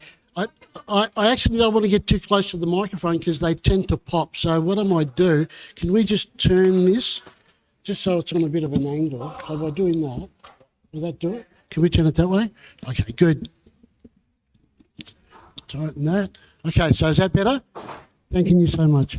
Okay, so basically the talk today is surrounds and involves guardianship.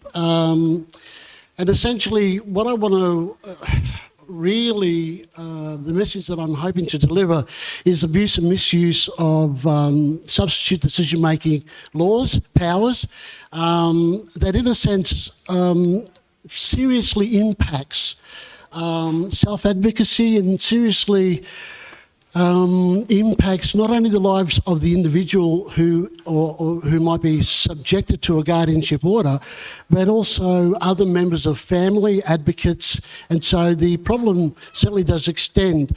And so part of what I want to talk about, not only the research that I've been conducting, but I'm trying to do a comparative analysis between a benchmark case study, the Law Commission of Ontario and WA, because we're here obviously, and I'm looking at the Guardianship and Administration Act of 1990, and I'm also reviewing the review from 2015 by the Attorney General's Office, and I'm looking at the wiggle room. I'm looking at part of the recommendations that were ratified and the extent to which individuals can, in a sense, abuse that power. So that's essentially what I'm talking about. So I'll just do that. Okay. So look, in part, what I'm fighting for is justice for my own son. I have a 33-year-old autistic son, and in a sense, I'm dismayed by the extent to which operators, service providers, clinicians get away with what they do, and largely because, in a way, there is in operation a kind of coercion that takes place between an individual who is meant to be able to make clinical and lifestyle choices about an individual who might not necessarily have the expertise to do so. So in part there is the manner in which an individual is not, perhaps coerced is probably too strong, but is informed, and sometimes I'm not sure that the information that is received and is acted upon is in the best interest of the individual. So best interest in and of itself is quite problematic because usually it reduces to the interest of the individual who has the guardianship order on behalf of somebody else. So what am I doing? I'm fighting for justice for my son, but in a sense also I'm fighting for disability law reform. I think historically the manner in which the disabled have been treated is appalling. We have a terrible history here in Western Australia, and that's the same in other parts of the world, and we have a lot of work to do, ladies and gentlemen. So just quickly, a definition. A guardian is a person appointed by the State Administration Tribunal to make personal, medical and or lifestyle decisions in the best interest of someone not capable of making those decisions for themselves. So the decision-making authority of a guardianship order may be limited to specific areas such as medical and accommodation, hence limited order, or apply to all areas of a person's life. Now, in a sense, when we say apply to all areas of a person's life, that is open to abuse of power. And this is common. This is a global problem, not merely here that I've experienced or others that I've spoken to in terms of the advocacy work that I've done. Just excuse me, please. I just want to have a glass of water. I'm as dry as. Okay. So this part here, because it's open to abuse, you would think that the safeguards, and essentially safeguards are meant to be written into the Act to ensure that the vulnerable are protected. But unfortunately, it seems that the Act in and of itself provides wiggle room for individuals actually to utilise and exercise their own interest on behalf of somebody else. And that's the problem, because the trauma, the abuse that occurs is rife, and it's not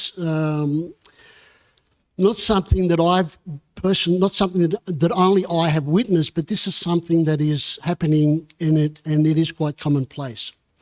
So I think it is also part of a broader problem of elderly abuse and, of course, abuse of persons with disabilities.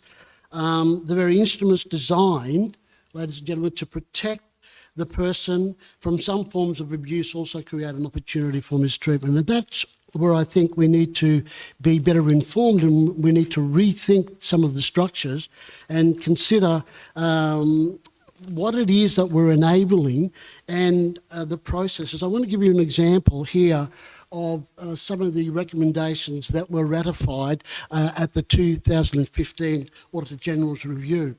That the Guardian has authority to make decisions regarding restraint of the representative person, including in relation to making decisions about chemical and or physical restraint. Consent, secondly, to medical research, experimental healthcare and clinical trials. Now, there are checkpoints along the way that are written into the Act. But sterilisation, frontal lobotomies are some of those things that are still available, electroconvulsive therapy for autistic kids. I'm not sure that these are prudent. I'm not sure that the safeguards are actually doing what they're meant to be doing, and that is a concern. So these are some of the common forms of abuse that are registered or realised in other parts of the world, and this is from the Arts Legal Resource Centre for Persons with Disabilities. So failure to carry out their legal obligations is a common form, asserting broader powers than required under guardianship orders. Failure to consider the individual's wishes or make decisions contrary to those wishes is quite common. And that, for a disabled individual without a voice, is traumatising, and it can impact their life dramatically. Having insufficient contact with the individual and sharing insufficient or incorrect information.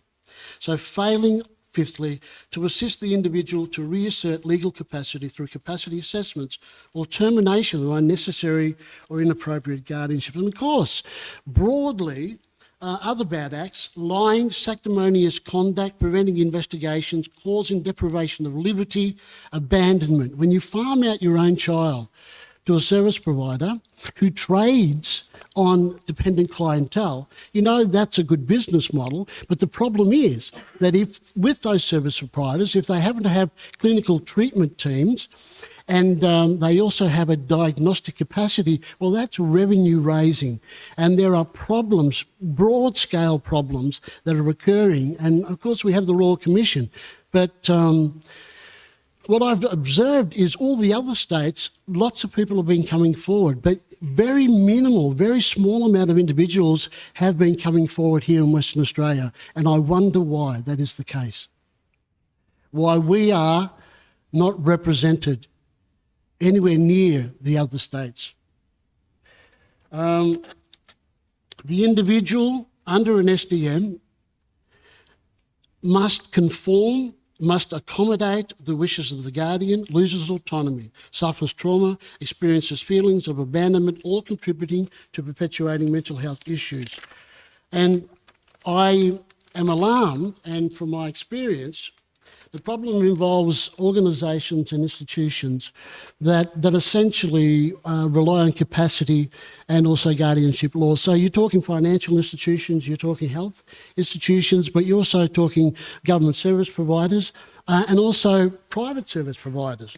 So State Administration Tribunal, did that? Okay, State Administration Tribunal is the tribunal responsible for assigning guardianship orders. The Office of the Public Advocate, the Act itself appears to me to be written on behalf of the Office of the Public Advocate, who happen to have, just here in Western Australia alone, 30,000 guardianship orders that they are responsible for. And they don't like having a second or accompanying guardian because they do not want to see duplication. Some of the reasons that they're against multiple guardians seem plausible, but the problem is that it cuts out all the safeguards and it relies on one guardian, one sole guardian, to do all the work. So. Disability and Service Complaints Office, HADSCO, they're largely conciliatory, so they can't prosecute. So essentially too many problems get, box-ticking agents. They don't, fundamentally, the investigations aren't strong enough, robust enough. So, they're not, I'm sure that they're not clinically educated enough to be able to challenge clinical mismanagement, and there is a problem in that area. So we're seeing a lot of abuse in terms of restrictive practices, chemical and physical restraints, and that's just damaging to these individuals that suffer at the hands of a guardian, frankly. And I think private service providers are particularly disconcerting are those who provide accommodation and operate with contracted clinical management teams, including servicing the community in diagnostic evaluations. And I think these are major integrity concerns. Now, I would have thought that these would be important things that would require better reporting. And these are just some of the ones that seem to be globally concerning. Improper or incompetent treatment or care of a resident that resulted in harm or risk of harm to the resident. Abuse of a resident by anyone or neglect of a resident by a licensee or staff that resulted in harm or risk of harm to the resident. These you would think are indictable offences. Less than 5% of these adverse events are actually recorded and reported in Australia. Less than 5%, ladies and gentlemen. That's alarming. Vaccine caught, less than 1%. Unlawful conduct that resulted in harm or risk of harm to resident. Misuse or stealing residents' money or property. Misuse or misappropriation of funding provided to a licensee under the Act or Local Health Act system. Now, many cognitively disabled individuals are on disability packages, funding packages, in the multiple hundreds of thousands. That money goes to the service providers. And a lot of them don't get pocket money. A lot of them don't have large expenses. Where's that money going?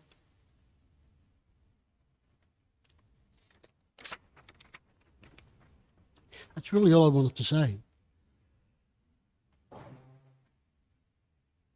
Thank you.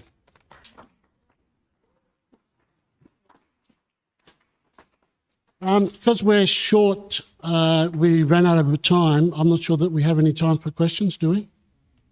One question? Anybody? Thank you. Less than 5%. The world average is less than 5%. You're talking first world countries. probably much worse in third world countries, I would think. No one really has the data on that, but that's the guesstimate. Look, the Therapeutic Goods Administration recently just put downloadable information to try and encourage practitioners and consumers to report. So this is only a recent event. So we're trying to address it. Yes.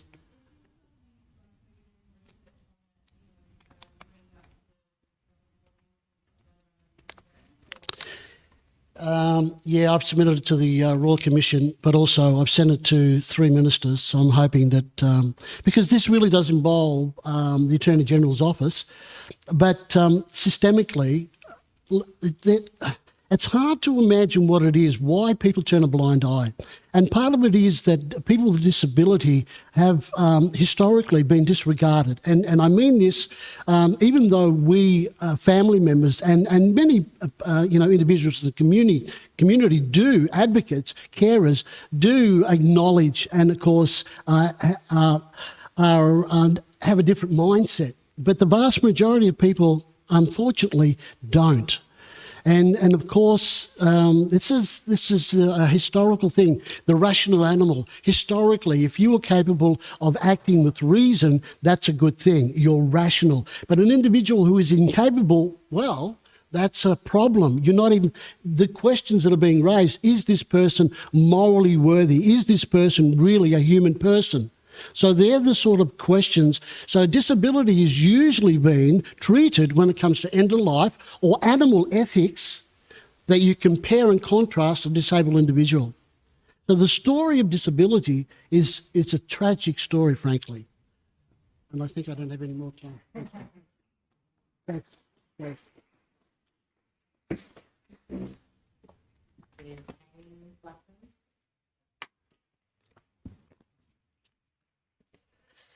Should we take that out of it? Yeah.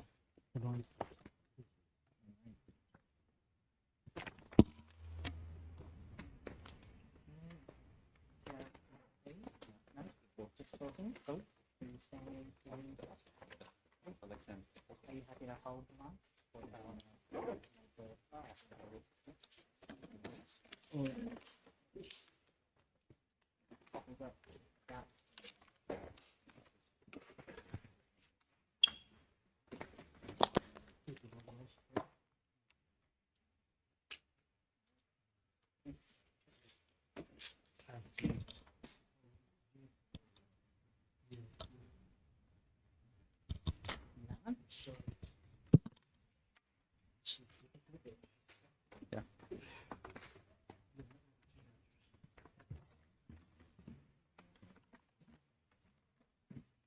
I'm not as well prepared with slides, so I'm just going to talk for the next 15 minutes. My name's Kane Blackman. I'm a father to 2 children. My 6-year-old son has a rare disease, a disability known as Angelman syndrome.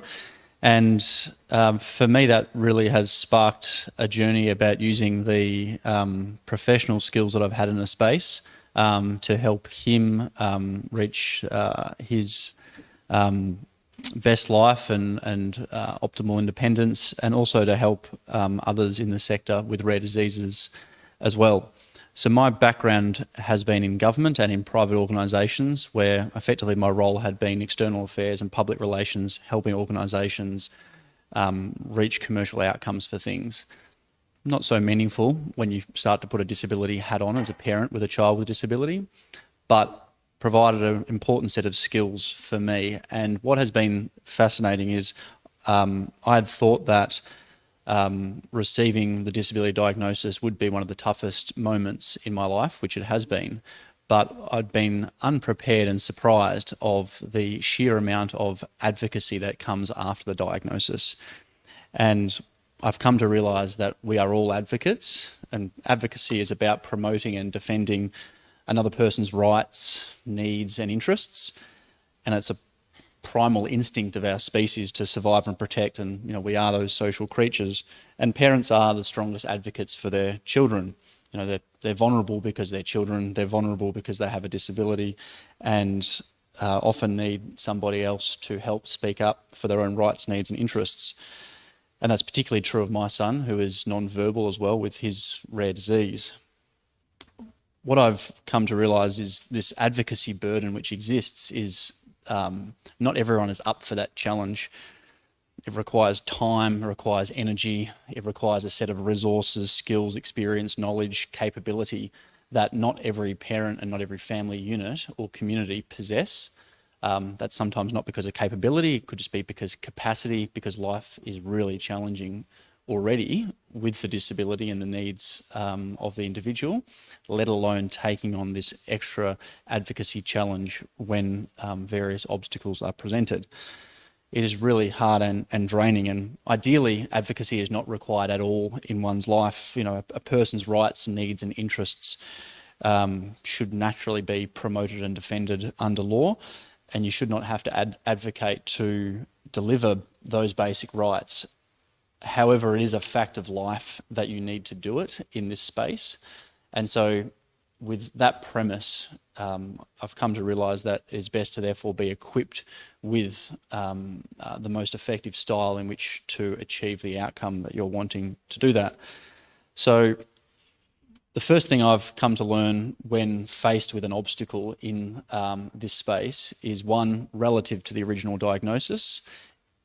It needs to be considered relative. It's not as bad as the original diagnosis. Something would have happened, a door would have been shut and you've been told no, or a negative outcome is potentially to be delivered. So what do you do as those first steps? And we've experienced this in my family a number of times already in terms of the educational institutions we've dealt with and in terms of the state and Commonwealth agencies that we and all of us in this room probably deal with regularly. When getting told about the obstacle, I'm stopping, I'm understanding, I'm breathing, and I'm trying to identify and understand that issue. I'm trying not to overreact initially to the moment and therefore regret whatever may be said immediately. I'm needing to understand my rights, and I'm wanting to stay calm and professional in that moment with that agency I'm dealing with. I don't initially want to be confrontational because I want a certain outcome. And what I've come to realise is that when this obstacle is placed, I need time to go back and prepare resources and prepare, if you like, the argument that I want to put to the institution to deliver the right result. So I'm calmly actually saying to the organisation, I disagree with that outcome. I think there's an optimal outcome that is best delivered under the mission of the organisation, under legislation, under the intent of your vision and values, and I'll come back to you in the coming days with specifically where I think the outcome should be. For me then, the next step really has been about getting ready for those engagements with whatever institution that you're having to deal with. And I like to then go into each of those meetings with tackling what is the actual problem, so defining it myself, doing my research about what the organisation's strategic plan is, what their mission, vision and values actually are, to the extent that you have the time to do that. I like to identify why this obstacle is actually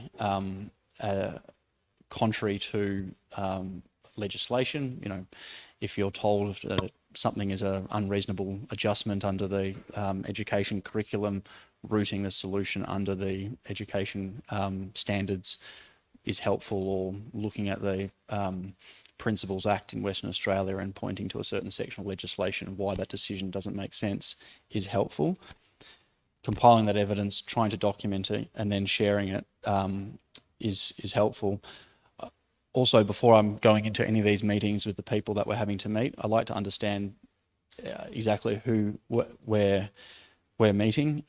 Often, the people we're having to deal with in state and Commonwealth entities will be giving you an answer that they're trained or they believe is the best answer.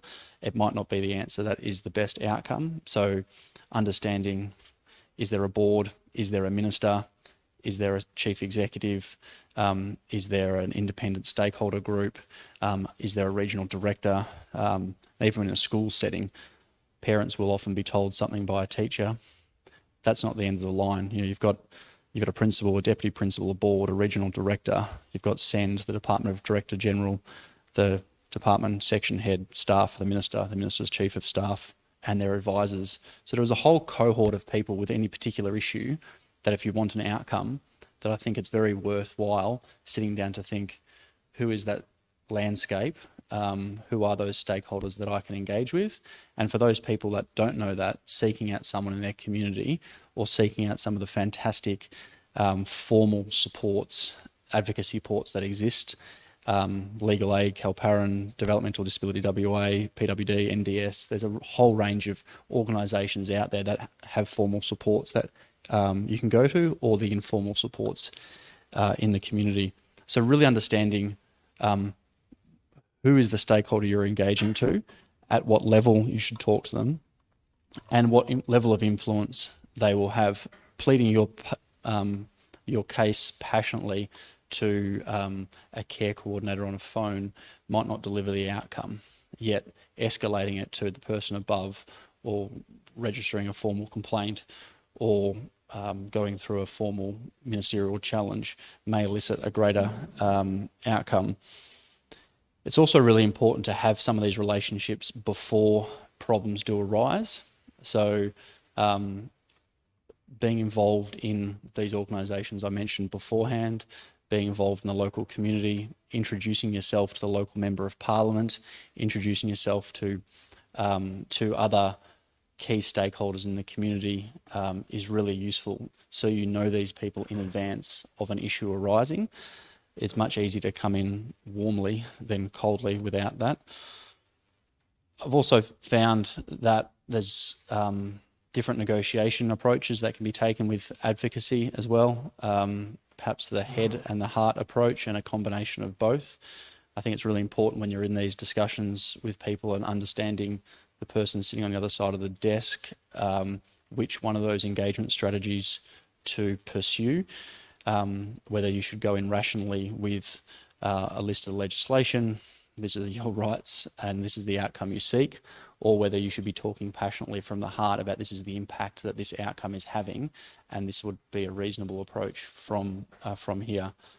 It also helps, I've found, always in meetings when you're seeking a certain outcome, is to bring in evidence where you can. If you can point to certain sections of websites, certain policies on a website of the organisation you're dealing with, will help strengthen your argument.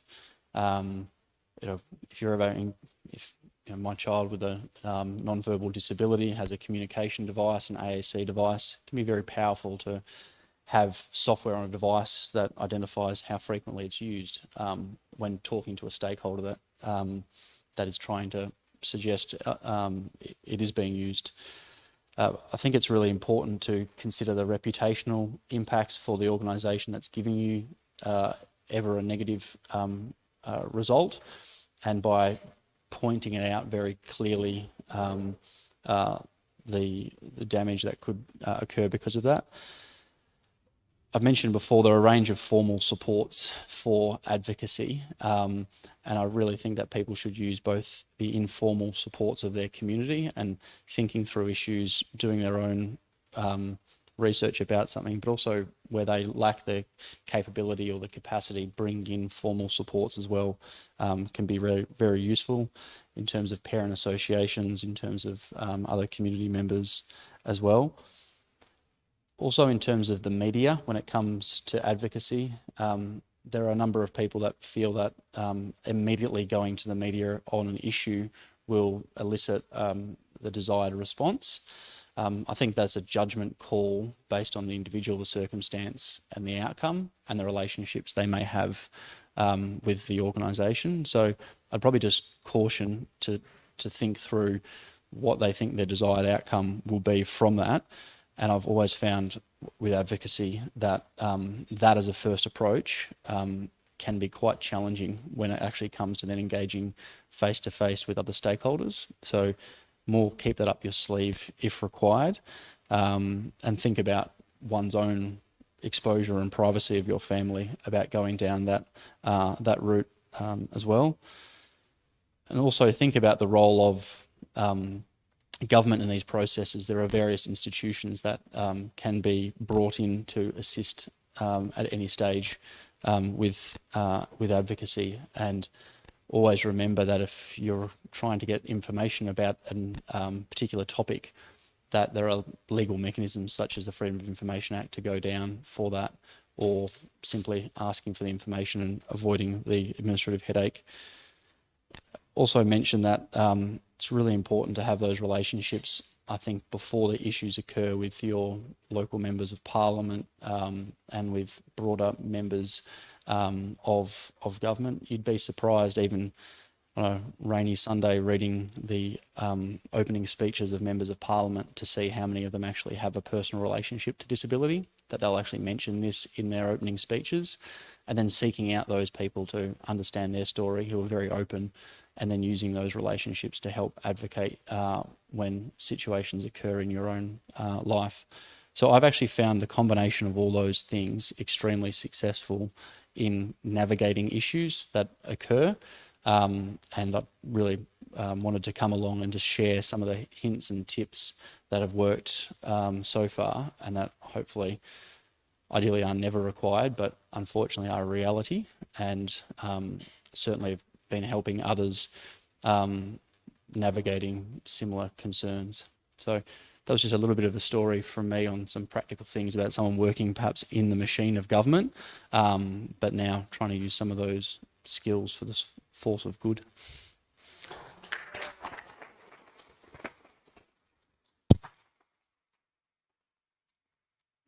That was 12 minutes of my 15, so any questions?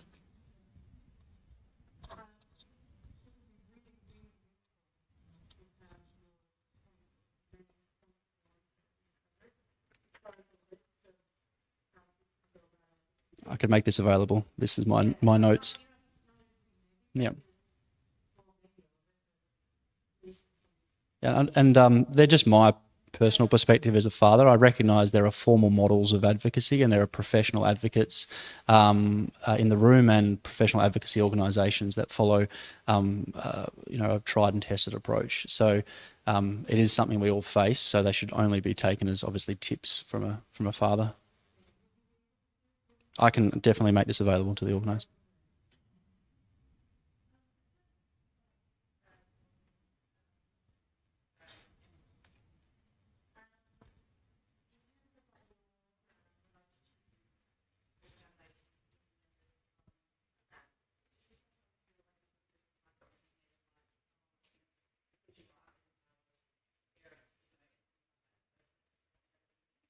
I find it really hard when you kind of face an obstacle, and in order to try your hardest to address it in a way that which preserves all the relationships, ultimately ends up fracturing some. I've not been that successful in trying to get the outcome, and everyone feels warm and fuzzy about the process we got to get there. In the end, I almost don't care that much as long as the right outcome is reached as well. If I checked in with everyone's feelings to reach that outcome, the outcome would be achieved in 20 years. But I am cognizant of those relationships and when to call on them. And I think that's why sometimes the informal, casual chat about an issue with the right people can be more powerful than going straight to a media outlet and putting it out there. The other thing I've really found quite frustrating and inequitable is when an issue has occurred that we've sought to resolve it for my own family, and I then reflect on every other family and their own unique circumstances and their capability to sometimes reach a similar outcome. And it shouldn't be about you've had a certain experience or you know a certain person, you get a certain outcome, but some of that still exists. And so what I've tried to be doing after every one of these examples has been formalising letters to ministers through advisory committees to departments, crystallising the issue and recommending an outcome for the good of the broader sector. So it is not an individual case-by-case basis. That's not always that welcomed by those institutions, though. I do that when I should be sleeping, yep. Yes.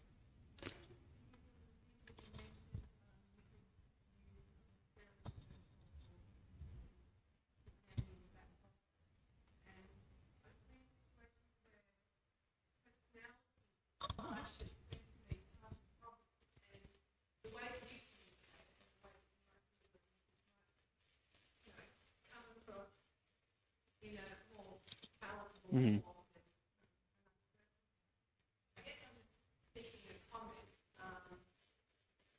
From your experience, how important has personality and literature come through in finding Mm. out and what would be your suggestions about Mm. and move forward in these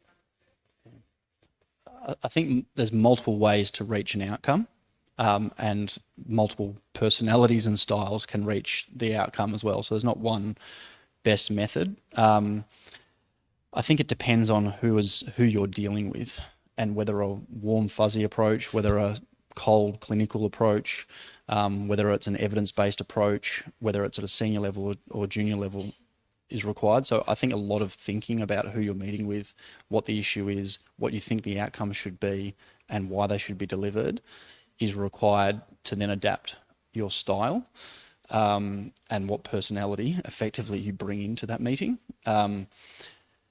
I typically think acknowledging the intent of the organisation and what the individual on the other side is trying to achieve is useful, and then canvassing that about how perhaps this outcome that appears to be reached is inconsistent with some broader organisational, government, society expectations is useful, and then flagging that you'll crystallise those points in a note to them, which is quite clear to say, I met you on this day, you articulated X, your website says Y, the Act says Z, government policy says A, I think the action should be A, B and C and D. I'm having these meetings with these people to reach that outcome. Appreciate your support, I'll be in touch. Often gets you to that point. But absolutely, you have to document these things back to the people you meet and bring in senior stakeholders while being friendly and helpful at the same time. I've got one more right at the back, sorry.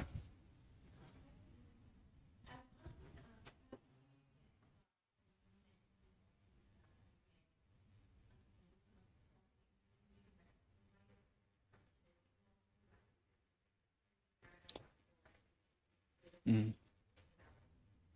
Mm.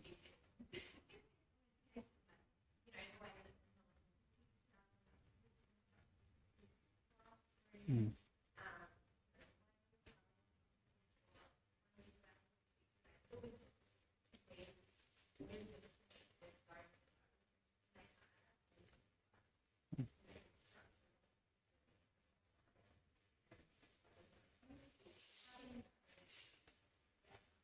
Yeah. Yeah. And we've got no time to do these things as well. Yeah. I probably initially, as a fresh upstart to disability, was thinking I will tackle everything, and probably being more targeted in what are the more meaningful things to tackle, and acknowledging that I won't deal with those things because they're not right, but they're immaterial to my circumstance. So it's probably just identifying what is really material and when to really go into bat for them, or when to put them on other people's radar. So it is tiring to tackle everything. It's tiring to tackle targeted things. But I kind of feel this sense of responsibility that if I don't, I should be doing as much as I personally can, but managing burnout at the same time is the other challenge with that. Thank you, everyone.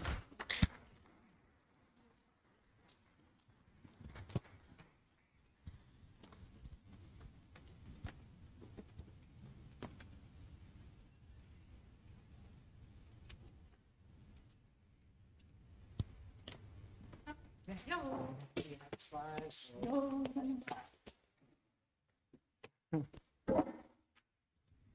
Sitting, do you want handhold mic or?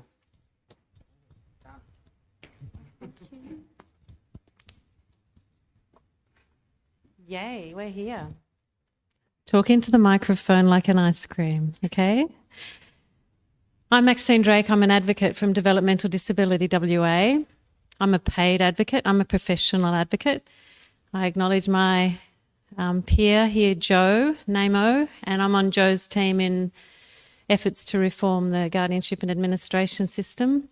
Kane's still here. Kane, the warrior father, who I acknowledge as well. Hi, Greg and Erica. Commendations to PWD for running the self-advocacy conference. I have with me Vanessa Edwards. Vanessa's a parent, and we're here to talk about the education system. It's a world that we could talk about. And I think what Kane's demonstrated is that advocacy is both an art and a science. He's just laid out his science, but there's a whole heap of art in there as well. And it's a complex and tricky environment. I've been doing advocacy in the school system for the last 3 or so years. Christine, when did we meet? What year? Well, 4 years I've been doing advocacy in the education system. And this is a self-advocacy conference. So it's a bit odd to think about professional advocate up here talking to a parent advocate. But children cannot advocate for themselves, children with disabilities in the school system. And so their parents advocate for them. And one of the things that I know is that self-advocacy is fraught with concerns about what to say, how to say it, how hard to say it, when to back off, what the implications might be. And that's what parents suffer in advocating for their kids.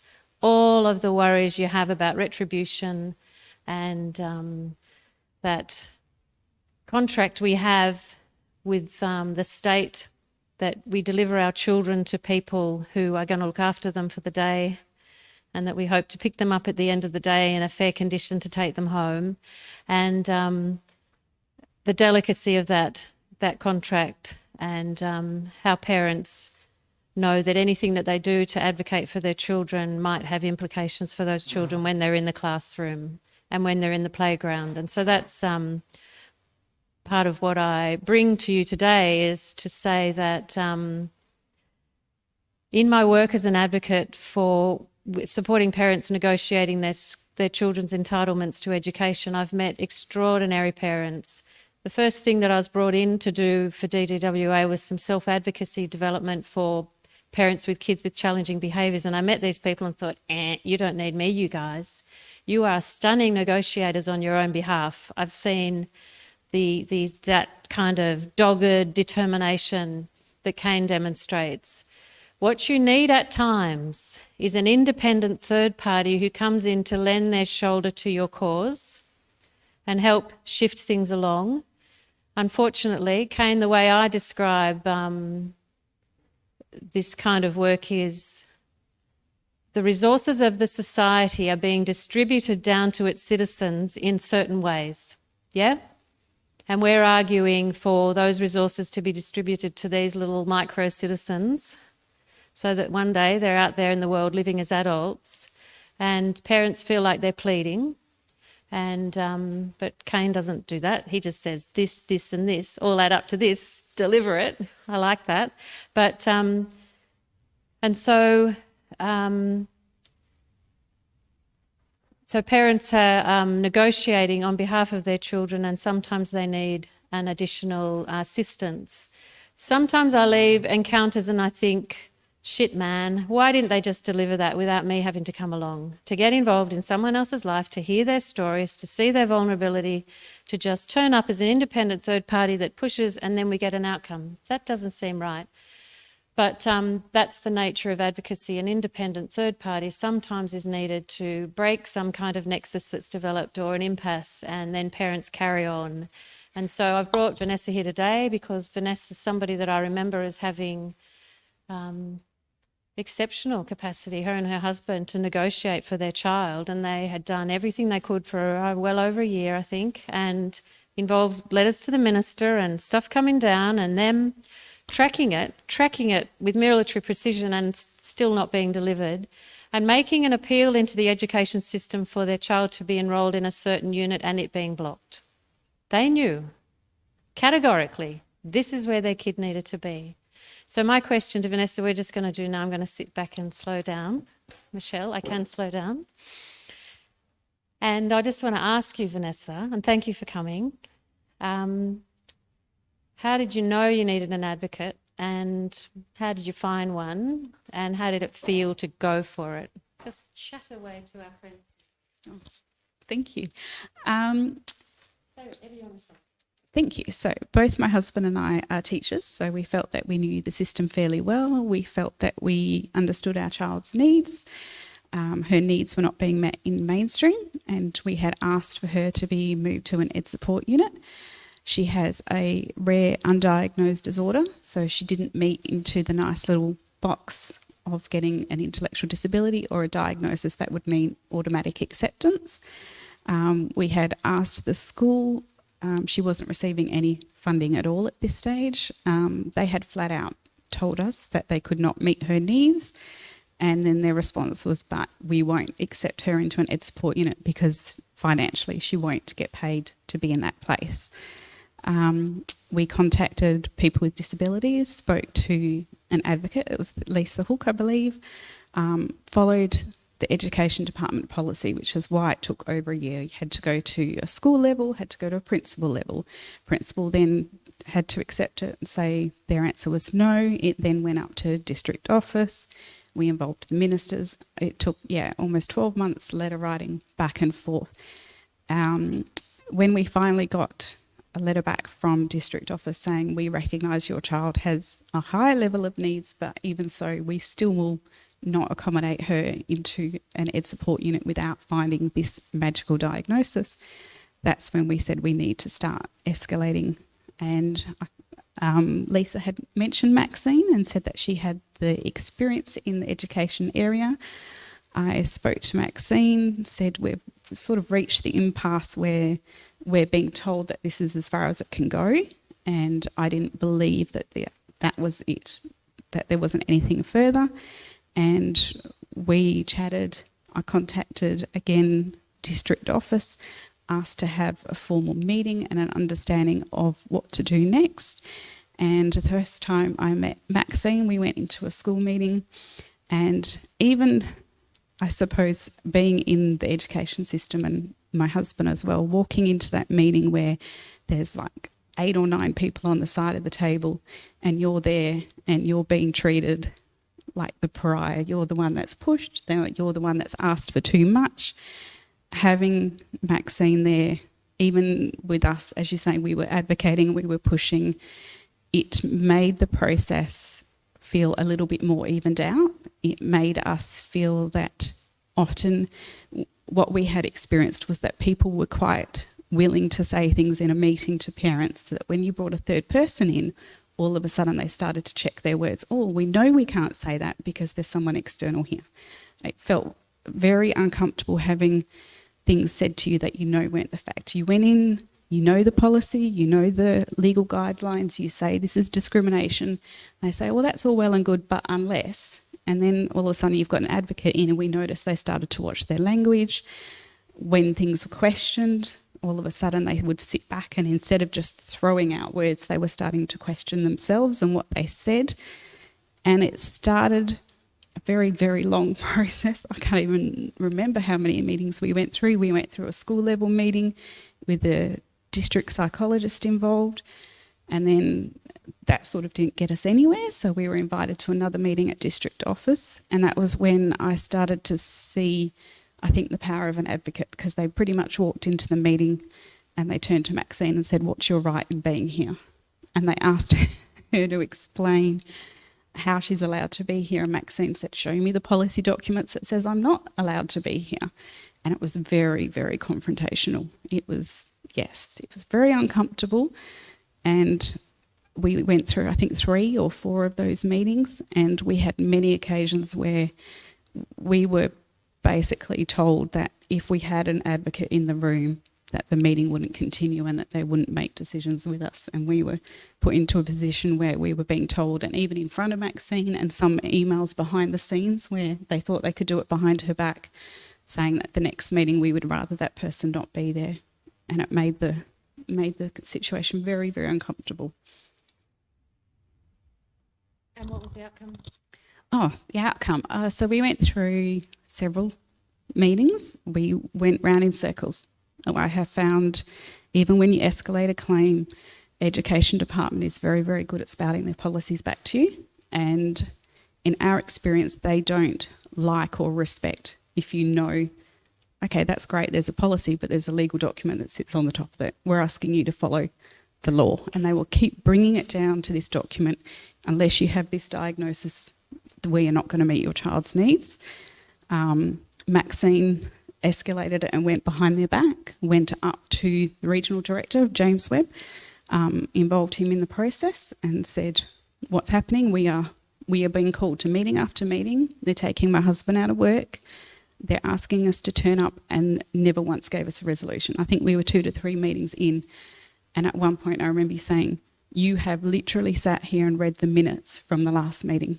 We were 20 to 30 minutes in and all they did was discuss everything we had already discussed. It was like they were waiting for us to fatigue or get to a point where they were like, you're going to give up.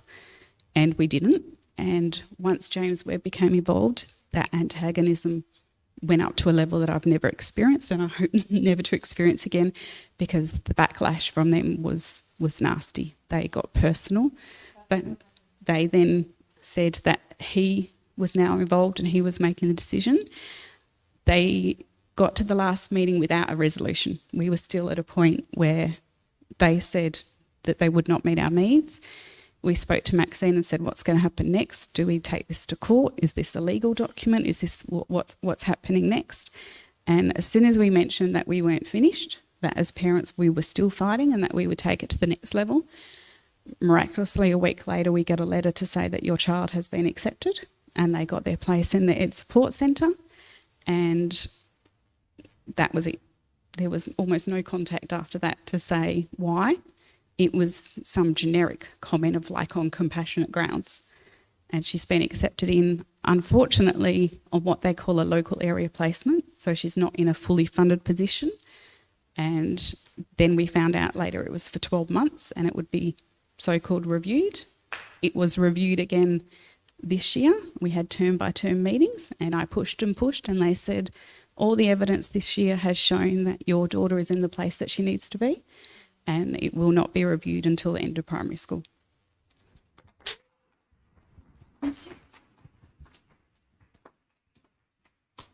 I have to say that Vanessa and Andrew, you don't mind me using his name?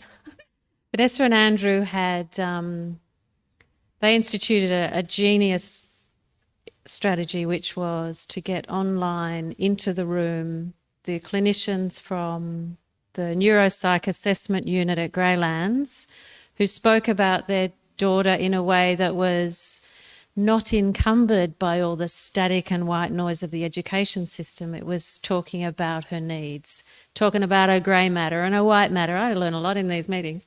I don't know what to do with it, but and that was the genius moment. So even as the independent third party who at times might have to do some stuff, 90% of it, 95, 99% is the parents doing the work and I'm coming in and getting the glory. And so I'm very, very aware of that. I'm very aware that when I do that, which is write that controversial email up to the head of district office, it's a hazardous call, but sometimes they force your hand to push to a degree that they've asked for. Sorry, you guys, you've set yourself up. I'm going to have to do this thing. And so that was what happened. We went into the meeting and the air you could cut with a knife because we dobbed on them. We basically dobbed on them up the line. And I mean, it did lead to the outcome, which is good, and it's the right outcome, but I'm sorry that it took so long and it was so painful. So how did it feel to have an advocate, and what do you think about advocacy as a strategy for parents such as yourselves who might need to pull it out of your back pocket as an additional strategy? Does it make you feel like you're not achieving, or do you just recognise that it's a point you need to push? I think the way that I think of advocacy, and I wish that I'd learnt about them years earlier, because I've been fighting the school system for many, many years, as Kane said, often for their basic rights. I wish that I'd known about advocacy earlier, because for me personally, the breakdown of the school relationship meant that going into a meeting on my own was no longer possible. Having a husband in the school system, they would even go to the point of trying to make appointments only during school hours, knowing that he would have to take time off work to attend them. So having that outside person who you can almost step out of the meeting and go, did they actually say that? Like having that person to bounce back and go, well, the debrief I found was huge, because it's really hard just to go home with the other person that was in that meeting, because there's no debrief. You were both there. You experienced it. So having that professional person to go, first of all, I'm really shocked that they went there. And second of all, you've obviously sat in other meetings. What's your experience? Is this the norm? Is this something that we should be facing? And you can sort of do that in a casual way with other parents, but I have not come across other parents that have gone through a similar journey to ours. The majority of parents I spoke to have unfortunately hit that wall of fatigue and have stopped advocating and got to a point. And I say, have you heard of an advocate? No, I haven't. So now that's what I feel my journey is. I am going around to other parents and I'm saying to them, there are professional advocates out there. There are people that have the knowledge and the experience and that they have sat there in the system. And I felt that the journey changed in the level of seriousness that the school took it at. As soon as I said there will be an advocate at this meeting, it felt like they saw that, yeah, we're not ending this journey, we're just starting the next level. And it added that layer of seriousness and that layer of saying this person, it's their job now to step in and to help, basically. Questions? One more thing. We've got to wind up. The funding that made it possible for me to do this work for DDWA is limited, and we've made a case through a report we produced recently called Beyond Complaints for a specialist education advocacy service. And so I sometimes go in and say I'm an education advocate, sometimes I say I'm a disability advocate, sometimes whatever. But this is a rare service that we hope we can keep going, because if we can decompress some of these situations before they have to go up the line, oh my God, are we saving so many people so much stress? So a couple of questions. Have we got a couple of time for Emery? Yeah, on your lovey. Anybody got any questions? Christine.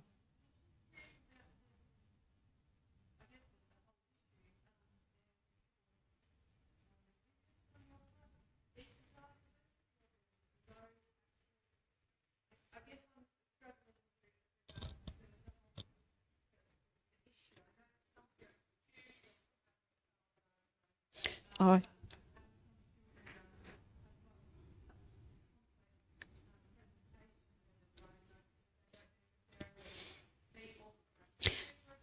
Yeah.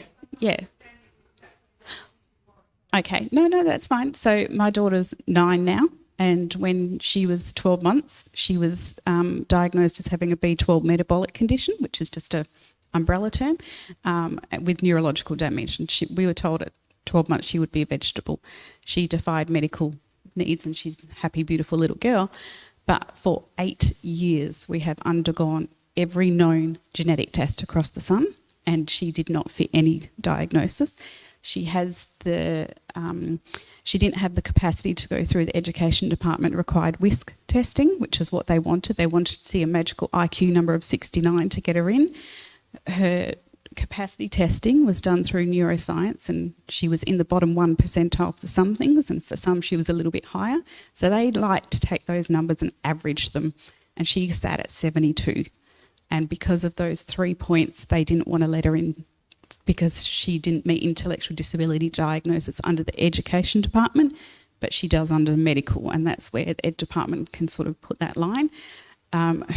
She got accepted into the undiagnosed diseases program through Genetic Services WA. We have done whole genome sequencing testing. It's 18 months, nearly 2 years, and we're still waiting on the results. And we got feedback from wait for the genetic service testing, even though we were told there's only a 50% success rate, and even if she got a so-called diagnosis, the education department might not recognise it. So every known diagnosis that she ever did. And she's had several. The majority of them were not accepted by the education department. And because she had a speech and communication language disorder, the education department wouldn't even administer the WISC test. They wanted to do the non-verbal test. And they just came back with every pushback that they could. But unless she got an intellectual disability diagnosis of 69 or under, they don't fund her.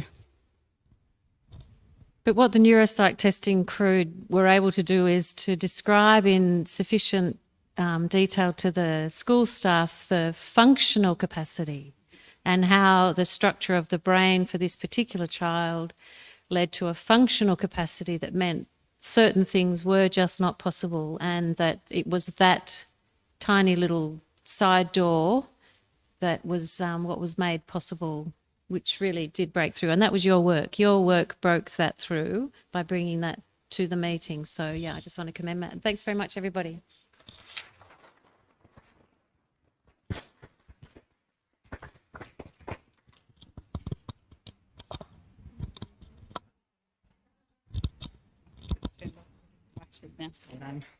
Thanks, Ari. Just quickly, everyone, there is food left over that you're welcome to grab on your way out.